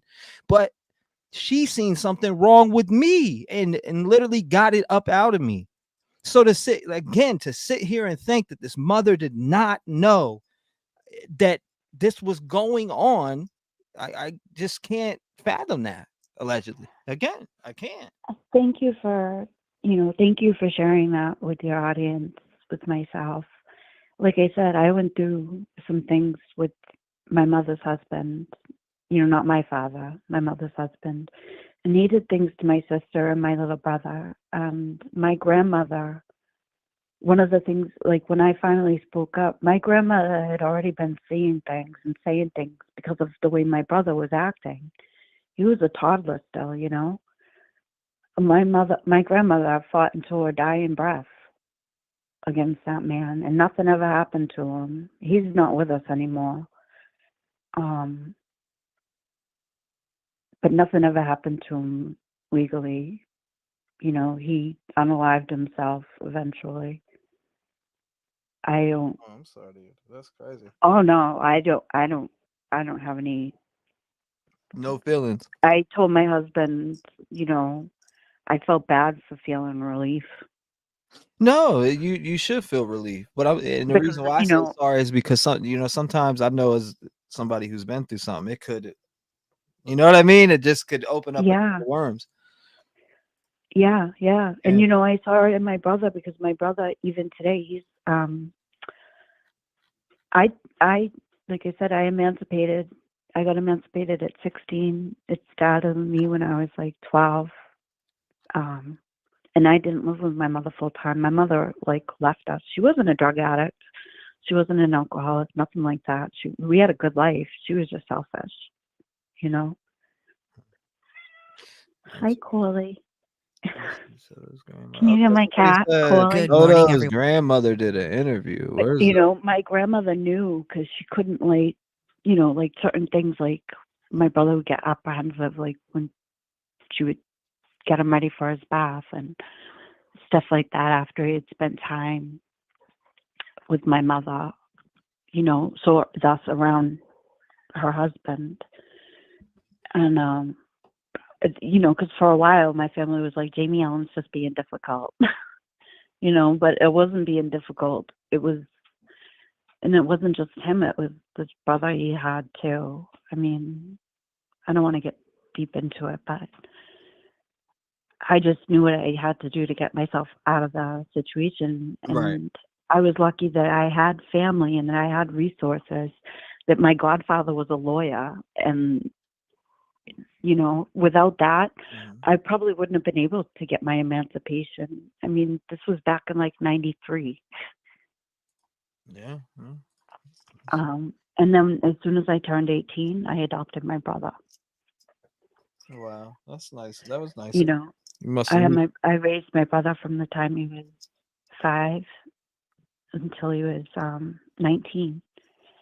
And I still took care of, he went into the military. I still took care of him, you know. But he doesn't,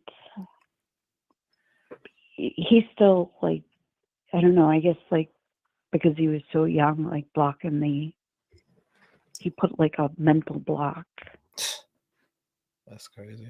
to that. And as he's gotten older, he's had a lot of questions, and it's really hard, you know, because I want to help him through it, but at the same time, it's like it makes me relive. Right? No, I get it. I get You it. know, and I get it. it's a very touchy thing, I think, for a lot of people. But this mother she's vacant somewhere. There's nothing, or at least that's what I can see when I've watched her interviews and stuff. And I'm glad that the police or the DA has gone and requested those recordings and stuff, and that's something that they're absolutely able to do. You know. Yeah, no doubt. To get I think it's a Rule 17 motion. So for the prosecution to file to get those recordings, and there's stuff like when the news films these recordings, there's like 2 hours worth of footage just because we only see like 15 minutes, you know, or 10 minutes. They're gonna get all of that. It's gonna be insane. I appreciate you calling in, sharing your story. This story is crazy. We'll see what comes out tomorrow. I guarantee you there's gonna be some more information that comes out this week. That lady, I want to see her embrace. Get ready her. for the arrest. It's gonna be coming soon. I think so. Within the next week, maybe tomorrow, maybe the next. I don't know, but the arrest is coming. I don't think they'll wait.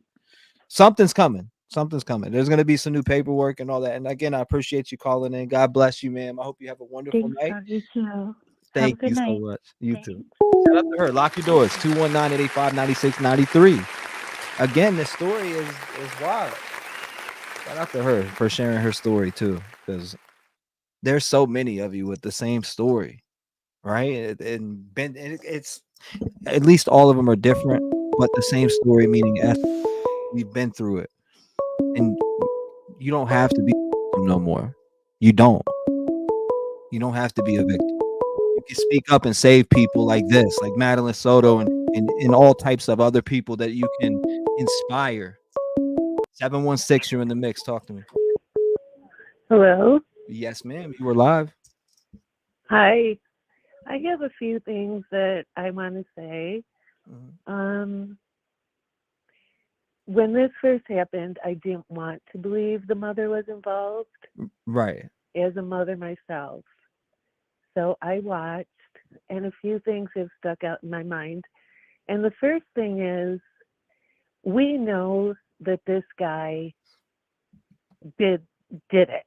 I mean, we know it. We know that. He's in jail. We know that. But they weren't pressing charges. So then I started thinking, they're looking into something else. So it's got to be the mom.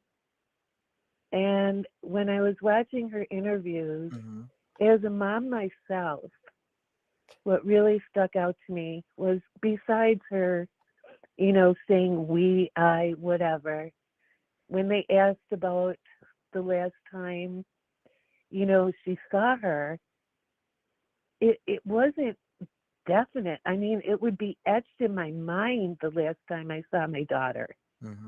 I you know, and I found it really weird. She's like, I just said goodnight. I don't know. Maybe I'm different, but I tell my daughter every night, I love you. You know, yes, ma'am. I've not heard her say once, I love you, or, you know. And then when the parrot was in the background and she took a time out and she was laughing and smirking and like rolled her eyes and like, oh, kind of, that's just the parrot. There's no way in hell that if my daughter was missing, that I could even find something to laugh at. I'd be so completely devastated and horrified. And this guy was the last man to see her daughter, and she's consoling him. I'd be all over him like, what do you mean? What happened? And why did you not drop her off at the school door? That's what she's talking about, ladies and gentlemen. This her consoling him. It should be the other way around. That is kind of yeah. I mean, Exactly. it looks crazy now with everything that's came out, paperwork, everything, knowing the length of time that he's been doing this, and she's arm rested up on the shoulder. Yeah, I hope you okay, baby. No, it'll be fine. Like it's I just not I can't. I'm sorry, I didn't buy it from the get go. Allegedly. Yeah, that completely disgusted me. And now I lost my train of thought. Well, Sorry. you gather. I'm just thinking, like when you said that, when you're saying consoling, I'm like, yeah, that's funny because it's in this interview right here that I have up on the screen that she's consoling this man, and it's not the other way around, which was pretty weird too. Right. And there's such a thing as mother's intuition. I strongly feel that a lot of mothers would know what I'm talking about. You just know, like before you're even told something, you know. And for this to have this disgustingness to have been going on for years, and she didn't pick up on anything with her daughter, thank you, Victor. It's almost like she cares more about this guy than she does about her daughter. And I don't care, yes, I would want someone at my house waiting for my daughter to come home, but I'd be doing everything in my power to find her. And not once did I hear her pleading, begging, please help Not me one find time. her. Not one time. No. So yeah, I'm with probably a good majority of everyone else. This woman is in trouble, deep trouble.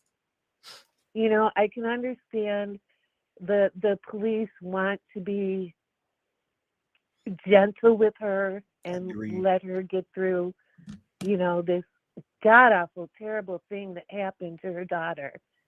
But yeah, they've got a lot more on her than we know. Yeah, that's exactly why I'm thinking it's so quiet. Like I said, they got a lot of stuff from his phone, from what we've read and came across. So I think maybe they're trying. I don't know. I'd be surprised. We might be mind blown if she's charged with murder, allegedly. My mind does not even want to go here, but one thing that I really don't even like talking about it, but when they said they have pictures and videos, I just hope and pray that mother wasn't the one taking them. Imagine that. Good gracious. No, I can't. I can't imagine it. I just can't. And for, she was a little girl to say, I want to go and live in the woods, meaning she wanted to get away from her mom too. There's something wrong. There's something. Not only did she want to get away from exactly. She wanted to go to the woods, so obviously she wanted to be away from both. And maybe mom wasn't listening, or who knows, allegedly. Right. Something's wrong there. Something's wrong there, regardless of how we all want to look at it. Something is most definitely wrong with that situation. Definitely. And seriously, in all seriousness, instead of rubbing that disgusting freak's back and consoling him, I'd be strangling him and screaming, what happened? Right. Where's my what went on? What happened? And another thing was that I found really strange is what child is sleeping on the way to school? They've slept all night. They're up. They're ready to go for their day. And for him to say, well, she was sleeping most of the way, it doesn't make sense. If she was so tired, why didn't you keep her home? What was going on? It is a big discussion. I know she's being hammered right now by investigators. Like I said, again, the discrepancy with the what I seen her getting dressed for something or for school at 8, and allegedly he was seen at a different time. So it's definitely they're definitely revisiting her. But if they have to have some type of evidence to be able to arrest her too. So we got to understand that also. As much as we see, hopefully, if there is anything, they can link that and put that together. But you would think if like a lot of people are speculating, if she knew, they would be able to find that through phone records the same way that they were able to find, stuff through his phone, even with it being factory reset. So I can't I got to let that be, sit in my mind still that, yeah, they may be getting a subpoena for her phone. They're definitely going to go through her phone if they think that she is a suspect. If they can get that warrant to do so, they will. They may use maybe the news clips and the discrepancies allegedly that were told to the police officers. That's what I'm thinking is going on now. Is they're probably going to reach a warrant to go through her phone records to see if she knew anything whatsoever, being that it's reported that they're seeing discrepancies within that interview and that. So I'm sure they're already on that. And if that is the case, it will come to light because they will be able to get that. You can't hide it as much. I mean, the best way what are you going to do? Go get rid of the phone and throw it in the river? They're probably watching you right now as we speak. So, right. Exactly. And another thing that I found strange, he said, well, it got dark and, I don't remember his exact words verbatim. It got dark and we were starting to get worried. I wouldn't be sleeping. I wouldn't be eating. I wouldn't be laughing.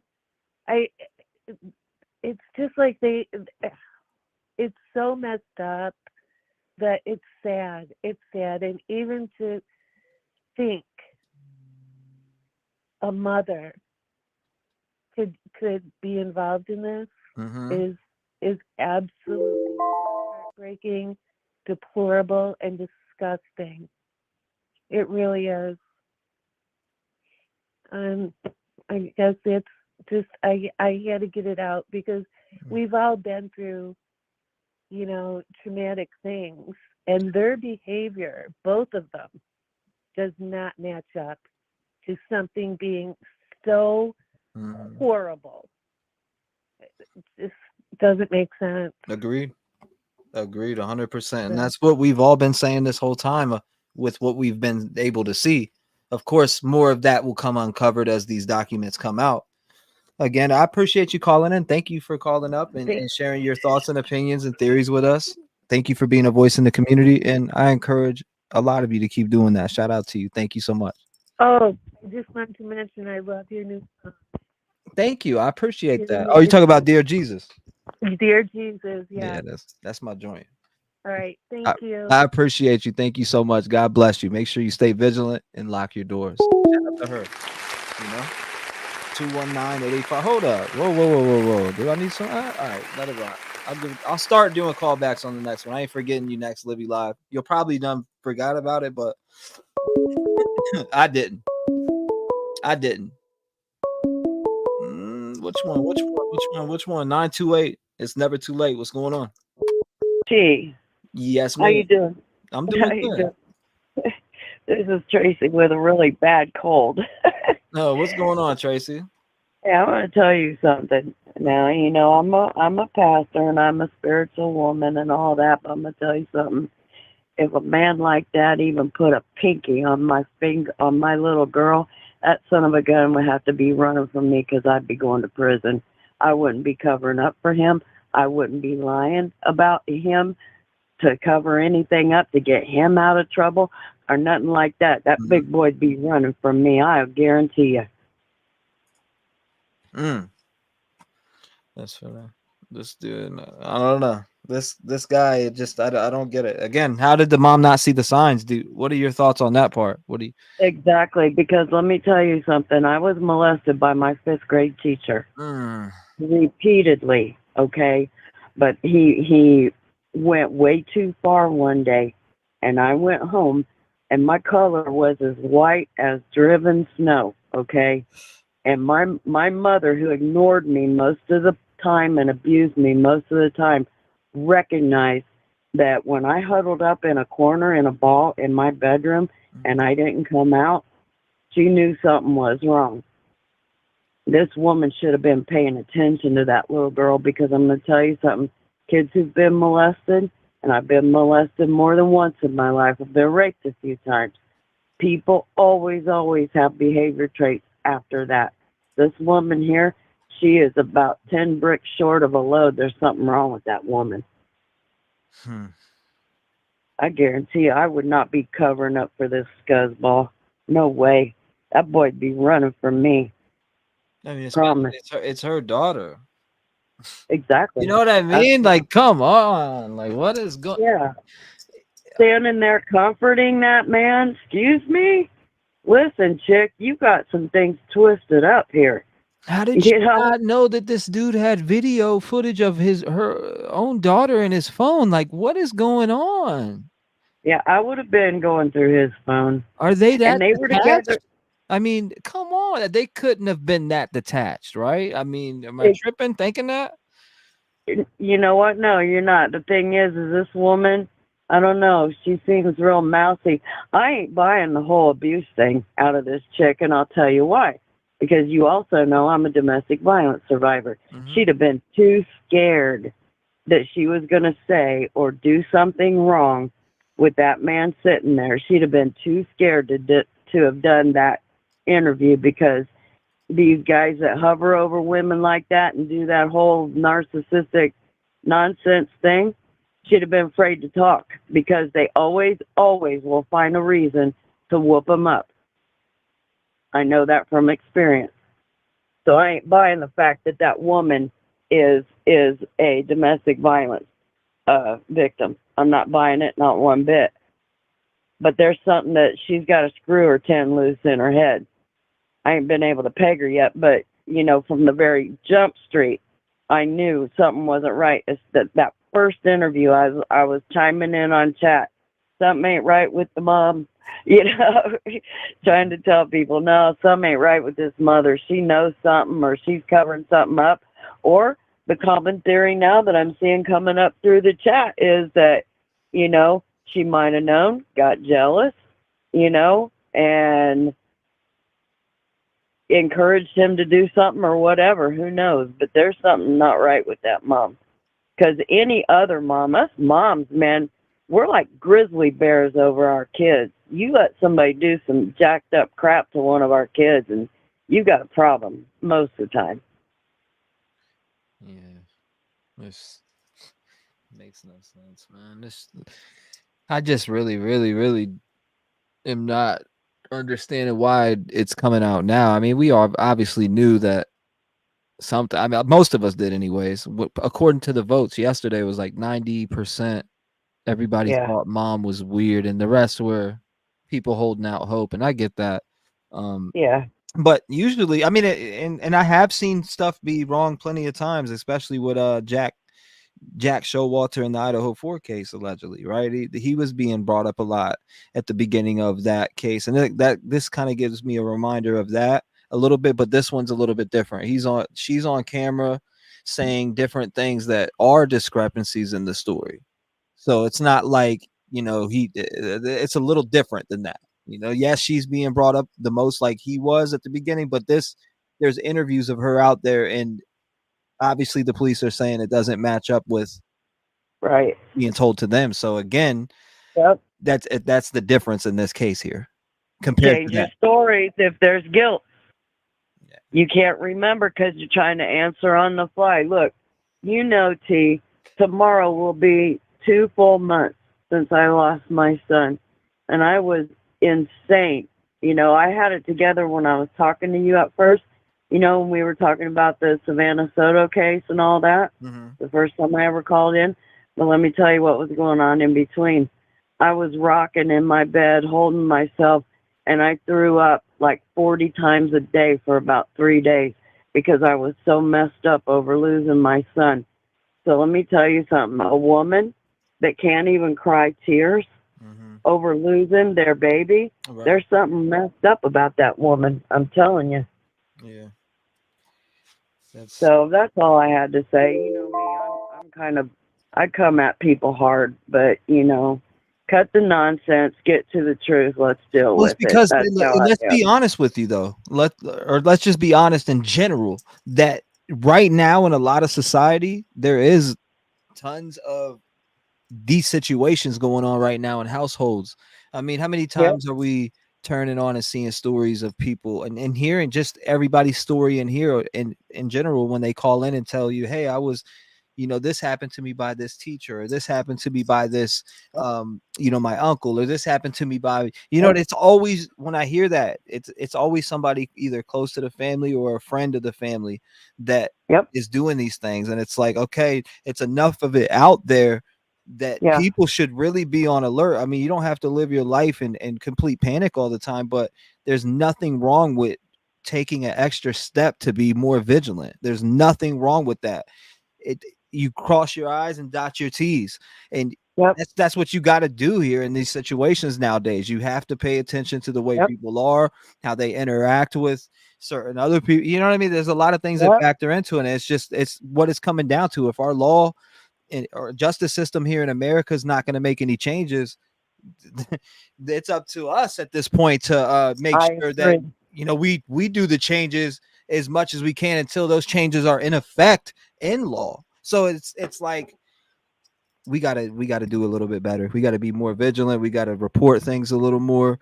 And I feel like a lot of stuff that's going on these days, more people would rather pull out a phone to capture a viral moment than to help somebody in a situation of need. And that's the type of world I think we live in right now, and it's becoming a problem. I agree. Just the other day there was a lady that, and this goes with what you're saying. Okay, that's why I'm bringing it up. Being protective over the young ones, right? There was a lady next door to me. She was drunk and, kind of flailing her hands around and whatever, and trying to talk to my grandbaby. I snatched her up and went right in the house. I'm like, no, you are not even going to be, because an accident could happen, flailing your hands, staggering around, trying to stand up. You could do something and hurt this baby, and then I'd have to knock you on your butt. So we got to be vigilant. We have to watch. We have to be overprotective, overprotective of our kids. After what you have went through, what I have lived through. And, my abuse is also satanic abuse. My mom was a witch, okay? Right. So, I've been through all that. Right. And I know that you can't just trust anybody around at all. It don't matter who they are. Absolutely. Because they're everywhere around us. We are surrounded by pervs and crazy people and people that people that are broken, okay? Yeah. And, so we can never be too sure who's looking us in the eye, what's in them, So we got to always be overprotective, and I mean overprotective with our young ones, always. Yeah, no doubt. You got to. And again, you got to look for signs too. If the signs would be some a child closing off to you, or you see them crying or emotional. I'm just going based off the things that I've went through, and I did when those situations. I would cry to myself. There's a lot of things that factor into it, especially if you're being threatened. Especially if you're being threatened, because sometimes things are said behind those doors, like if you tell anybody, I'm going to kill your whole family type of thing. Like that does go on a lot. It's a scare tactic that these type of creepy weirdos, they use that. These type of people, this dude, he probably used something like that. Like, if you say anything, I'll kill you. You know what I mean? There's no telling, but they use scare tactics to keep said groomed child into not coming out and speaking about what is going on. And again, I'm not seeing the signs is crazy. Tracy, I appreciate you calling in. Thank you so much. God bless you. I hope you have a wonderful night. Lock your doors. Stay vigilant. Okay, T. Thanks. God bless you. Thank you, Tracy. Shout out to Tracy. Good phone call. 219-885-9693. What is going on? Oh, damn. 772, what's going on? You're live. Can you hear me? Hey, yes. T-REV. Yes, ma'am. Hey, I want to tell you, I think your channel is great. And thank you for giving the public a voice because they don't have one. Mm-hmm. You're welcome. I live in the South, not far from this. And something that I have not seen talked about was this whole Disney thing. Okay, Mom works at Disney. Let me tell you for a fact.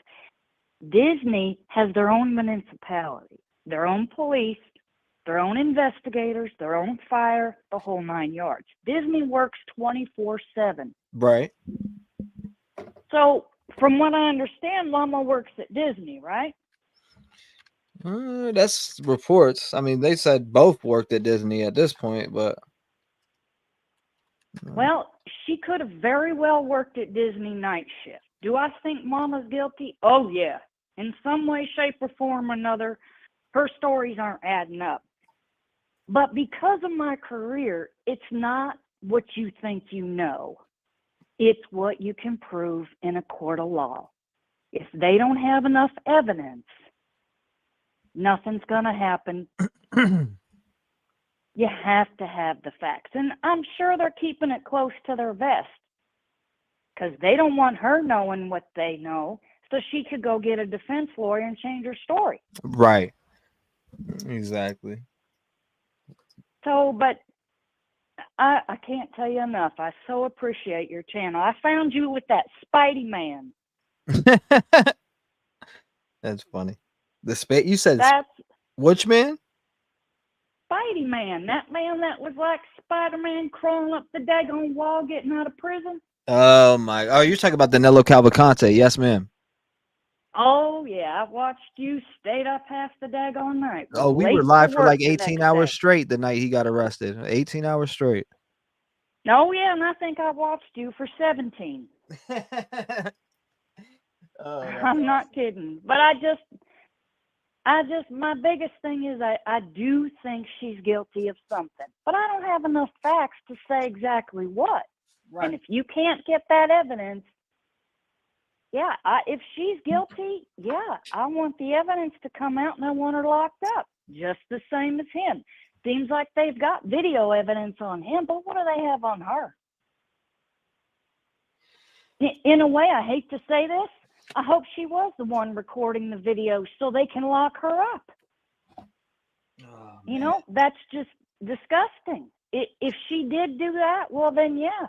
Imagine but how they gotta twisted. have the evidence. Imagine how twisted that'd be if she. Oh my God. Exactly, but she's detached. She's detached. It's. I've seen too many perps that are they're detached. The mother, the father, they detach, and she is detached for whatever reason. Can't put my finger on it, but it's coming. I'm confused. Yeah, I'm confused about the Disney stuff too. I'm so confused about the Disney stuff. That's why I had to go ahead and pull it back. I'm like, I don't know. This is the Disney Parks website. I don't know. DisneyFanatic.com. It specifically says Madeline Soto's stepfather, alleged killer, had an extensive presence on Reddit, giving advice as a Disney World cast member. I mean, that's what it says. I don't see anything about mom though. You know I don't know. I don't know if that's fact either. I've just listened to it somewhere, and I can't tell you where, that Mama worked night shift at Disney. If you're ever at Disney, you stay in the Contemporary. It's an expensive on-site Disney resort, but you can stand up on your balcony and watch. That park does not close. Fact, it does not close. They stock shelves, they clean at night. They wait till the park is shut down, the visitors are out, and there's a whole different crew of people in there. So in one way, that would make sense to me. Maybe she wasn't there all night and she was working, if it was Disney, don't know. And whatever he did, yeah, he did it in the middle of the night. I still believe in the middle of the night. Mama came home and she's covering for him. Yeah.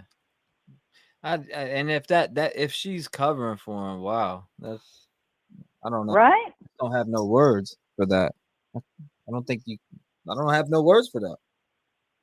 Oh, it's horrible. Speechless. I've seen it in my life career. I see it all the time, whether he's an abuser of her or not. Hey, y'all need to knock it off now. It happens. It happens more than you know. One covers for the other, or she's petrified. She doesn't want to go to prison for this, but she knows more than she's letting on. Yeah. At the bouncing of the leg, come on, girl, what are you doing? In that interview, you watch her leg, it's going like wildfire. Yeah, and I don't know. Yeah, she's definitely nervous as it gets. That's a fact. She's definitely nervous as it gets in that. And in the interview that I watched, for instance, she's like, "Hold up, wait a second." Once the bird starts going off, I would have just kept going. Fuck, I wouldn't even probably recognize the bird going off. Right. You know what I mean? I'd have been still talking right over the bird the whole time. Right. And she's lying. Lies are like big old snowballs. She's covering her own ass. Yep. That's what larger and larger. And if she does have an attorney, well, there's some pretty good ones in her area. I can tell you that. What's up, Tina?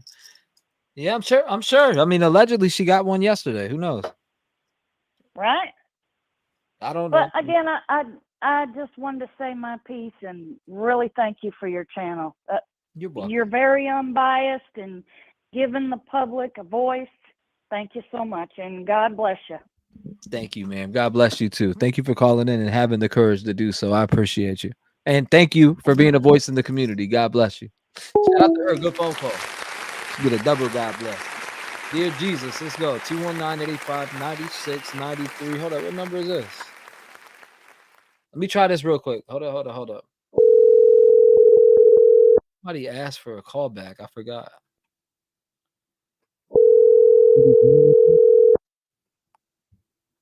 Yeah, I think it is.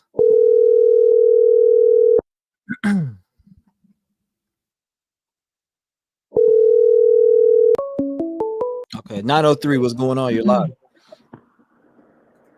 Hello? Yes, ma'am. You're alive. 903. Finally. You got through. Yes, ma'am. Oh, goodness gracious. You know, I've been following us from the beginning. And I think you're an awesome person. And I want to thank you for that song. Because Monday morning, oh, my goodness. I had it on and my grown son came in here and got down on his knees and listened to you. Oh, wow. You're making such a difference. You continue that. But this is what I got Thank to you so say. much I've been for the kind thinking words. Thank you for that. I appreciate your kind words. I really do. You have no idea the lives that you are changing. Do not forget that. Thank you. And when you have those moments where it gets tough, because it gets tough because of what you're doing for God and for God's people. And that's the loving kindness that you show to everyone. Thank you so much. much. And I thank you for that. But this is what I've got to say today. Yes, ma'am. You know, y'all been talking about the interviews. Well, that first interview, I thought it was awkward when that parent was doing that. How do you make a smirk of a smile? Right. At a time that your baby girl's missing. And here's my thoughts today. I hadn't thought this all this time. Mm-hmm. What if she killed her? Because I'm going to tell you what, I thought he was more upset than she was. Oh, my God. What if he killed her or she killed her? Okay. Yeah. That's crazy. You What see if how she tore up he, to me, maybe it was no real tears, but he was upset. Now, why wasn't she upset? Because I think that she came home and maybe he was having sex with her and she is tired of it. Because there is a picture of her daughter with glasses on that looks just like her mama. And I just really I think today maybe she got tired of it and she got rid of her. And she made him. How do we not know that she's the abuser? He found out what he was doing. Mm-mm-mm. But I think she You killed her. you don't think that he was crying for himself though, or just like upset because he was about to get caught?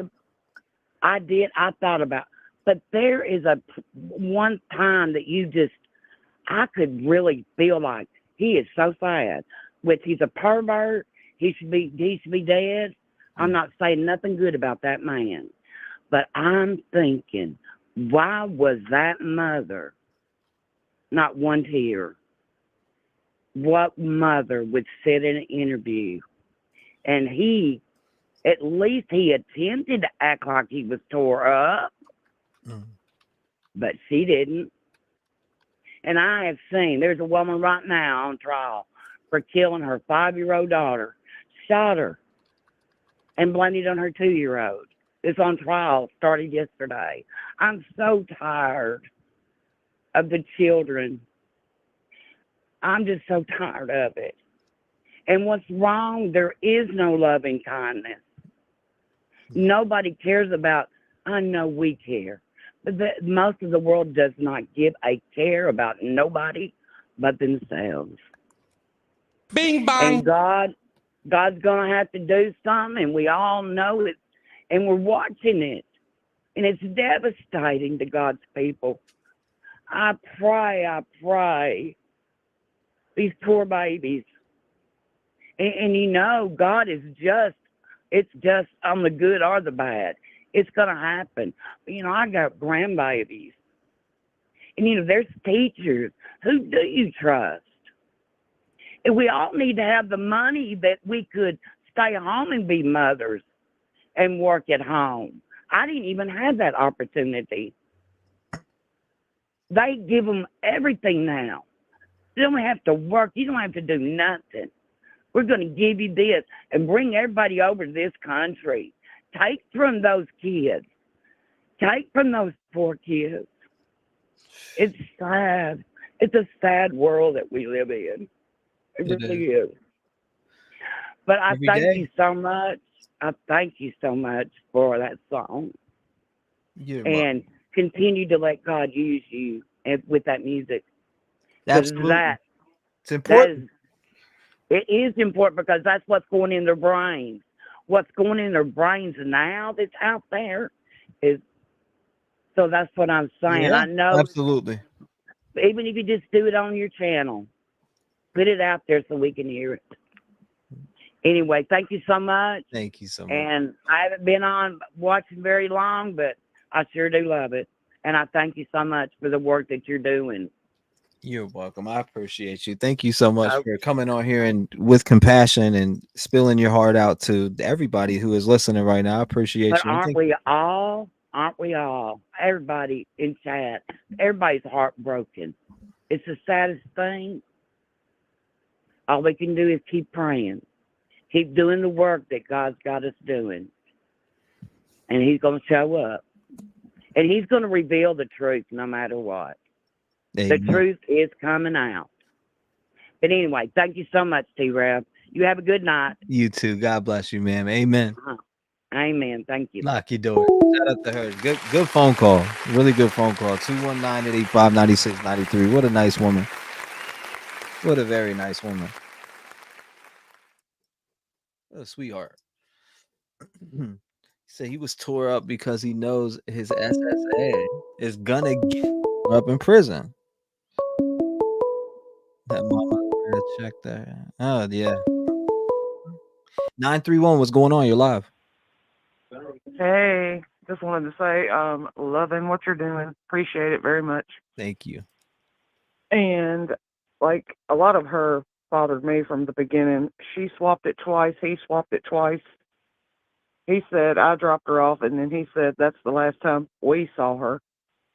And she started out with we, and then she went to, well, he dropped her off. So both of them contradicted that, which was not great from the beginning. And then in one of the interviews, he's in the chair and his head's bent over and he's crying and she's got her head on his chin with her arms wrapped around him. As soon as I saw that, all I can think is something's not right here. And if that timeline's not right, Don't know who did it, of course, but I think they both definitely knew. And at this point, I can't say who did what because something's just not right about her. So maybe he is the fall guy. Maybe she knew all along and just, went along with it and something bad happened.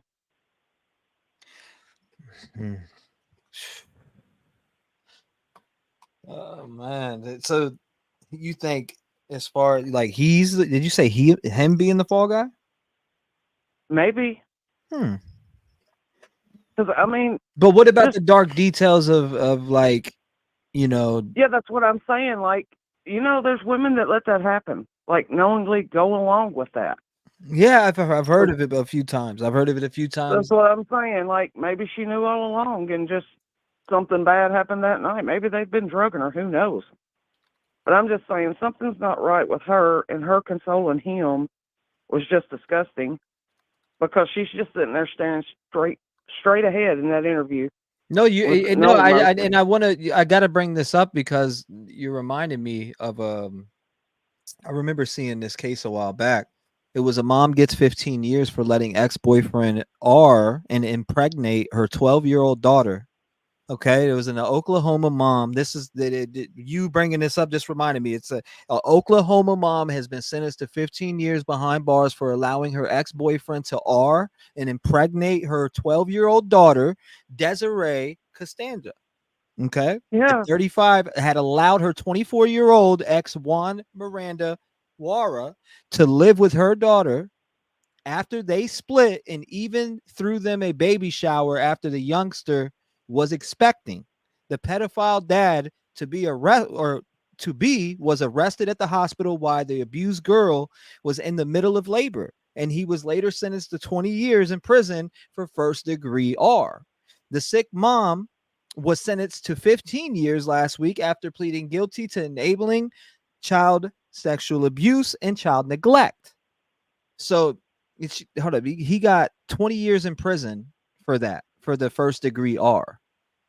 They both should be under it. So it reminds me when we talk about this case, and I really hope that that's not the case because me too. I really don't, but it's just I do But remember I don't seeing understand this. now It how does happen. she's telling him 8 o'clock. She saw her at 8 o'clock, but then she's saying she didn't. So everything about both of them is a total contradiction. I mean, this is what either you were there and saw her or you weren't, and she saw her walking across there and then she didn't. So it's like, I just think it was a panic. I think somewhere in this was a panic and they had to scramble to get a story together and they didn't have time to get it all the way together.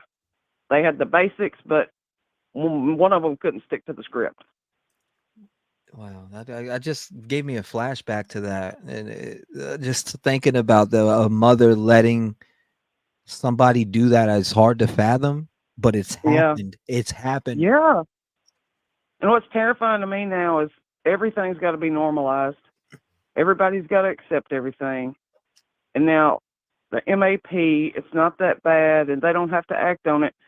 So now we've got to normalize that. Well, we've got a whole generation of little kids that are hearing this, that it's not that person's fault, and they can't help it.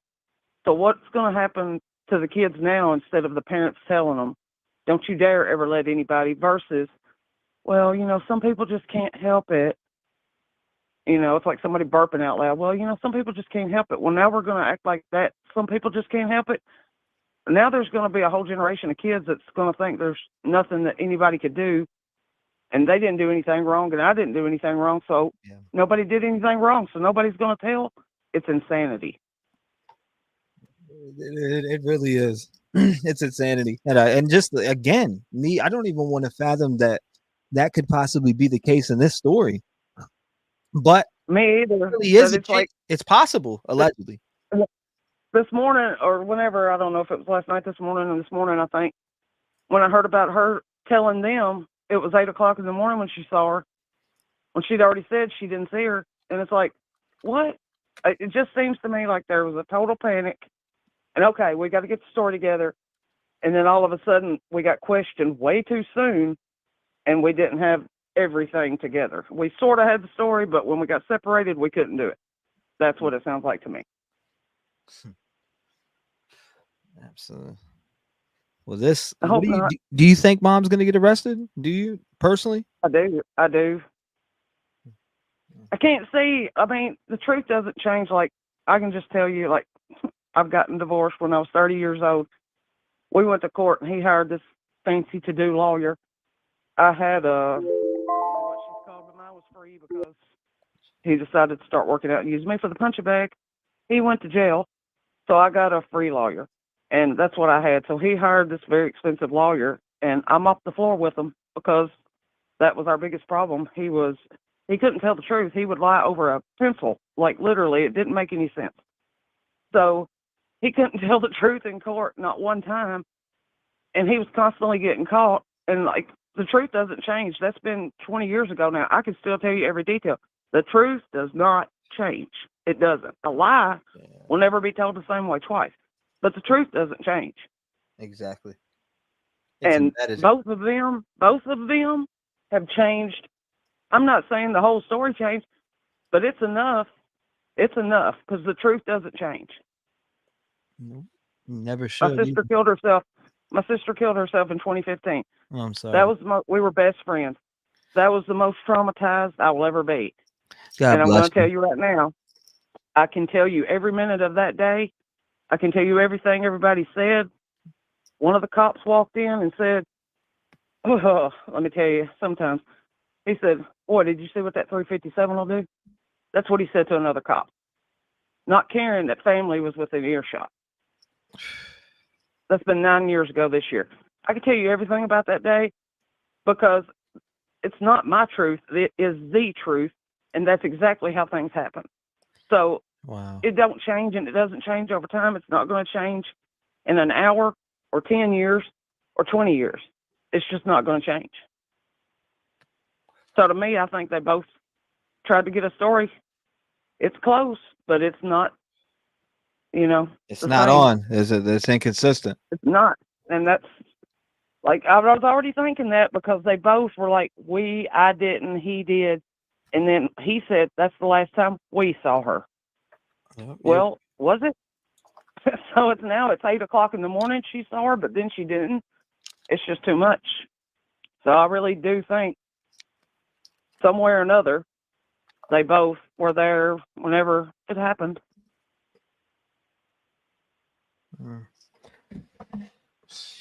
You said it. Ain't that the truth? He has cases on him, caller. He has cases on him. Well, again, I appreciate you calling in. Thank you for being a voice in the community. I look forward to hearing from all of you. All of you. Like I said, I want to hear everybody's take on this story when it comes down to mom. I did see a lot of people, well, not a lot, a very little amount of people saying, come on, get the mother a benefit of the doubt.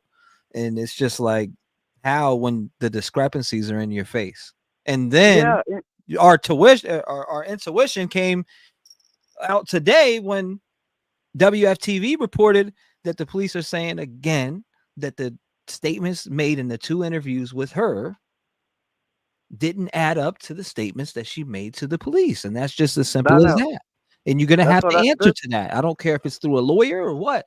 They will dig through that shit. If they have probable cause for a warrant, they will get it. Who knows? We'll see. Again, thank you for calling in. I appreciate you. Thank you very much. We appreciate you. God bless you, man. God bless you. Shout out to her. She's a good phone call.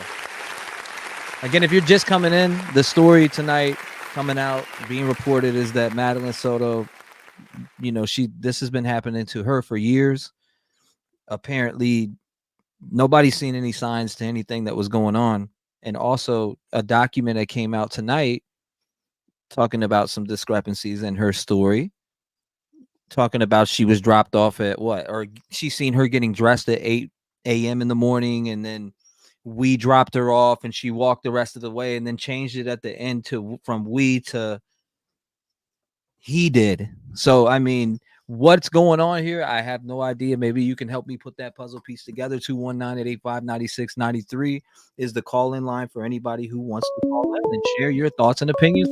615, you are live. Talk to me. Hello? Damn, you are live on the air right now. What is going on? Talk to me. Well, I am a 72-year-old woman.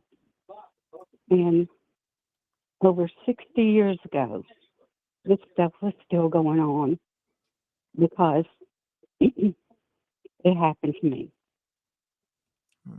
And my Sorry to mother hear that. never knew. My mother never knew because I never told her. And she lived with me for the last 22 years of her life. Hello? Yes, ma'am. We're listening to you.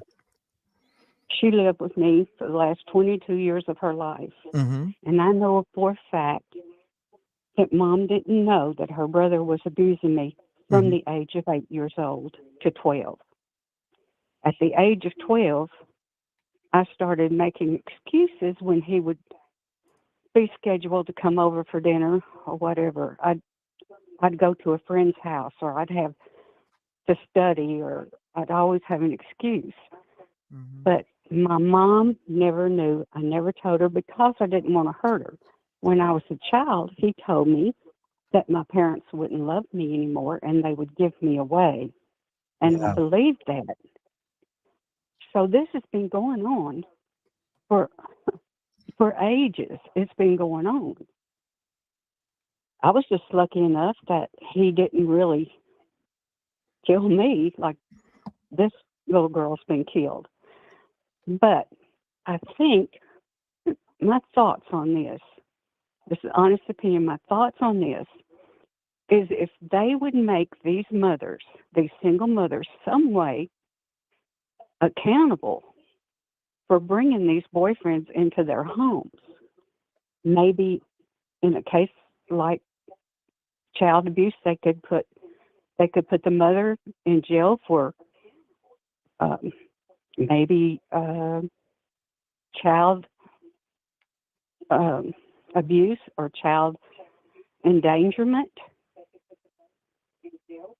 And maybe then these mothers would think about who they're letting in their home, who they're coming in contact with, or who they're letting around their children. Because this is an ongoing problem. For 100 years, this has been going on. And it's not going to stop until we start making the mothers accountable for child abuse. And maybe somehow they could get a law passed that they would somehow make the mothers responsible for bringing these men into their homes, or somehow make it possible for these women to investigate these men before they bring them in their homes. Now, I think, it's my opinion,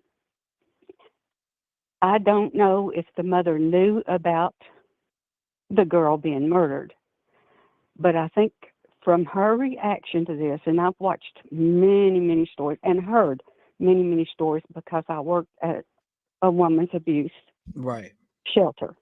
And I've heard many, many stories where the mother did not know that the child was being abused, but they had a suspicion. They had a suspicion. And I really feel like if this mother didn't know, she had a suspicion. And that bird that was talking, that's an app. And I feel like he might have been texting her to get her out of that interview because he wanted her out of that interview because they were beginning to ask her deeper and deeper questions. And he wanted it to stop. And I think he sent that message through that app to her. To try to throw off the interview, maybe to F up her wording a little bit, or maybe she was saying the wrong thing, and maybe she said, if I start to say something wrong, you can hit. I don't know. I mean, maybe you're right. Yeah, because the smirk that she had on her face, or the smile, she knew somebody was texting her to get off of that interview. I mean, that's my opinion. Now, I can't say for sure if the mother knew or not, but I just wanted to let you know that there's got to be some way that they can start making these women realize that not everybody is worthy of your trust. And that little girl was worthy of a life, and it was taken away She's right. by somebody that was let to be close to her, that they didn't know what they were doing, or they suspected something was a little off, but because the daughter never said anything, they didn't have anything to base it on, because my mother would have had nothing to base it on because I never told it. Right. But I found out he was doing the same thing to my cousins, and this was a few years back. And I thought, if I had known that, I would have said something about my cousins being abused, and then maybe it would have came out that I was being abused also, and that uncle could have been arrested. But he's deceased now, and honestly, I didn't want to see him go. I really didn't. I was in my 60s or 50s when he died, but I was not sorry to see him go. Yeah, no, I don't blame you. Just they should disappear out of your mind immediately. Like I mean, I'm just speaking from my experience. I mean, I just put it behind and move forward, because the more I dwell on said person, it's like then the anger builds up, and then you want to, because I was a kid then. You can't do that to me now. I'll break you in half. So it's like being that age, and when I had to let things go because the anger inside of me wanted to, when I see him, I'm gonna crush him, type stuff. So instead of doing that, that's why instead of taking it to violence or anger or anything like that, I took it to, you know what, let me put this behind me, move forward. I can shed light on this person and show who this person is. So, they can't be near kids and tell my story, because it's a story that I lived and only I lived. You know what I mean? So again, we can't let these type of people who do these things to anybody that's in here at all, whether you've went through something like she's explaining to us right now, or you went through a situation like me being a kid at a babysitter's and something happening from somebody being at this location to me at the time. We can't let them chain us up in our minds and destroy our lives, and let our lives just crumble right in front of us because of the pain and the hurt and the that feeling that we're feeling inside, that we feel disgusted with not only with ourselves. Everything is just disgusting.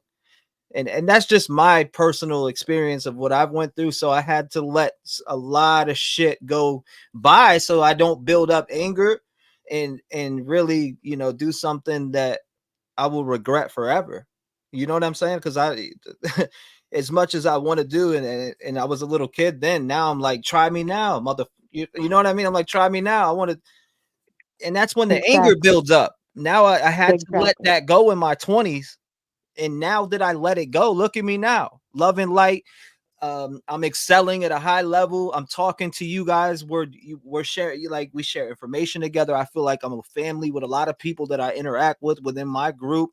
It is so therapeutic to just let that fucking shit go and let the light shine into your life instead of living in this darkness of sorrow, depression, and these different things. Not only that, use the wisdom that I gained and the power that I used and try to share that with others so they can now gain that power to let those chains off their arms and feel human again and feel what it's like to be fucking loved. Because sometimes people don't know what that is, and they live in this sorrow and pain, and it does that to you. It will rip you to pieces if you live in those chains. You got to cut those chains off of you and live you got to let that person be dead to you. Because if you don't, you're going to forever live in pain. You're going to forever let it ruin any relationship around you. There's just tons of different things that it will do to you mentally. And that's why you got to cut those chains off. Well, you'd be more of a prisoner to yourself than you would to that person. That's what I was. I was a prisoner. I was a prisoner, straight up. I prisoned myself, and sometimes would even use it as an excuse in some type of way, I felt like. And that's why I was like, nah, man, there shouldn't be nothing there for me to do that. I got to free myself from that.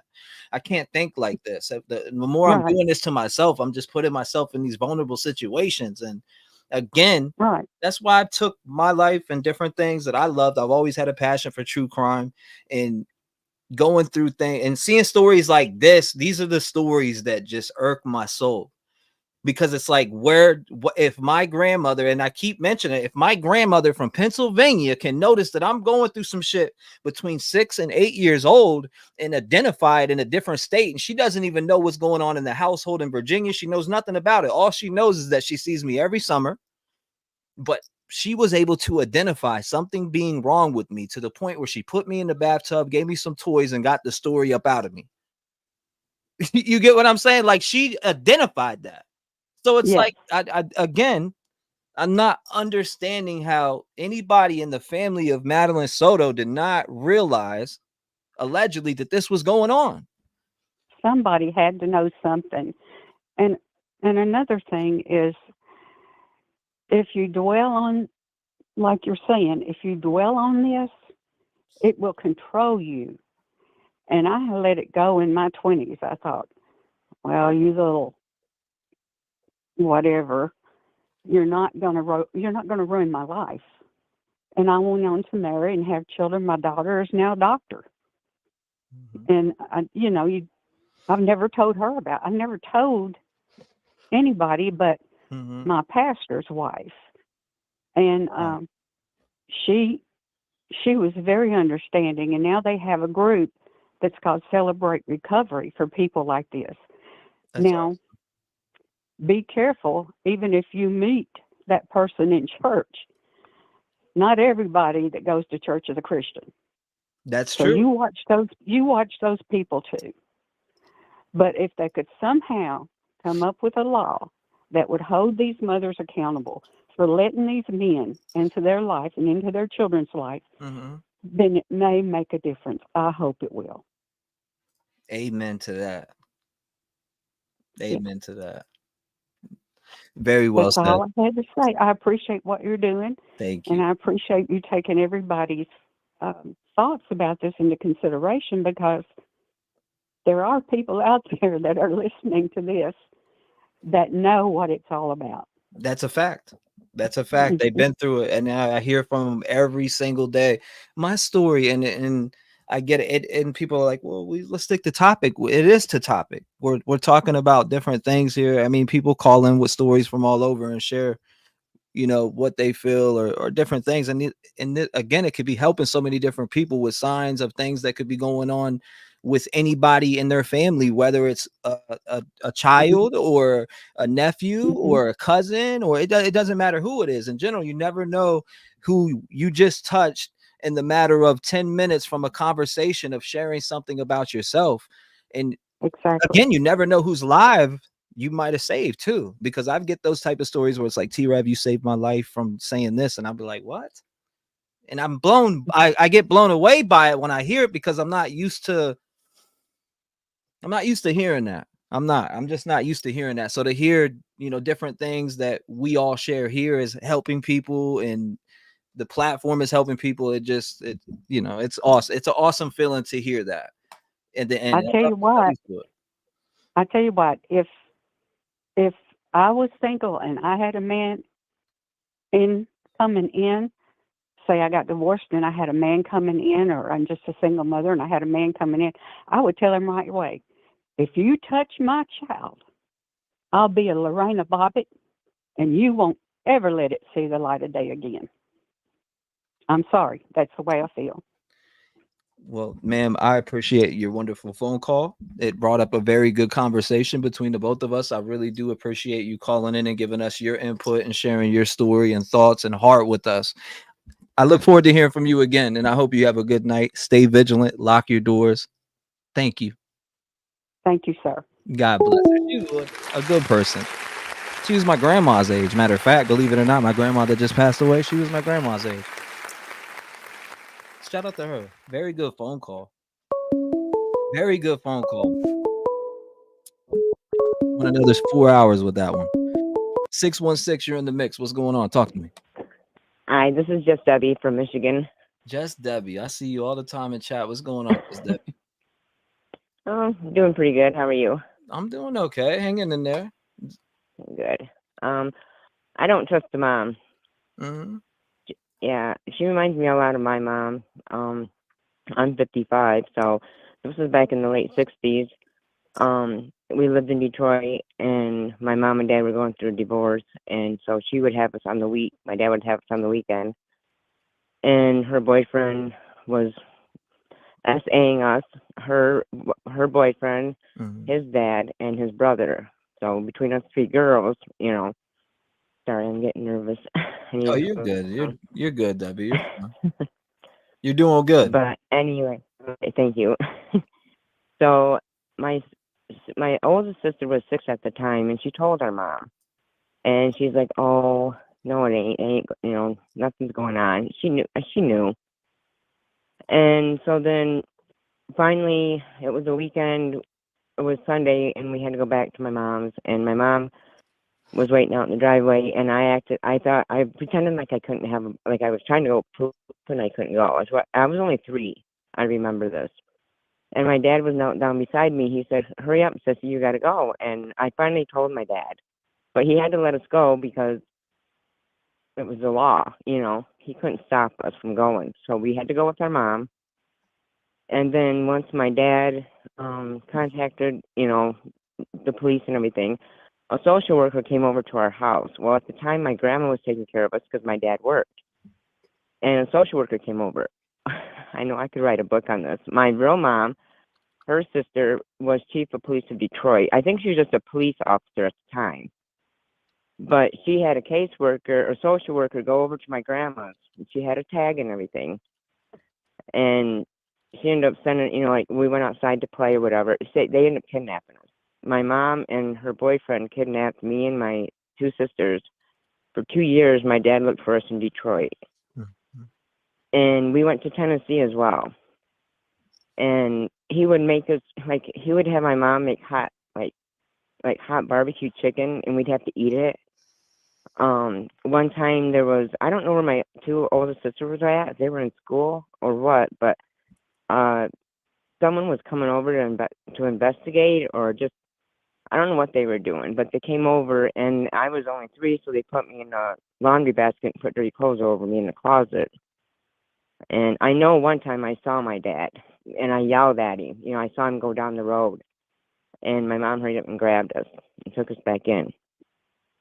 And then just one day, my dad was driving around. He had his brother-in-law with him, so he wouldn't end up killing anybody. He had his brother-in-law with him, and they went to this old lady's house, and she was referring to me. My dad showed her a picture, and she said, "Yeah, she comes to my house and asks to sweep my porch every day, and I give her candy."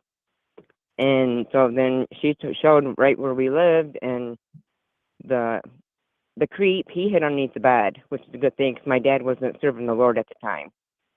But my dad would have killed him. But he was hiding, and my dad, he had the court papers because there was no Amber Alert, so he had court papers, and my mom had to, we went with my dad, and we moved up north from Michigan. We moved from Detroit. We moved up north, and my dad gave his heart to the Lord, and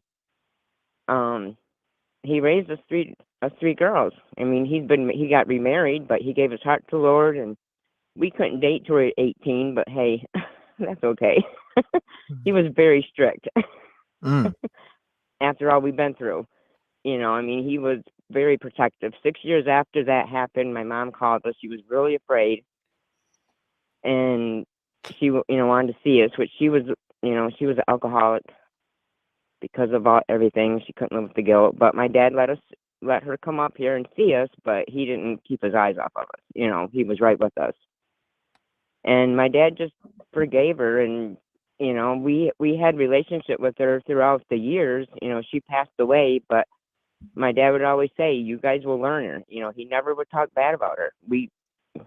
She showed us all the time what kind of, but I just, I loved her until she was gone, Yeah. But I'm sorry to hear that. This is the first time I've ever told that. I appreciate you sharing that. Never done that. I'm glad you could. I'm glad you could, though. I'm glad you felt like you could. But these moms sometimes, they get with these guys. It's like, I just feel bad for the, I don't know. These girls, just like when there's something that happens with these women, like it's like even celebrities, like when they have they're accused of SA, and someone will say, well, why does everybody come out when one person comes out? It takes that. It takes that, you know. I mean, I don't know. You feel like a kid. You feel like a kid when and you don't want to get that person in trouble. I don't know. It's hard to explain unless you've been through it. That's true. That's very true. You got to go through it to know. And my mom, she had a child with this guy, and she's my half sister. She lives in Detroit, and I have stuff that I talk to her and stuff. And she posts pictures of her dad. I don't follow her, so I don't see the pictures. She knows about it, and I don't know why she does it. But he didn't. My mom passed away. She choked on some, and she choked on it, and passed away. And he wanted to go to the viewing, but because we were there, he didn't go. Right. Which was a good thing. But I am a Christian, and if he was to ask me for forgiveness, I have to accept it. Yeah, that's a tough one, ain't it? Yeah, it is. It's a tough one. But I commend you. If the Lord can forgive him, who am I not to? Yeah, I commend you. Must have been hard. Yeah. But I haven't had to. I think that's what's helped me get through life. But I know I've never told anybody this. I have 3 boys, and I think there was a reason that I didn't, because like I used to babysit a lot, and it just so happens I always babysit boys. Like I don't know. It's like I feel guilty if I change a girl's diaper. I don't know. It's so weird, but and like when my boys were little, I always changed it. Like I didn't want family looking at them. I was so overprotective of my boys. But anyway, that's all I got to say. Well, and I think you're awesome. I think you're an awesome person. I know you've heard that over and over again, but I mean it. Thank you, Debbie. I appreciate you. I appreciate you having the courage to feel that way, to call up, to be able to talk to me, and not only me, but everybody listening to you talk in general. Like that takes a lot of courage to do that. So I appreciate you doing that. Well, I appreciate you all listening, and I ain't reading chat right now, but I'm sure everybody's being awesome. So absolutely. Yeah. Absolutely. Everybody's showing compassion and love in here tonight, and that's what I like to see. I like to see everybody coming together and talking about whether it's personal experience or your thoughts on this case, etc. Signs to look for, different things. I think everybody should have a lot of different tools under their belt after watching these different cases over the years, because there's been plenty of other cases that are similar, but got a different fingerprint to it. But I'm sure like all these different cases just add more tools under your belt and things to look at, knowledge, and especially with this open platform like this, hearing from the people instead of just hearing from me, it makes it even that much better. And that's why I love hearing from all of you, people like yourself. And again, I appreciate you having the courage to do that. And I hope you have a good night, Just Debbie. Thank you. Lock your doors and stay vigilant. And God bless you. God bless you. Bye. Shout out to Just Debbie. That was a good phone call. I appreciate it. 219-885-9693. If you're just coming in tonight, we are covering the story of Madeline Soto. Tragic story. Details came out. I'm sure you all heard them by now. If you haven't, you can go back and I talk about it plenty of times. 657, what's going on? You're live. Hey. Yes, ma'am. You are live on the air. Hello. My name's Lorraine, and I always watch your show since way back. Anyways, I can totally relate to you with what you've been through. My brother committed suicide because he couldn't deal with anyways, it's been a few years ago, but kind of emotional because I kind of think that there could be another spin on this when she said about her going to the woods. Maybe that was her when she turned 13, is her saying, and they woke up to that, and then they couldn't deal with it, Maybe she tried to talk to her, her mom about it, and nobody was listening. I mean, I'm just talking about my story with my brother. I mean, it was years, and finally came out this predator was abusing other boys on the street, and ended up being a policeman. It was just a terrible story way back in the day. I'm 62. I have 8 grandkids, and I'm all about this, and I watch you all the time. But I thought maybe another spin could be, maybe when she was saying that, he looks like a fantasy boy, like a Disney character.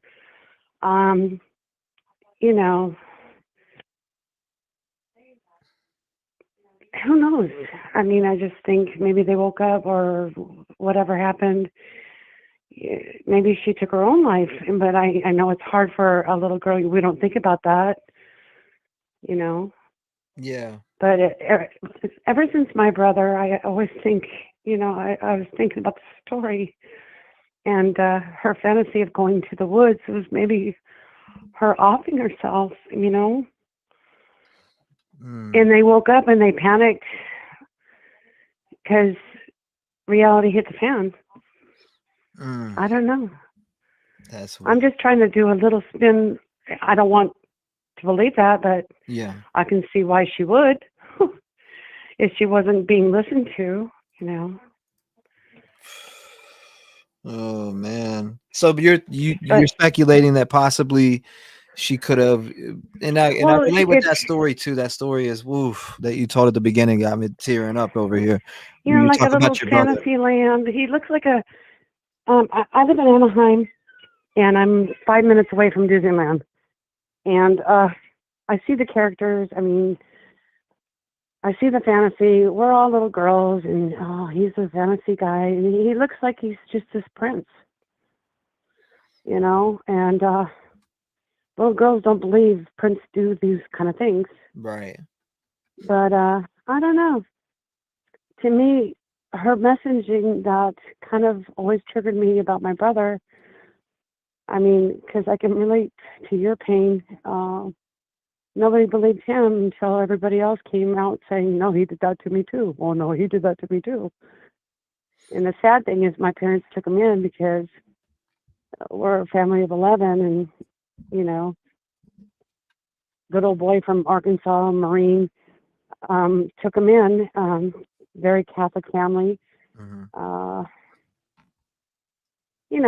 him in thinking that, and he kept on saying, and my dad always questioned, because there was a lot of girls, why is he always wanting to be with the boys? Well, we figured it out later. And my brother, through drug addiction and everything else, it came out where he just couldn't handle it anymore. I mean, he came out, he explained himself, but he couldn't deal with the pain, So he offed himself, and I'm just thinking if this was I wish you happening. could have made it through. I'm so sorry to hear that for you. No, it's okay. I don't know how He's close in a you better guys place. were. March Anything 9th will like be that. Yeah, well, he's in a better place because he was suffering here on earth because, And that was the reason why, right? A lot had to do with that, and then of Yeah. course because he dealt with he was doing drugs and Yeah, the addiction. I can relate to that so much because I've been so close. But thank God I was able to go to the hospital. That just breaks Yeah, see, a he didn't. strength He stopped. inside to do that is so sad. Ma'am, I'm sorry for your brother, the loss of your brother. That's sad that you Well, took his life over some other fucking coward. That's how I look at it. Some coward He's an that, angel. He's an angel in heaven, looking over all of my family. Like I said, I'm from a family of 11, 7 girls, 4 boys. But he was in the middle of like a lot of girls, and this coward came into this Catholic Irish family of, I'm from Arkansas, I'm a Marine, and my dad was like, take him in. He's a good guy, and he's doing church. I don't ever want to bag the church, but he was doing church youth groups and all this, and it turned out after, he got arrested for this. It turned out that, you know, all these boys on the block were saying, no, he did that to me too. He did that to me, because they were all hush hushes, you know, in the 70s. You know, you don't talk, you know, you're cool.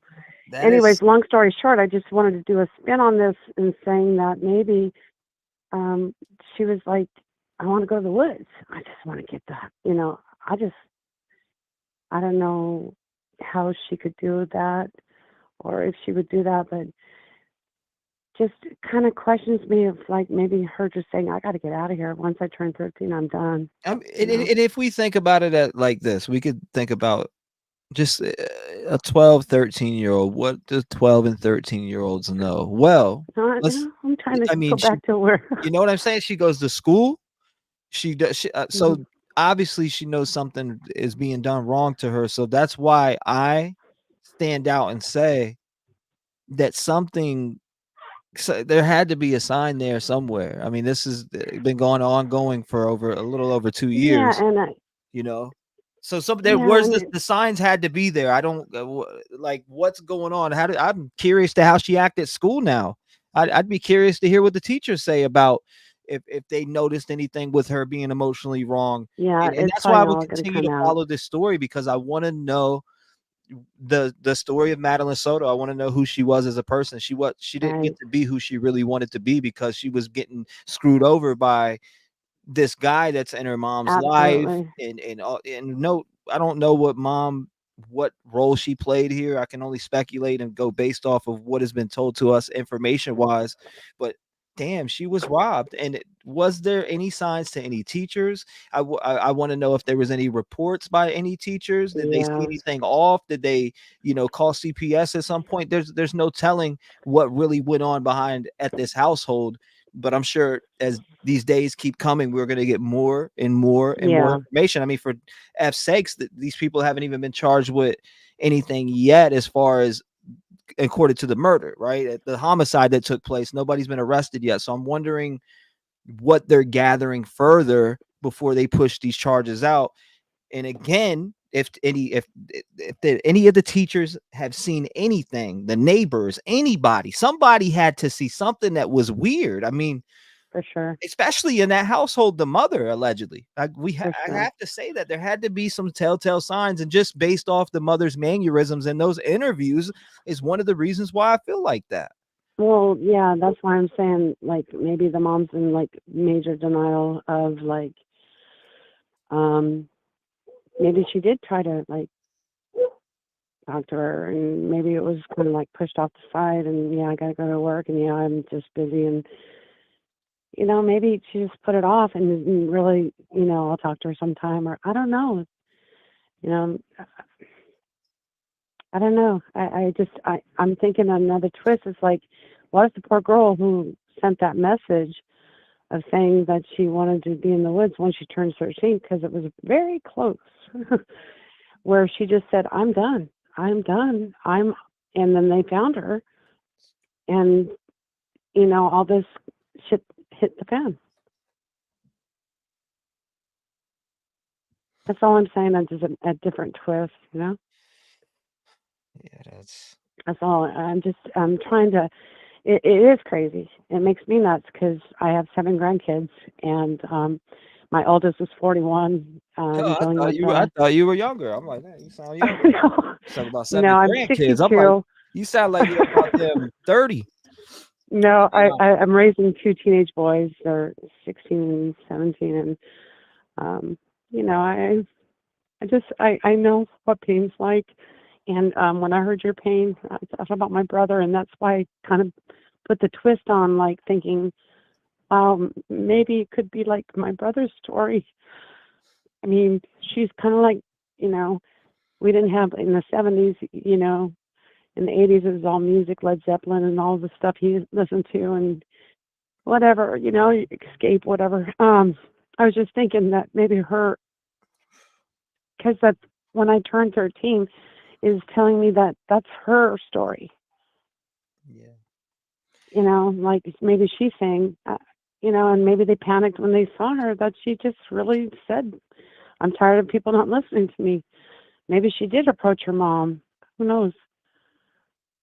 I'm just saying because I've been there, you know, different time period, but weird. But I really really like you, and my grandboys are probably tripping out right now because you're always on the TV. They're probably going, "What? That's my grandma right now." What? Is that grandma right now talking? Do they hear you? They hear They you? probably do it unless they're on Xbox upstairs, but you know they come down to eat. Yeah, They're probably tripping. She finally got through. I knew she was going to do that. I said, I'm going on there. I have to say something, you know. Well, They hello. know my You story. said the grandbabies? My grandboys, I'm Shout out to raising your grandboys. right on. Yep. Okay, well, you know, you're a good guy. God bless your heart. I know your story, and it reminds me of my brothers. And wow, courage is everything to come out. But you know, like I said, it's just like when she was saying, you know, her story about going to the woods. Maybe that was her other way of saying, I'm done. I don't know. That's a good point. And you could be right about that too. You could be right about that. I mean, I'm sure we'll Yeah, figure 'cause- out what the woods are about. It came out a little bit already, so I figured we may get a little more information about why she wanted to go to the woods. Maybe she has journals or stuff written in there. Maybe they tried to dump be. that with the evidence, and Or maybe it the could be police like a covered it. dude. It could be like a weird fantasy. Like he kind of looks like a Disney character. That's weird. He kind of is handsome in his own odd freaking way, but to a child girl that's like a prince kind of guy looking. I can't explain it, but Wolves in sheep's clothing. Is that yeah, wolf in pretty sheep? much Mm-hmm. Disney character, Disneyland. You know what I'm saying? Because like I said, I'm 5 minutes from Disneyland over here in Anaheim. Yeah, I don't know. So Somebody said she did not say she wanted to live in the woods. I have yet to see the statement actually just chilling myself. So I get that. I just haven't. I've heard it come out. I just haven't seen it solid written down anywhere that I've been like, okay, she really wanted to live in the woods. I don't know where that rumor originally lifted from, but because you know, I'm thinking like a girl that age, fantasy. You know, I'm escaping from really what's happening to her. And nobody's listening, so I'm just gonna off myself when I turn 13. Dude, I don't know. I'm just kind of thinking I can out of the understand box. why. I can understand why. Yeah. I'm just thinking about, you know, mom's not listening. You know, he's a creep, but my fantasies in reality. I got it off myself because I'm done, and they panicked. I don't know what else to say. That I don't want. I just feel sad. I actually have anxiety. I don't sleep at night worried about my own problems in life, but this just breaks my heart, and everything else that we watch every day. It's a new thing. It's just, you know, It it's is a new heartbreaking. It is every day. Every day there's a newer story that I'm seeing that captures me. That, like for instance, I'm still thinking about Elijah View, poor little boy. Speaking of Oh my Elijah gosh. View, there, Please don't even go there. you Because know, my grandkids go from age 3 to 17. And it's like, oh no. I got to show this while everybody's in here. Real quick, update on a little Elijah View. Elijah View Yeah, for search sure. police. They continue searching the rural areas. Clarify details on car in custody. There's a car. Where is it at? Right here. This little vehicle right here. They're saying person of interest, but they're saying that details on car in custody. Check surveillance. Okay, so here it is right here. The vehicle. This is on another little boy that's been missing right now. I think maybe 12, 13 days. It's been since February 18th, around then. 17th, 18th. The little boy was last seen in Two Rivers. PD check surveillance video for vehicle of interest in Elijah View case. I just wanted to show this real quick. Again, if you are in this area, the Two Rivers area, Wisconsin, there's a little boy, Elijah View, 3 years old, went missing from an apartment. His mom sent him over to a place to get Really? you know, disciplined by somebody, and Really? and they found a shoe by a dumpster. They found these things, but they have not found Elijah. They went through the landfill. I would be surprised if they're not still going through that landfill. But it reminds me of the Quentin Simon case. So again, if you guys can share any information about this case, there's Facebook groups on this case. Keep little Elijah's story alive out there too. This is a missing 3-year-old boy. He has not been found. His mom is arrested right now. The person that was allegedly, disciplining him is arrested right now. So we do know that as far. Now we don't know any other details. We don't know if they have a crime scene. We don't know anything other than the information that I was able to put forward. Now that's just off the top. I'm sure there's a couple more clues, which there is an auto shop that he was caught on camera. It looked like he was crying at that auto shop. Oh, for Looks like he sure. was sad at that auto shop. So again, My heart. if you guys live in this area, you see a vehicle like this out there, this a vehicle of interest that the police are looking for. You may live the Dells area, or you're by whatever, Two Rivers, whatever this is in Wisconsin. It says Dells, so keep an eye out for this vehicle and to keep Elijah's name alive too. So for sure. All right.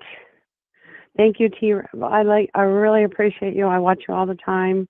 I'm obsessed. I try to put on something different sometimes just to change it up and something, to make it like different in life. But the blood of Jesus will always set us free. And I believe that we'll get there. And it's just, it's just sad.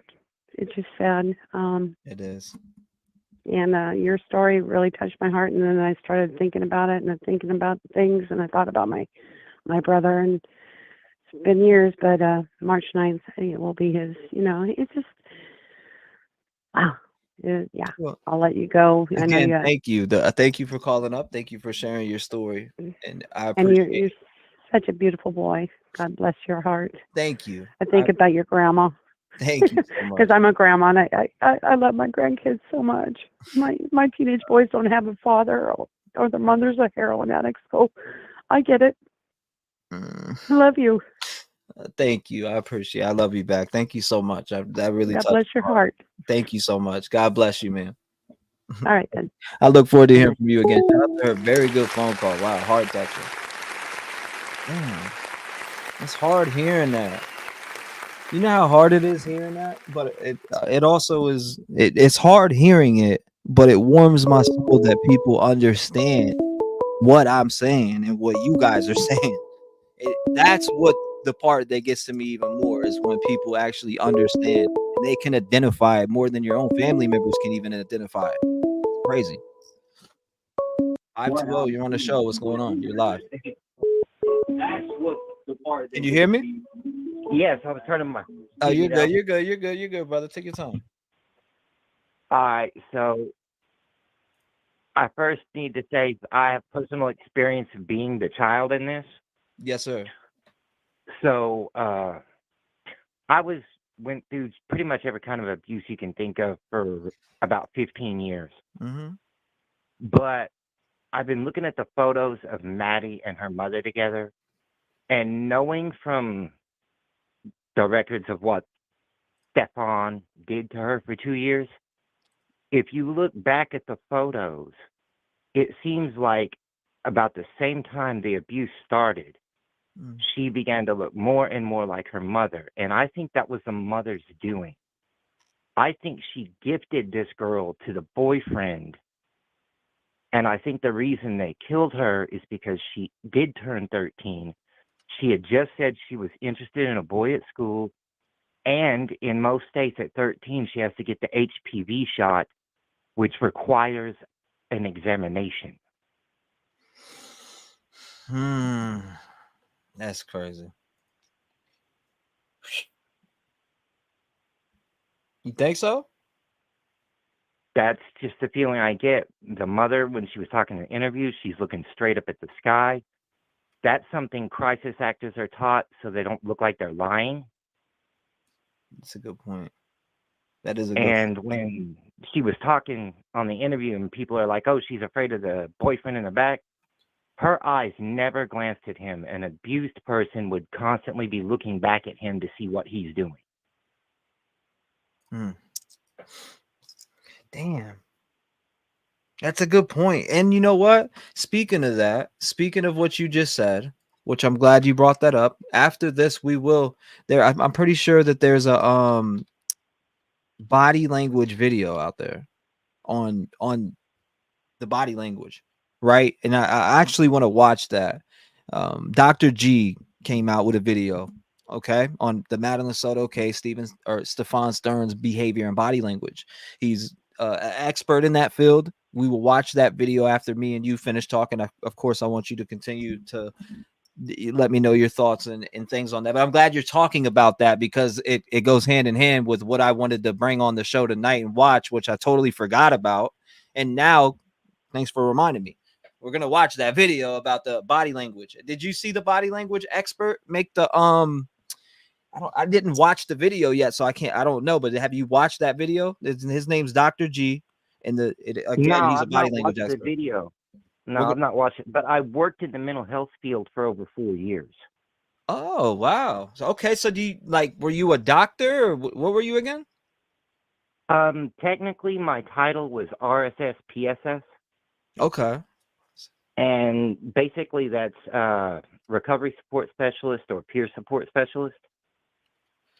So I was peer support for people experiencing mental illness and addiction issues from my own experience with both issues. Wow. Interesting. I'm trying to think in my head, what else was off to you about that interview? Well, again, the mother's body language, there's just some things. Look, that's what I had to focus in on when I was working in the field.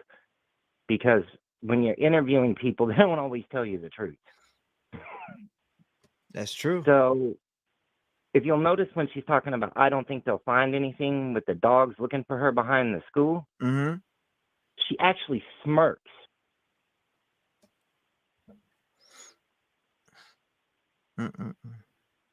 So you are now at what part for you would the smirk? I'm trying to think. Was it at the time when the parrot went off, or right after that? No, in the other interview when she's like, "Oh, the cops are out there with their canines behind the school." Okay. Oh, I know water what you're tank talking running." about now. I know which one you're talking about. And then she sits there and says, "I don't think they're going to find anything out there." She actually smirks when she says that. Interesting. Interesting. And, like I said, she's constantly looking straight up. Now, human behavior, they either look left when they're lying or right when they're recalling facts. But the straight up, that's actually taught to actors when they're reenacting, like, 9/11 crisis. Right. They're taught to look straight up so it doesn't give the air of lying. That's crazy. And, like the photos, look, I've got a daughter myself, and little girls don't tend to copy mom after they get 11 years old. When little girls start to look like mom, it's usually before that. So the fact that around 11, she starts to look more and more like her mom, I think her mom was doing that. I think she was making her into a younger version of herself for Stefan. That's crazy. I mean, it's not out of the normality for these weirdos. If we've heard of it, that story that I just read before about the mom literally handing off her daughter, her 12-year-old daughter, it had a baby with their 25-year-old boyfriend. He got like 20 years. He only got 20 years. That dude should be doing life, and she should be doing life. You handed your daughter to a man to be with, and that's where what you're talking about, or another caller was talking about, which was specific to what could possibly be going on in this case. You can't not disbelieve that, because there's other cases that I've seen, specifically the one that I read earlier about a mother letting a 12-year-old, or she was basically just letting this ex-boyfriend do whatever he wanted to the 12-year-old. So I mean, I guess our minds could be blown here. Allegedly, I don't know that. I'm not saying that's what's going on here, but hearing those theories, it's possible. That's just the impression I got from watching all the interviews. Now, as far as like time in prison, I can gladly say that after all the abuse I endured, no one listened to me growing up. No one believed me because this man was just like the greatest man ever, the kindest guy, always generous, always doing helpful things, saving people from fires when the fire department wouldn't even go in the house. I'm dropping the article in chat that I'm talking about so people can see.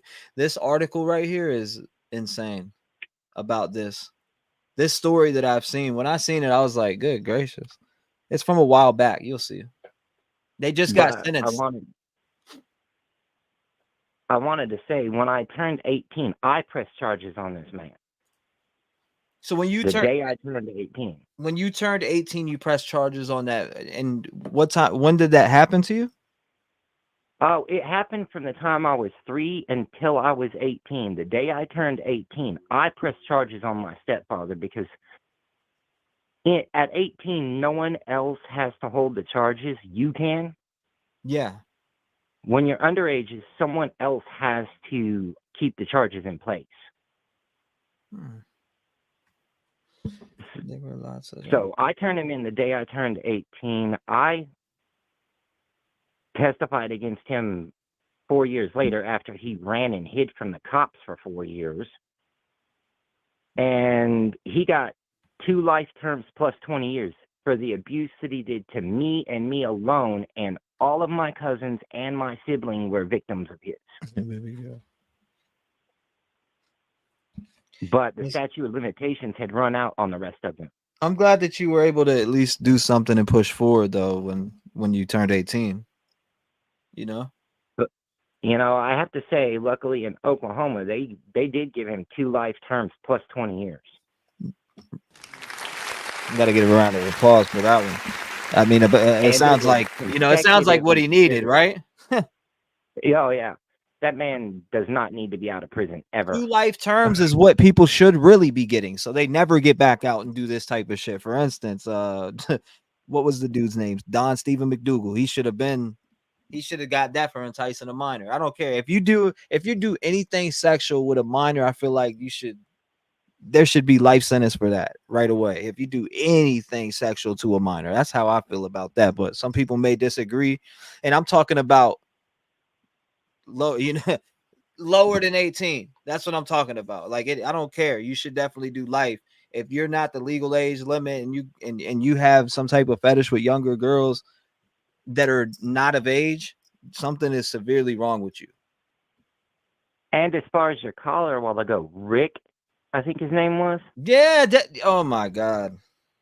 I think that he might be what psychiatrists classify as a hebephile. What is a hebephile? Okay, so pedophilia is a blanket term that means all children. Right. So within that category, there are smaller categories. And hebephile is people who are sexually attracted to 15 to 17-year-olds.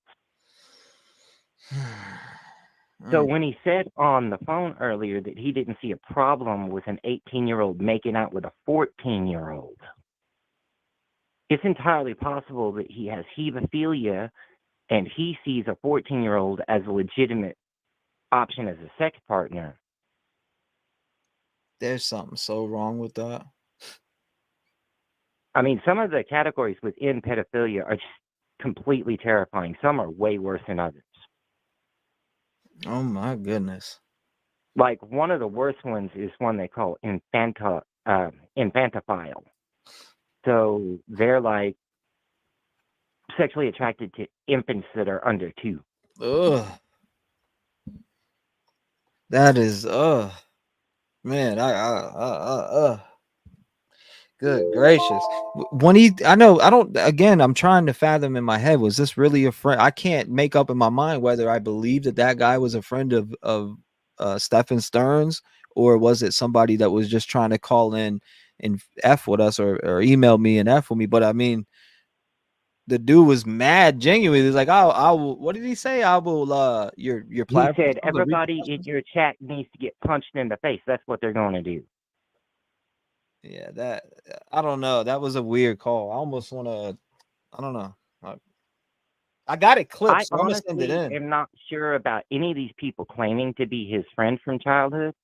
That's how I feel. I find it ironic that if they actually legitimately knew that he was a pedophile all along, why is it that no one ever said anything until after he got arrested? Yeah, I said that. You know what's funny about that is that what you just said, I said yesterday, maybe even this stream, like, why are all these people coming out the woodworks with stories that Stephen Stearns was trying to hook up with younger girls, but yet never reported out? That's what earlier caught me off guard when he was like, I was 18 when I seen, he said something about I was 18 when I seen he tried to hook up with a 9-year-old or something. That I would, and the way that it was said, it was like it was so normal. I was actually listening because I didn't tune in at the beginning of the stream. I was watching something else and came in late. Mm-hmm. But when Rick was on the phone, I remember what he said. He said he saw him kissing and moving up on 13 and 14-year-olds, but that Stefan had told him the younger the better. And then he said he never actually saw him with a 9 or 10-year-old, but he did see him with 13 and 14-year-olds, and he didn't think there was anything wrong with that. Mm-hmm. That's what got me. That's what made me kind of snap. That's where I kind of was. I was like, all right, usually I listen to people and things like that, but once I start hearing things that just are weird to me, that's when I kind of I'll get a little bit ignorant, I guess you could say, like hit buttons like Stop the cap and get the fuck out of here. Stuff like, buttons like that I'll hit.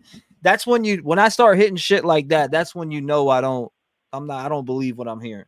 Or well, I'm gonna tell you straight bullshit. From my perspective, you've got way more patience than I do, because like anybody talking that kind of crazy stuff to me, like now I want to physically injure them very badly. Yeah, you can email me, Monique. I haven't seen the email. I'll be looking for you though. Because I mean, look, I have very little tolerance for people like that, especially after enduring abuse in multiple forms for 15 years. And people who normalize it and just act like it's just an okay thing just basically infuriate me. They're saying in chat that hold up. So Ibelis Tara says T-REV, the Rick guy, said him and Steven were a part of a ring, but you hit the button. I didn't hear that part. They were part of a ring?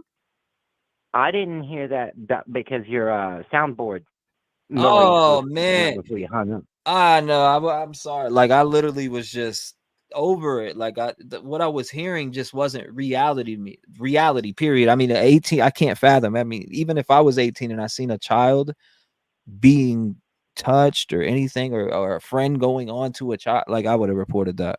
I'm sorry.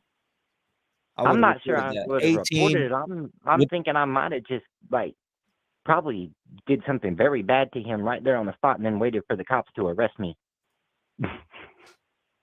Yeah, that doesn't make sense. That is crazy. Well, I appreciate you calling in. You said again, what was your name? Oh, my name's Elvin, but everybody calls me Elf.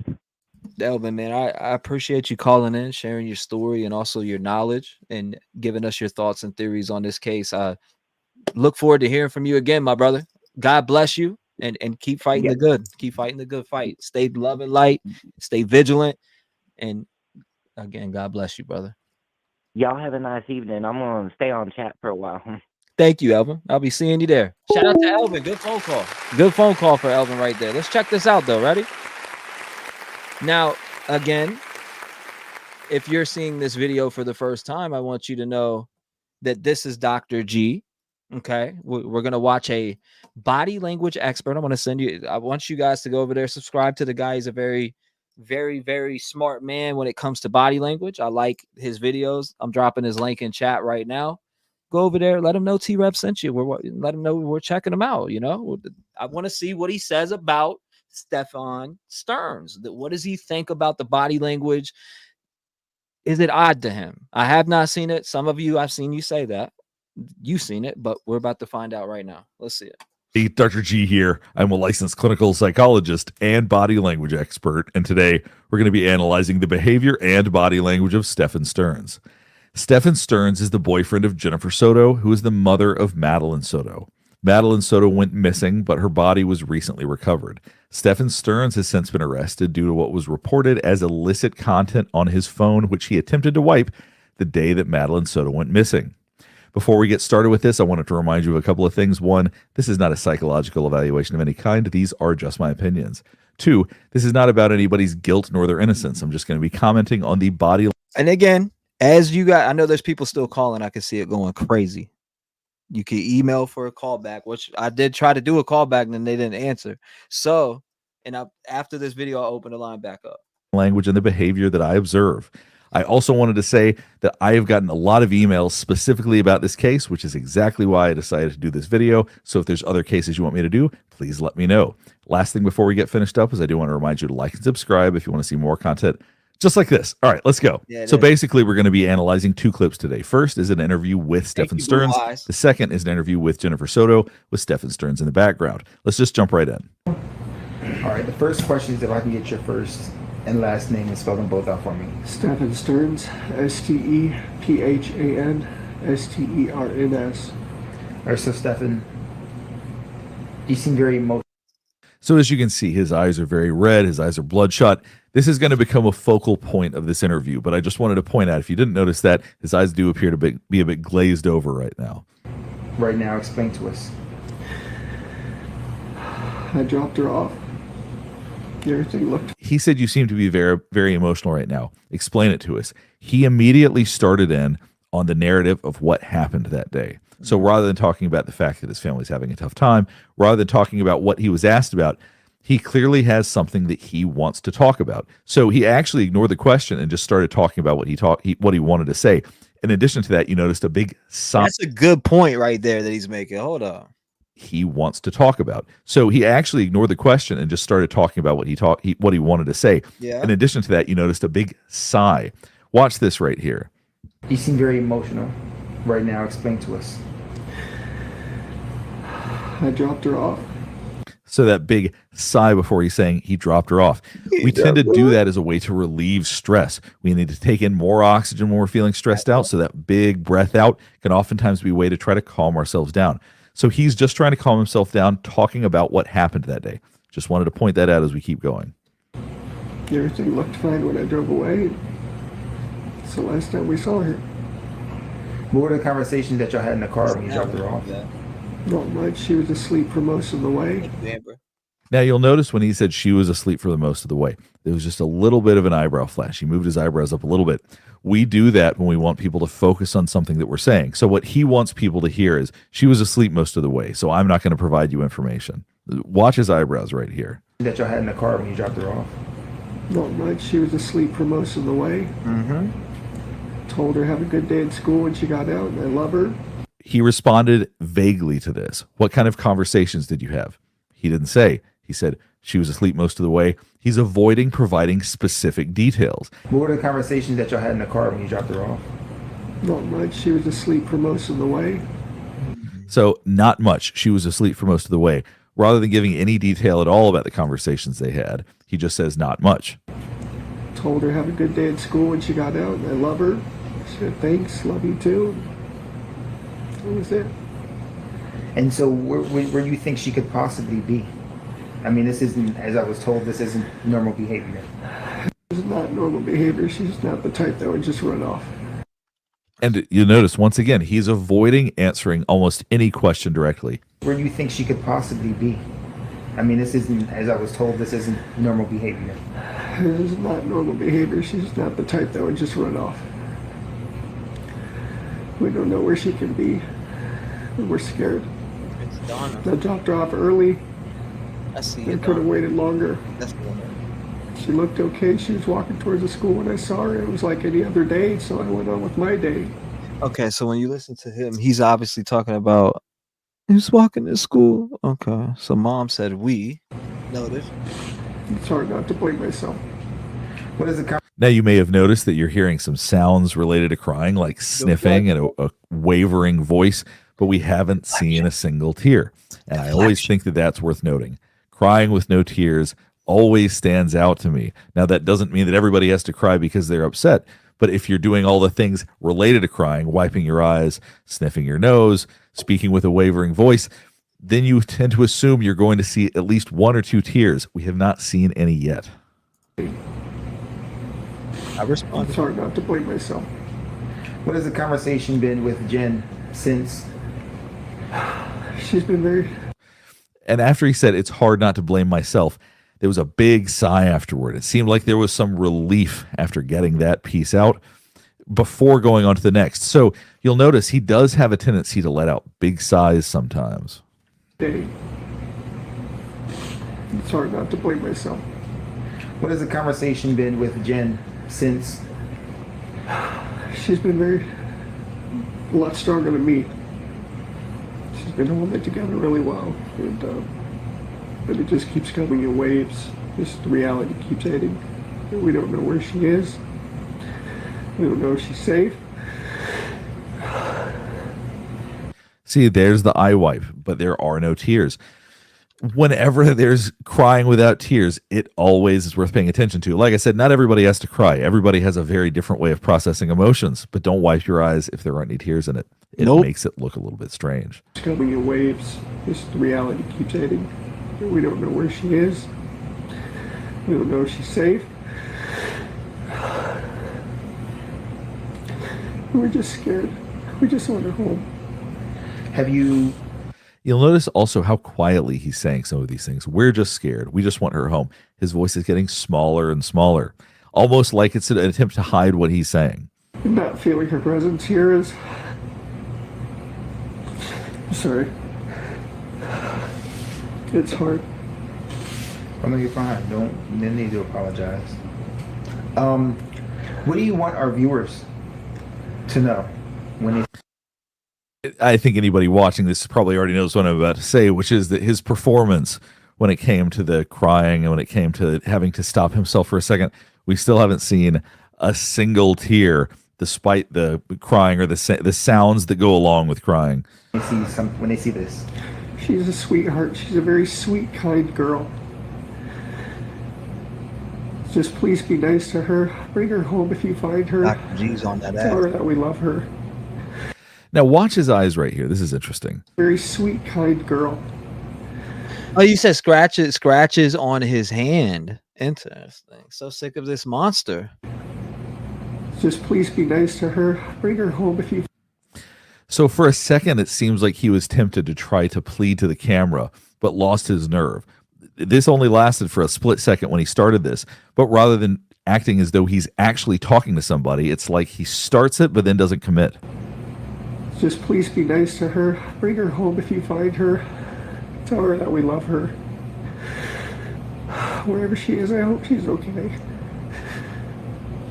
I mean, if someone were to come in contact with her. All right, now let's watch a little bit of the interview with Jennifer Soto. We're going to watch his body language as he sits in the background. It was seen on video footage that she hung out in the parking lot of the church for a few minutes and then got up and walked towards the school.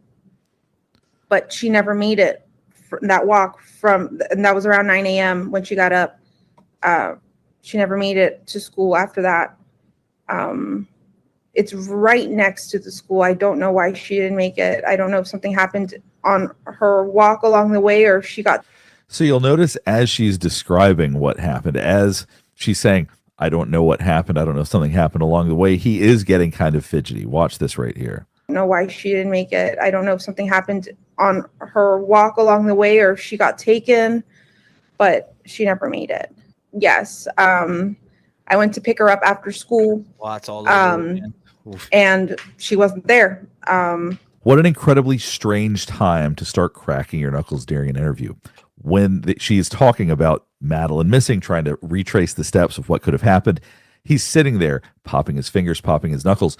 Now, one thing I do want you to keep in mind, doing that can be seen as aggressive. Cracking one's knuckles can be seen as aggressive. It's also a way that we can relieve tension, but more than that, it can be seen as an aggressive act. So it's interesting that as she's talking about this, his reaction is not one of fear or anxiety, but it seems to be one of aggression. It didn't make any Was sense. the I last agree. anyone seen of her or heard from her? Yes. I went to pick her up after school, and she wasn't there. So I started driving around, maybe thinking she. You could hear them knuckles going in the background and everything, Mom, like Letitia Stouch 2.0. Oh my God. Hold up.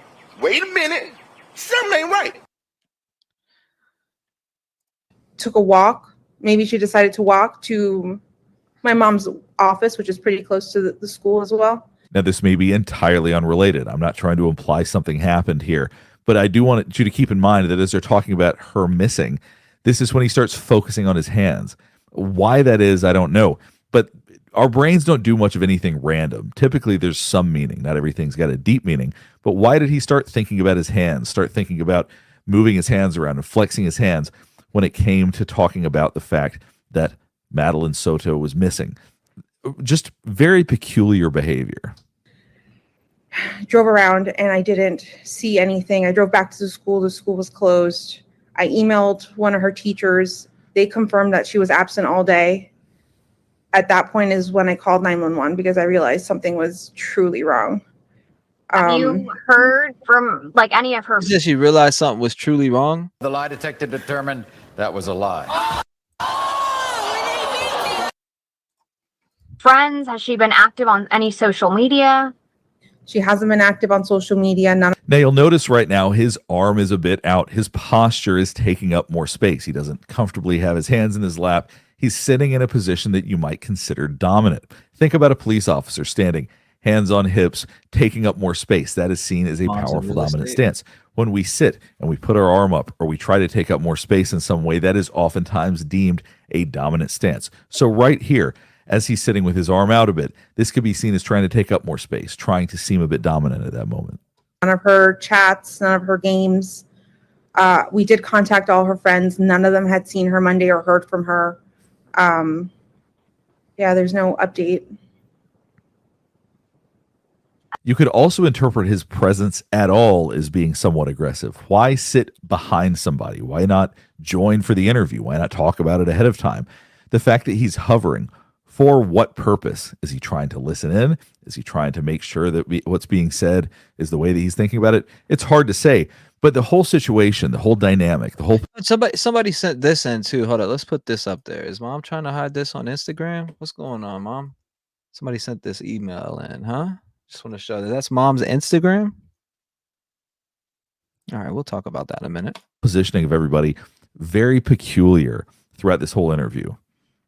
She's open to us. She's open with us about, if she's got a crush with anyone. And she told us she had a crush on someone at school. And I have to ask this, and I know I You'll notice in the background, he's also fidgeting with something. I don't know if it's a vape. I'm not sure what it is, but the idea that he couldn't wait until after this interview to do whatever it is that he wanted to do does show a lot of tension. It shows a lot of fidgetiness, a lot of challenges sitting still. hate doing it, but is she the type that would run away? Has this happened in the past or anything? Has she ever threatened to run away? Never. She's never ever mentioned anything like this before. And she's not the type to want to do this. And it's interesting that was the moment that he seemed like he was listening intensely, asking about her ever threatening to run away or running away. It's like he was waiting to get through that. Then he started, I think he's vaping. I'm not sure. It's something that's making him turn away. But he was really keyed in during that moment, and then it seemed to have lost interest a little bit right there, or seems to have maybe found some relief. Has she ever threatened to run away? Never. She's never ever mentioned anything like this before. And she's not the type to want to do this. She's open to us. She's open with us about, if she's got a crush with anyone. And she told us she had a crush on someone at school. And I looked at their messages. Nothing was weird. I looked at all of her messages, all of her deleted messages. Now, when she said she looked at her messages, nothing was weird, it almost seemed like his body went to a position of relief. He's got his hand on his leg. He slumped down a little bit. Now, sometimes when people go dramatically down, it's losing confidence. I don't think it's so much right there. To me, that seemed like relief. With us about, if she's got a crush with anyone. And she told us she had a crush on someone at school. And I looked at their messages. Nothing was weird. I looked at all of her messages, all of her deleted messages. Nothing seemed weird. It didn't seem like she was talking to anyone. So I don't feel like that's the case. I feel like she may have been taken, because this is not like her at all to just disappear and not tell us, not let us know where she's going or who she's with. Yeah. What are you getting from law enforcement? All right, now the hand on the back of the neck, that's seen as an extreme reaction to stress. So the fact that he's doing that in this context is very noticeable. At all to just disappear and not tell us, not let us know where she's. Hold up. Oh, whoa, whoa, whoa, whoa, whoa, whoa, whoa. Let me read this again.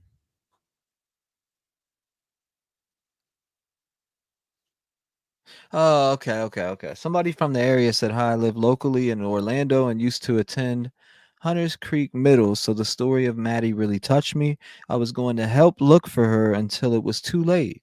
I have a story to share with the community on the recent situation that I was involved in, or that I was in that involved my minor with my ex-husband. Okay. I see your email just came through. She's going or who she's with. Yeah. What are you getting from law enforcement? Are they actively searching for There's a lot of nerves in the neck. So touching the back of the neck, rubbing the hands on the neck, that is a way to pacify ourselves, to make ourselves feel calmer. her? What happens now? Especially that she doesn't have her phone with her.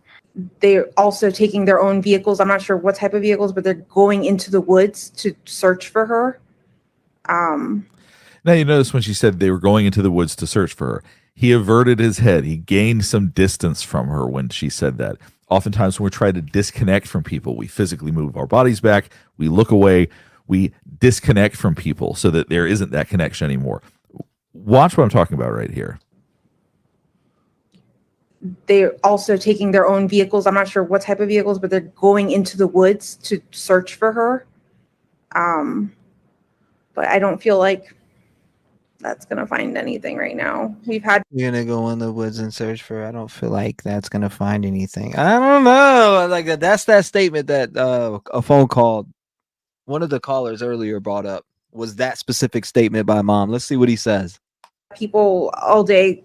So we'll go ahead and wrap things up here. Hopefully this is helping you better understand some of the behavior and body language we're observing.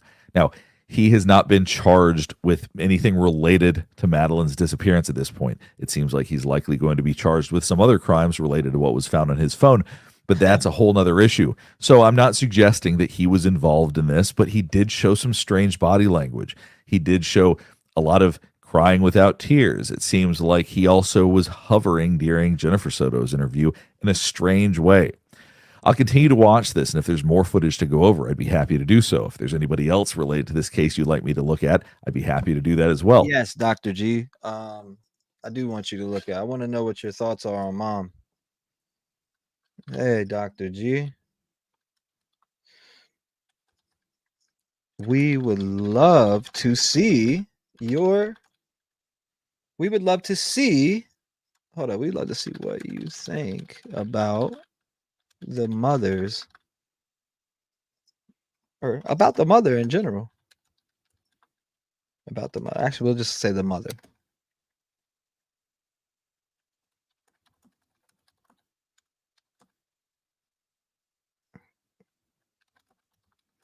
Okay.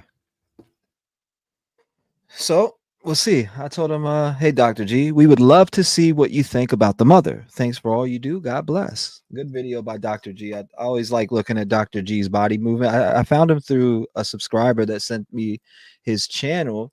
And yeah, very good. Very good. Now, somebody from the area, very good observation. Yeah, he on point with it. He's on point with it.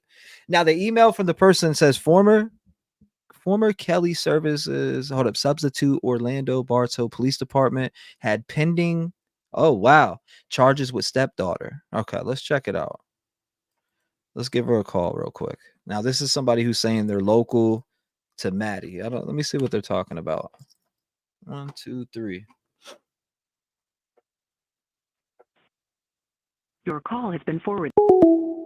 I'm trying to call her. She's probably trying to call in at the same time as we're going. We'll see.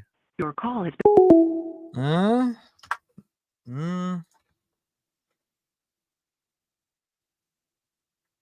Your call has been forwarded. It's off. All right, I'm opening the lines. Hold up. They're open. He said, yeah, that's what I'm thinking. Dawn says, how much do you think he paid for Madeline? Supposedly they lived in a gated area and had dollars, and mother rides horses daily.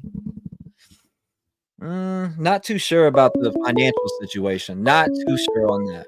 That weird squint she does too. 757 sent from heaven. What's going on? You live. Good Lord. What is going on, Donna? What's up, Trev? You know, just It's been hanging a good in there. show tonight. It's always good, but it's been exceptionally good tonight. Yeah, thank you. I appreciate that. I was thinking about this is Remind you of the before you go on. Remind you of the Idaho 4 days, right? Oh yeah. Grab your snacks, get your drinks. You know. Lock in. I could literally go for 12 I'm if I sure. want to. If I want to, I don't want to kill myself because I do want to come on every day and Right. you know give people the platform and also go over all this information. But what Well, are and your thoughts? Man? give yourself some rest until some good stuff comes. You know, the good stuff comes out. You know what they're really going to give us on this case. You know, I have to say, in a couple days ago when I called in, I had said I wanted to give the mom the benefit of the doubt. Well, I'm taking that back today, because there's a part of me that kind of feels like she's the dominant in this relationship, just by the way she's acting. I think that she's got control over him, you know, just by the way she hugged him. It was just kind of gave me the feeling like, you know, everybody was saying like she was comforting him, but in a way it was almost, if you look at her face, I don't know, just something about it. And the more I think about this case and the more I hear about it, I'm just wondering if they dosed her, if they were involved with something kinky with this kid, and I just hate to say it like that, but if they were involved together assaulting this child, and say they dosed her with something to either relax her, put her to sleep, or whatever, maybe they overdosed her by accident. And because something that you said, I think it was you that said it earlier, or maybe it was something that you showed, said there was no evidence of anything physically visible to her death. So I was thinking, okay, so if there's nothing physically visible. Who said that? Physically visible. Like no blunt force trauma or. No, I never heard that. No, I'm saying there wasn't any. I heard something that was played tonight. I heard, and I'll try to listen for it again. But it said something about there was no visible evidence of trauma or something on the body. Maybe it was just in the picture because the picture was released or something. I don't know. I heard something today. But anyway, it made me think, you know, if there's no physical trauma on the body, like strangulation or blunt force trauma or something like that, what other way would they be able to, you know, kill her? And I was thinking maybe she was drugged. I've heard someone say that tonight as well. And we're going down that road, you know, along with me. But, you know, it's not far-fetched that mothers or women get involved with men like this. And, you know, she could have very well been involved in this abuse. She could have very well, you know, it almost seems like they're working together, like in the interview. It's almost like they're paying attention to what they're saying, like it's been rehearsed, I guess.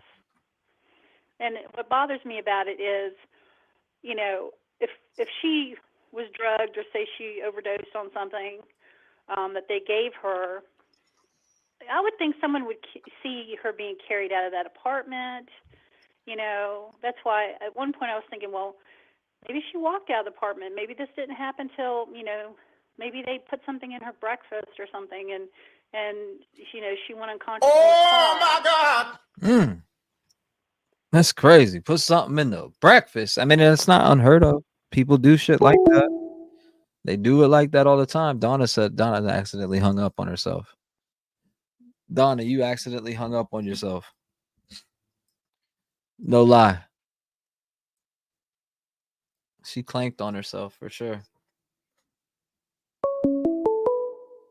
Oh, I'm surprised you even got right back through. I'm surprised I got back through. There you go. You did. I'm surprised you got back through. So I just switched phones. now I don't know if it was from it. You're saying that they said something about no blunt force trauma on something I played here tonight. No, I heard something today. I don't know if I heard it on what I was listening to here.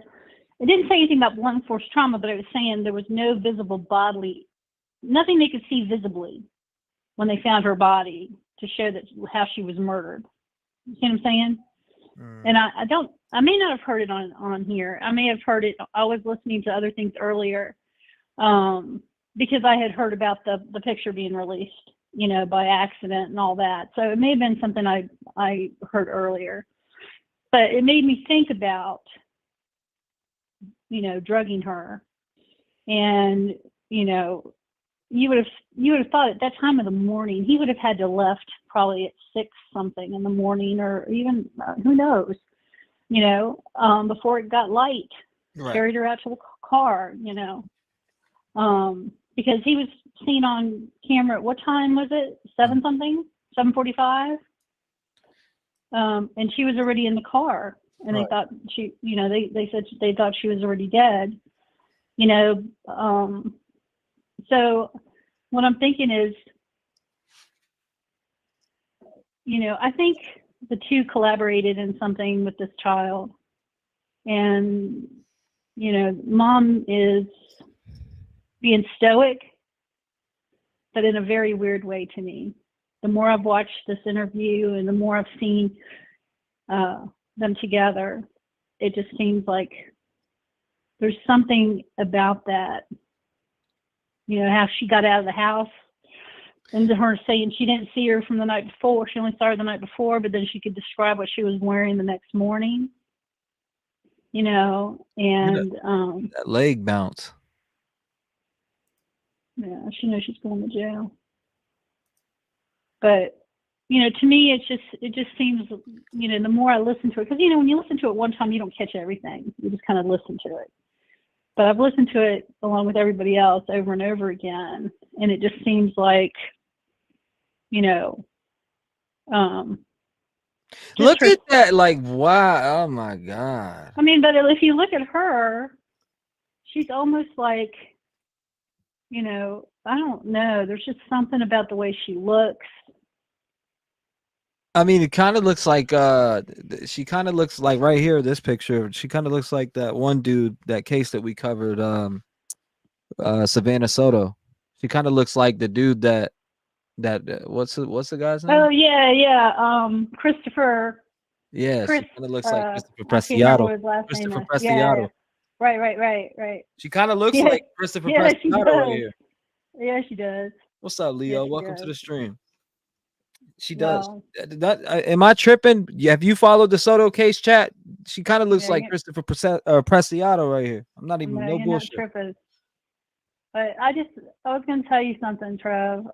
Listening tonight, I'm just going to switch off real quick before I hang up. But listening to everybody tonight, it just makes you, if you really pay attention to everything that has been said on here tonight, there's a lot of walking wounded people in this world. Very true. There's a lot of walking wounded on this channel. I've learned tonight by listening to the people that have been on here, and I myself, am part of that club, and I want to call it that, but it is what it is. And I think the saddest part about it is, being children of this kind of treatment and this kind of exposure. I think when you were talking about how you hold on to things and depression and crying and drug abuse or whatever, we mourn the child that died that day. The child that we were died the day those things happened. And no one can say that that's not true, because when your innocence is taken from you, you die. Your soul dies. and you have to rebuild that person. And you don't know who that person is anymore because something so traumatic has happened, you know, that you're just lost forever. You know, it seems like forever sometimes. And I just really applaud the individuals who came on tonight and who have spoken their truth and shed their tears. And, you know, it's not just true crime that we do. We Exactly. do things, you know, we do support for each other because, you know, we can't just walk through this world and ignore the fact that, you know, we're all human beings, you know, and we're caring about all these other people. We have to care about ourselves as well, you know, and people that we spend time with and, you know, especially on here, we spend time together a great deal. And, you know, I just applaud the people that had the courage to, especially, you know, if you've never even spoken of your past, that's a big deal. And I just commend everyone, not just the people that did that, but anybody that was able to speak about their truth. And that's why I love Rev King fam so much. I just love being here and being part of the community. What's up, twin? Welcome. No, it's So- what it's about. It's what it's about. It's about us all coming together. I mean, it's been like that for a long time. I mean, of course, you have your ups and downs, y'all. but you know, Donna, you've been here for pretty much almost the entirety. I'd say you missed the first 2 or 3 months, but you've been here with me on my true crime journey pretty much the whole entire time on YouTube. So you've seen it all, and you know a lot about the community. You've been here for it every single time. So I do appreciate everything that you bring to the table, which is great conversation. You've dealt with mental health. You've dealt with mental health, and you've shared your story, and your story has touched me also in ways. And if you've shared that cases ago, you know, the things that were going on in your mind and what you went through with your own and your own feeling too during the time you went through it. And I remember that. I'll never forget your story when you told me that. So I do appreciate you having the courage to actually call up and talk about this in front of such a variety audience and people that are listening. Like, there's so many different people listening from around the world. And I read countless emails, not even just emails about myself, emails about callers that may have touched said person who was emailing me back. Like, who is this caller that told you this? Or who is this caller that said I could reach out for help? Or, you know what I mean? Like, I see them all the time. So when you guys call up and share your stories and talk about the cases, it's just, I'm telling you, it's a whole new meaning for me to true crime that I've ever saw. Well, there is no, this is how I feel about that. You may be, you know, my story is different than your story, but as bizarre as my story may be and the things that may have happened in my life, there might be that one person out there that had the same thing happen to them. Right. And it's because it's bizarre and it's like far-fetched. You're like, oh my God, how could that possibly happen? You know, it could. And they might feel alone. And just your voice of coming out and saying, this is what happened.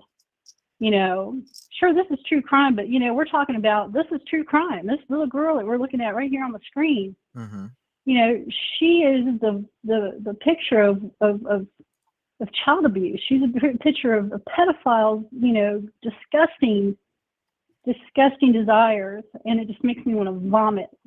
It just makes me want to vomit, you know? It is. And if this mother is involved and she does get arrested, shame on her. She gets what she gets, and it doesn't matter, you know, because there's a special place in hell for people that do this to children, and to, you know, there just is. And, you know, but anyway, I don't want to. I gotta. No, you're good. Chill out. I appreciate you. I gotta chill out on that because I'll get going. But oh, she heard 30 shots. Livy Live heard 30 shots outside of her house, and I was just trying to call Livy Live. If that's who you guys are talking about, that's why I asked what's going on with Livy. Shots outside her house. She did email me for a callback. I do have her number, so I can check on her, and I will. Donna, thank you for calling in. I appreciate thank you. you, Trev. I appreciate you too. Thank you so much. God bless you. Lock your doors. You already know the drill. But again, I thank love you you for all. everything. We love you back All too. right. God Take care. bless. God bless. Shout out to Donna. We love her. What's going on with Libby Live though? Is she all right? Libby Live. If you hear me on all three, we need you to write a comment, please. Thank you. And I'm gonna actually message her real quick and see if she's all right. Hold on, let me message her real fast. You said she heard 30 shots. She did email me for a call back earlier. I called and she didn't answer. So maybe something was going on. I'm gonna text her right now from here. Let me send her one quick text real fast. Text message, send new message. There it is. There she is. I'm typing in caps. Are you okay? Let us know you're alive. Seriously. Okay. All right. I wrote her that, so she knows now. Again, all right. We've been on for 6 hours. I think I'm gonna hop off for tonight. I appreciate everybody who came by the stream. I'm sure there's gonna be more to cover. And as far as the second channel tonight, I don't know. But I do appreciate everybody who came by. Shout out to all of you. Thank you for being a voice in the community, every single one of you. And I'm waiting for the PCA to come out. I'm sure there's going to be some more information to come out on here, and we'll be covering it all the way, full circle. So as news develops, you already know. I'm going to play the outro. We want to play that outro. I know people want to hear that outro. Let's run it. Let's run that outro, everybody. And if you can, it helps all the time if you write down in the comments after I end the stream. Start dropping down comments of your thoughts on the whole entire case. I'll be looking at them like I have every other video. I appreciate you guys. Again, Amy, thank you so much. I see you. Says T-REV, prayer for you and all this in chat or all this chat. My bad. Let me pull you up on screen. T-REV, prayer for you and all in this chat. Your soul shines through your eyes. God bless everyone, especially you, T-REV. Thank God for you. Thank you so much. I appreciate the kind words. I appreciate the kind words. I really do. I really do appreciate it. Thank you so much. Now, here we go. I mean, you know how we end this off every time. So we play these songs right here. So if you want to hear some words of wisdom and me shine some light on some stuff that's going on, again, I have an album dropping called Voice for the Voiceless. I'm aiming to drop it in the summer. Okay, so in the summer I will be dropping an album called A Voice for the Voiceless, and it will contain these 3 songs that I will play here tonight. The rest will have to be a surprise, and it will be on a lot of stuff that I cover because it's on my mind. So again, love and light. Anybody who's dealing with negative people in your life and you constantly feel stress on your chest and you just want to get away from it, all you got to do is get rid of the negativity around you, the negative people that are in your ear. Get rid of that. You'll start to find a little more sanity. Also, when it comes to everybody who's called in and telling your stories, honestly, that shit touches me so much to the point that, I mean, that's what keeps me going, is hearing your stories, hearing everybody's stories, to know that I'm not alone in this fight. Nobody's alone in this fight. There is people out there that care. There was thousands of you here today that care.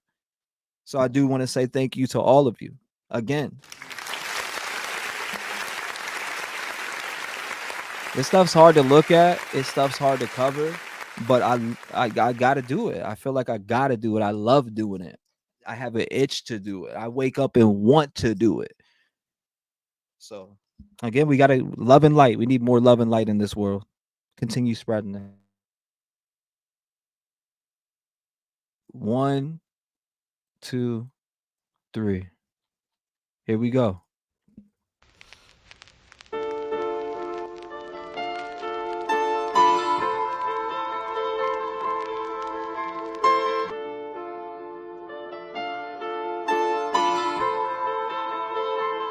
Yeah, dear Jesus, how should I move? I got these demons all on me, they tryna take over again. All of this money, I know it can't pay for this life of sin. All that I ever wanted was to win, but I'm not tryna be gone in the wind. Dear Jesus, I need you to walk for me, I need you to talk for me, cause I don't seem to do it properly. Dear Jesus, Look. Yeah, Jesus, I wanted to change. I'm over feeling all of this pain. I've been through the struggle, I've been through the rain. These haters are looking for something to blame. They always are coming all up on my page, filled with their hatred, they think that I'll rage when I am really laughing in the face. You either a rev gang or you are a snake. I don't give a shit about none of your drama. My faith is with God as I fix all my problems. You people be running and hugging the fence while I stay focused on myself and I'm evolving. I use my platform every day for love and light to make a better place. Watching these kids lose their lives just makes me turn and say, Dear Jesus, how should I move? I got these demons all on me, they tryna take over again. All of this money, I know it can't pay for this life of sin.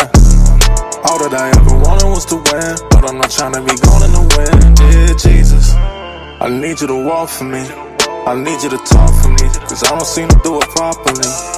Dear Jesus, yeah, dear Jesus. look.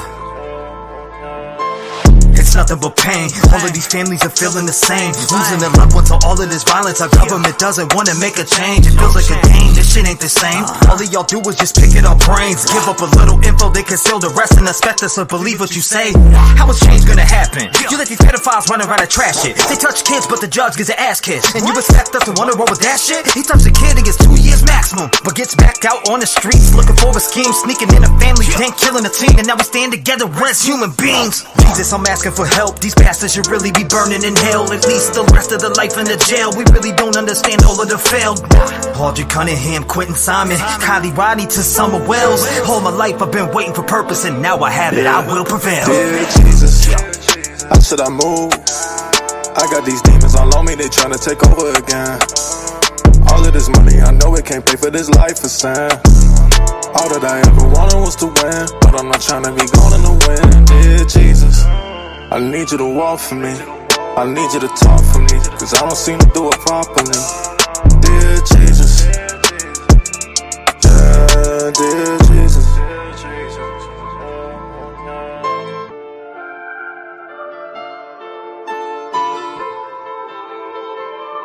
One of my favorites right there. Yeah. Man. Also, hold up. Also, I will be recording a few of these on the few of the new ones on my other channel. I'll do them live and record them from start to finish. So if you're interested in come over there watching, us get together and watch me create stuff like what you just heard, you can go do so on my second page. I will be doing lives creating music in the studio. I do that very often when I'm locked in. So I like to do that when I'm working on my album too. Even though people are able to hear what it is before it comes out, they're still not hearing the final product.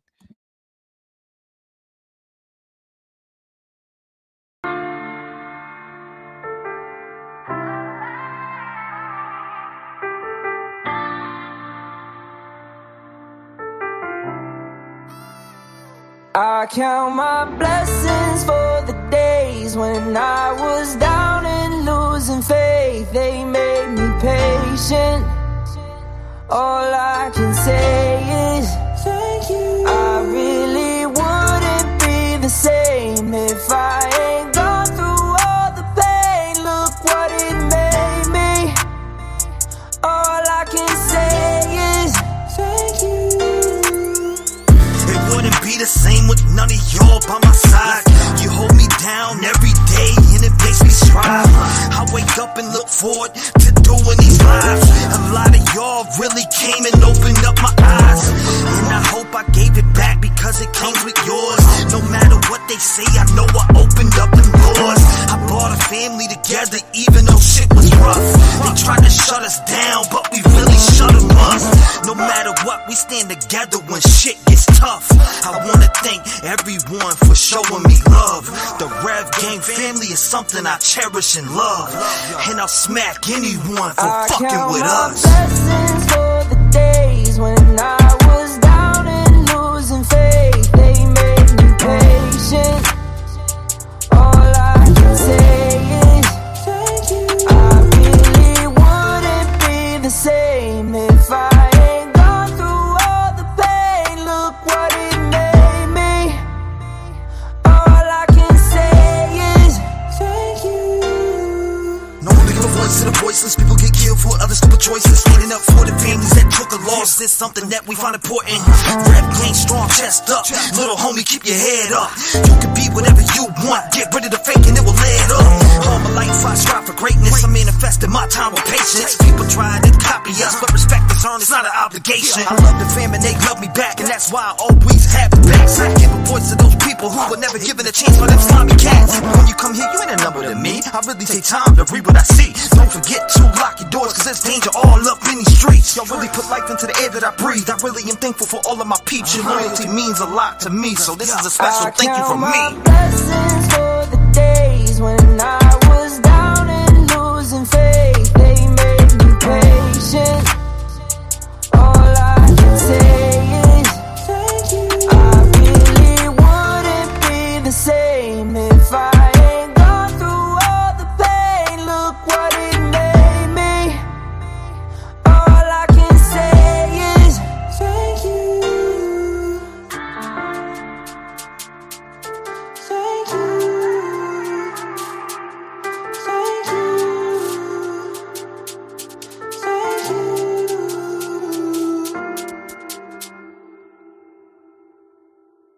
Hold up. Oh, whoa, whoa, whoa, whoa, whoa, whoa. Okay. Hold up. We got to type this in real quick. 1 second. Let me bring this up. Real quick. Okay. 1, 2, 3. Here we go. Let me do it. Hold up. Boom, boom, boom. This is for here, Monique. Maybe you need to hear something like this.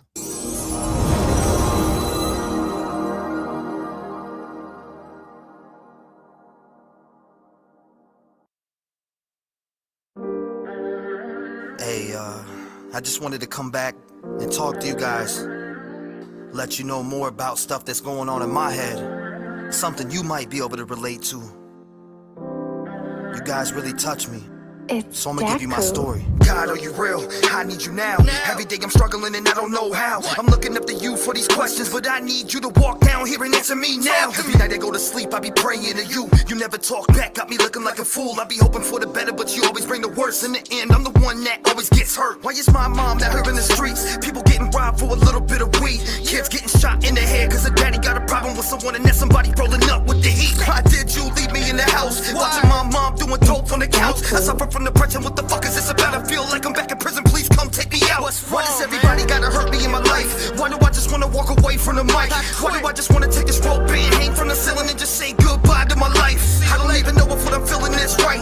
All I know is I'ma take this pen and write and talk about everything that I'm feeling through this fight. There ain't enough medication that can make me feel right. God, I need to talk to you cause you just never answer back. It's like everything I ask you give me twice as bad. And now I'm loading up this gun, feeling twice as sad. I really had faith and now I lost every ounce I had. PTSD got me trapped in a crib from everything that I went through as a kid.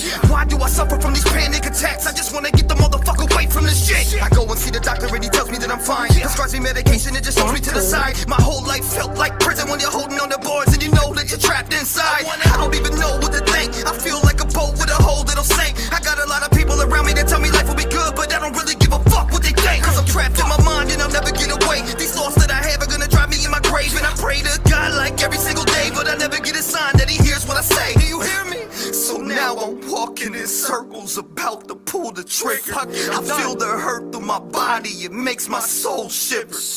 I can't stand it no more, so now I'm sipping liquor, looking at my family, flipping around all these pictures.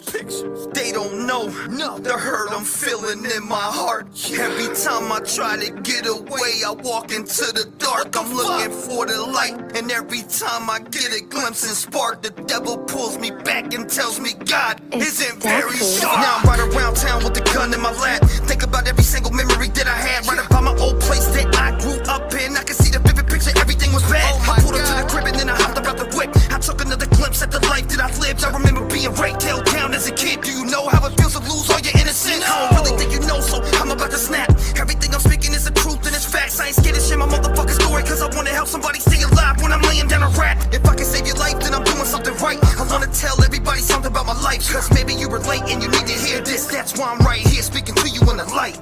Man, we all struggle and go through things in our head, and we suffer from mental issues like PTSD and deep depression, ADHD, everything mixed in all together. The combination is tearing you down, but maybe you just need to hear this, man. Somebody loves you.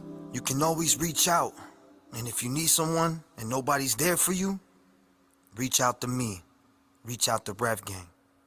We got your back. Rev Gang 2020, I'm out. Thank you for listening.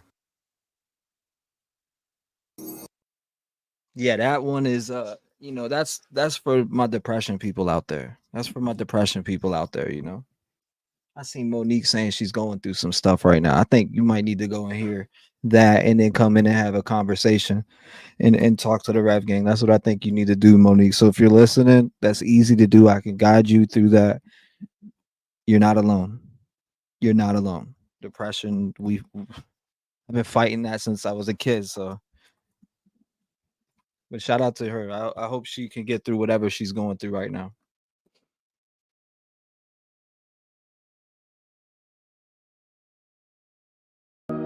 Hey, look, sometimes we're all at our breaking point, and sometimes we want to take our life.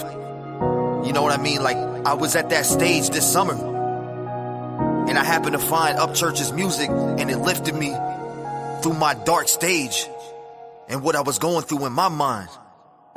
If I can find peace, you can. And I'm making this song for you. Yeah, you. The one going through it, the one struggling, the one feeling like this is the last day, the last piece of air that you're gonna take into your lungs. This is for y'all, man. I love you. I have a lot I need to say to you. I don't know what's in my mind, but is it really the truth? I be going crazy like I'm trapped in a prison. I'm about to take pills. Now I'm looking like a fool. Every day I wake up, I'm sitting here depressed. Nobody wants to listen. I got a lot on my chest. All these thoughts that are running through my head won't get out my mind. Now I'm laying here in bed. I'm about to lose control. Yeah, this is taking a toll on my body. I feel lonely in my mind like nobody can find me. Now I'm lost in a maze, heart full of pain. Every single day I become more afraid. I look at myself and I hate what's displayed. I wish I could rearrange the thoughts in my brain. I'ma be a voice for everybody struggling, going through life, wishing that they were never made. I'm sitting here talking to you, would you please listen? My mind isn't capable, the walls are like a prison. I feel like everything is falling, nobody gets it. And when I talk to God, I just don't think he listens. Where were you when I was looking up to you for help? Where's my mom? The drugs got her stuck in a shell. But I can't help but feel like I'm the one that fails. Is this what it feels like when you burn in hell? Everything feels like a knife in the heart. No, why does every thought I had gotta be so dark? Everyone around me always tells me that I'm smart, but then I take a look in the mirror and the past always sparks. It sparks, man. I spill my heart when it comes to making music. I put my all but all my life, everything's been so abusive, and I can't get away from it. That's why I'm always losing. Every decision that I make always shows it's proven. I don't really know, but I'm going with the flow. Every day I wake, I just keep my eyes closed, cause I can't go through this anymore. The pain in my heart drives me to the flow when I'm losing it. I don't know what to do with this. Everything is so ludicrous. I feel it when it moves within. The walls are closing on me and I really wanna change, cause every day I wake I'm going through this fucking pain. My body feels numb, that's when the thoughts enter my brain. I just wanna shut them off and let the picture paint. Look, I'm getting sick of it. Every day gets ignorant. I move one step, but then it's like I went and pitched a tent. No, I'm stuck in the mud, and I can't move a bit. Every day is misery, but I'ma speak to my kids. I need to talk to y'all. Daddy loves you. I know that I ain't been the best. I love you. I feel like I failed, so now I wanna lay and rest. I gotta go. Maybe I need help, but now I'm thinking death. I gotta die. Nobody loves you till you're hanging up by your neck. Why do we have to die to be the best? Why can't God call us back or even answer texts? Please answer me. I spent many nights on my knees praying that Jesus would come take us to the light so we can go and rest. Look, man, If you ever think you're gonna kill yourself and you feel like you're falling down, don't ever hesitate to reach out to get help, because you can be that person. I was that person, and if I can do it, you can. I love y'all, man. Rev Gang 2020.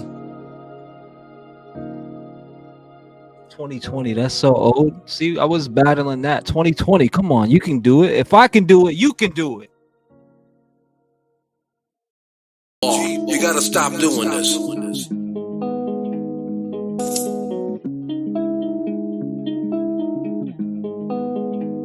Look, all my life has been neglection, so now I pick up the pen and use it as a weapon.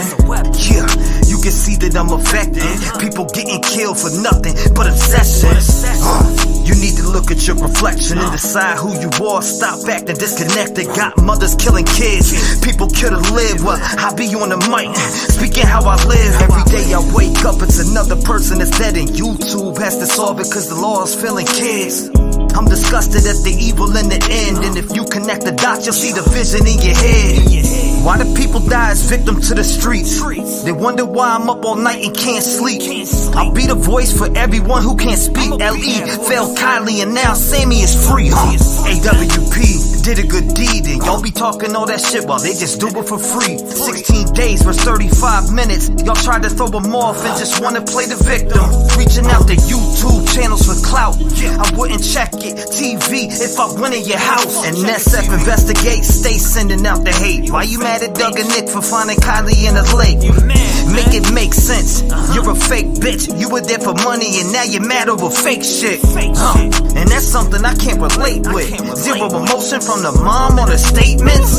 All I seen was the devil in her eyes. Tony died, you're a fake. I can see it through your lies. Got Sammy on your stream like the FBI. You've been grooming little kids. I can see you holding skies. It get mail calling Ronnie up on the line. Why you lie to the people and say you gon' do it live?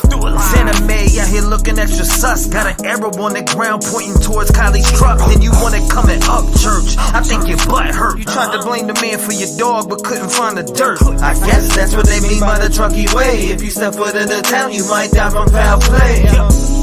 And I don't know what to say, but I can feel it through my soul. She didn't drive in LA. So y'all can try to go convince somebody else, cause I'm not falling for that shit. The autopsy really smells. See, let me explain what I'm talking about, man. And you know what I'm talking about. No water in the lungs. Y'all test for the weirdest shit. I guess it is the trucky way. You gotta stop doing this. I mean, I really guess it's the trucky way, man. Kylie Rodney needs justice. Shout out to AWP for being the only real ones in this situation. And that's sad. There's so many people that care. Rev Gang family, I'm out.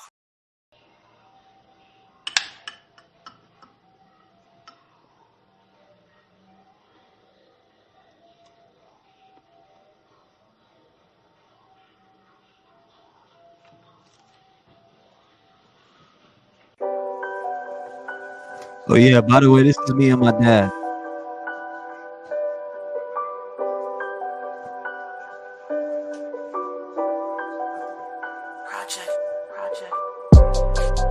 I just wanna change my life, cause every day I wake up, it's a struggle. Every day is a struggle. I strap up my boots and hit that dough, cause all I know is how to hustle. All the people try to stop me, I ain't never giving up. I keep my head above my shoulders, I ain't never gave a fuck. I put my all into everything that I ever done. I pray to God it pays off, that's why I'm talking to his son.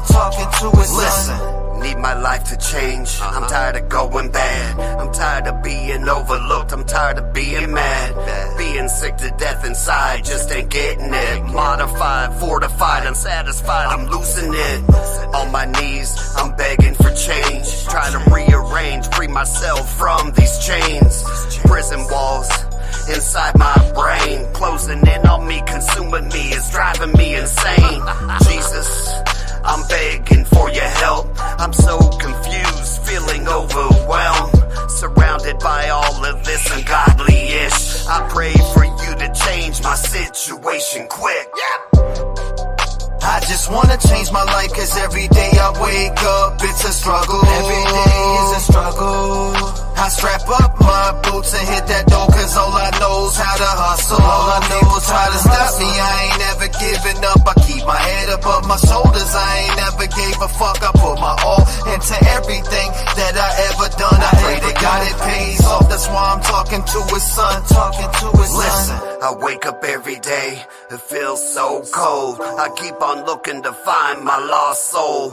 Jesus, take the wheel, provide damage control. Help me to pick up the pieces, help me to be whole. I keep my head high as I fight through the days, hearing the demons' laughter, I'm caught in their haze. Try to bring me down, I refuse to frown. I fall on my knees and pray to the King of Kings.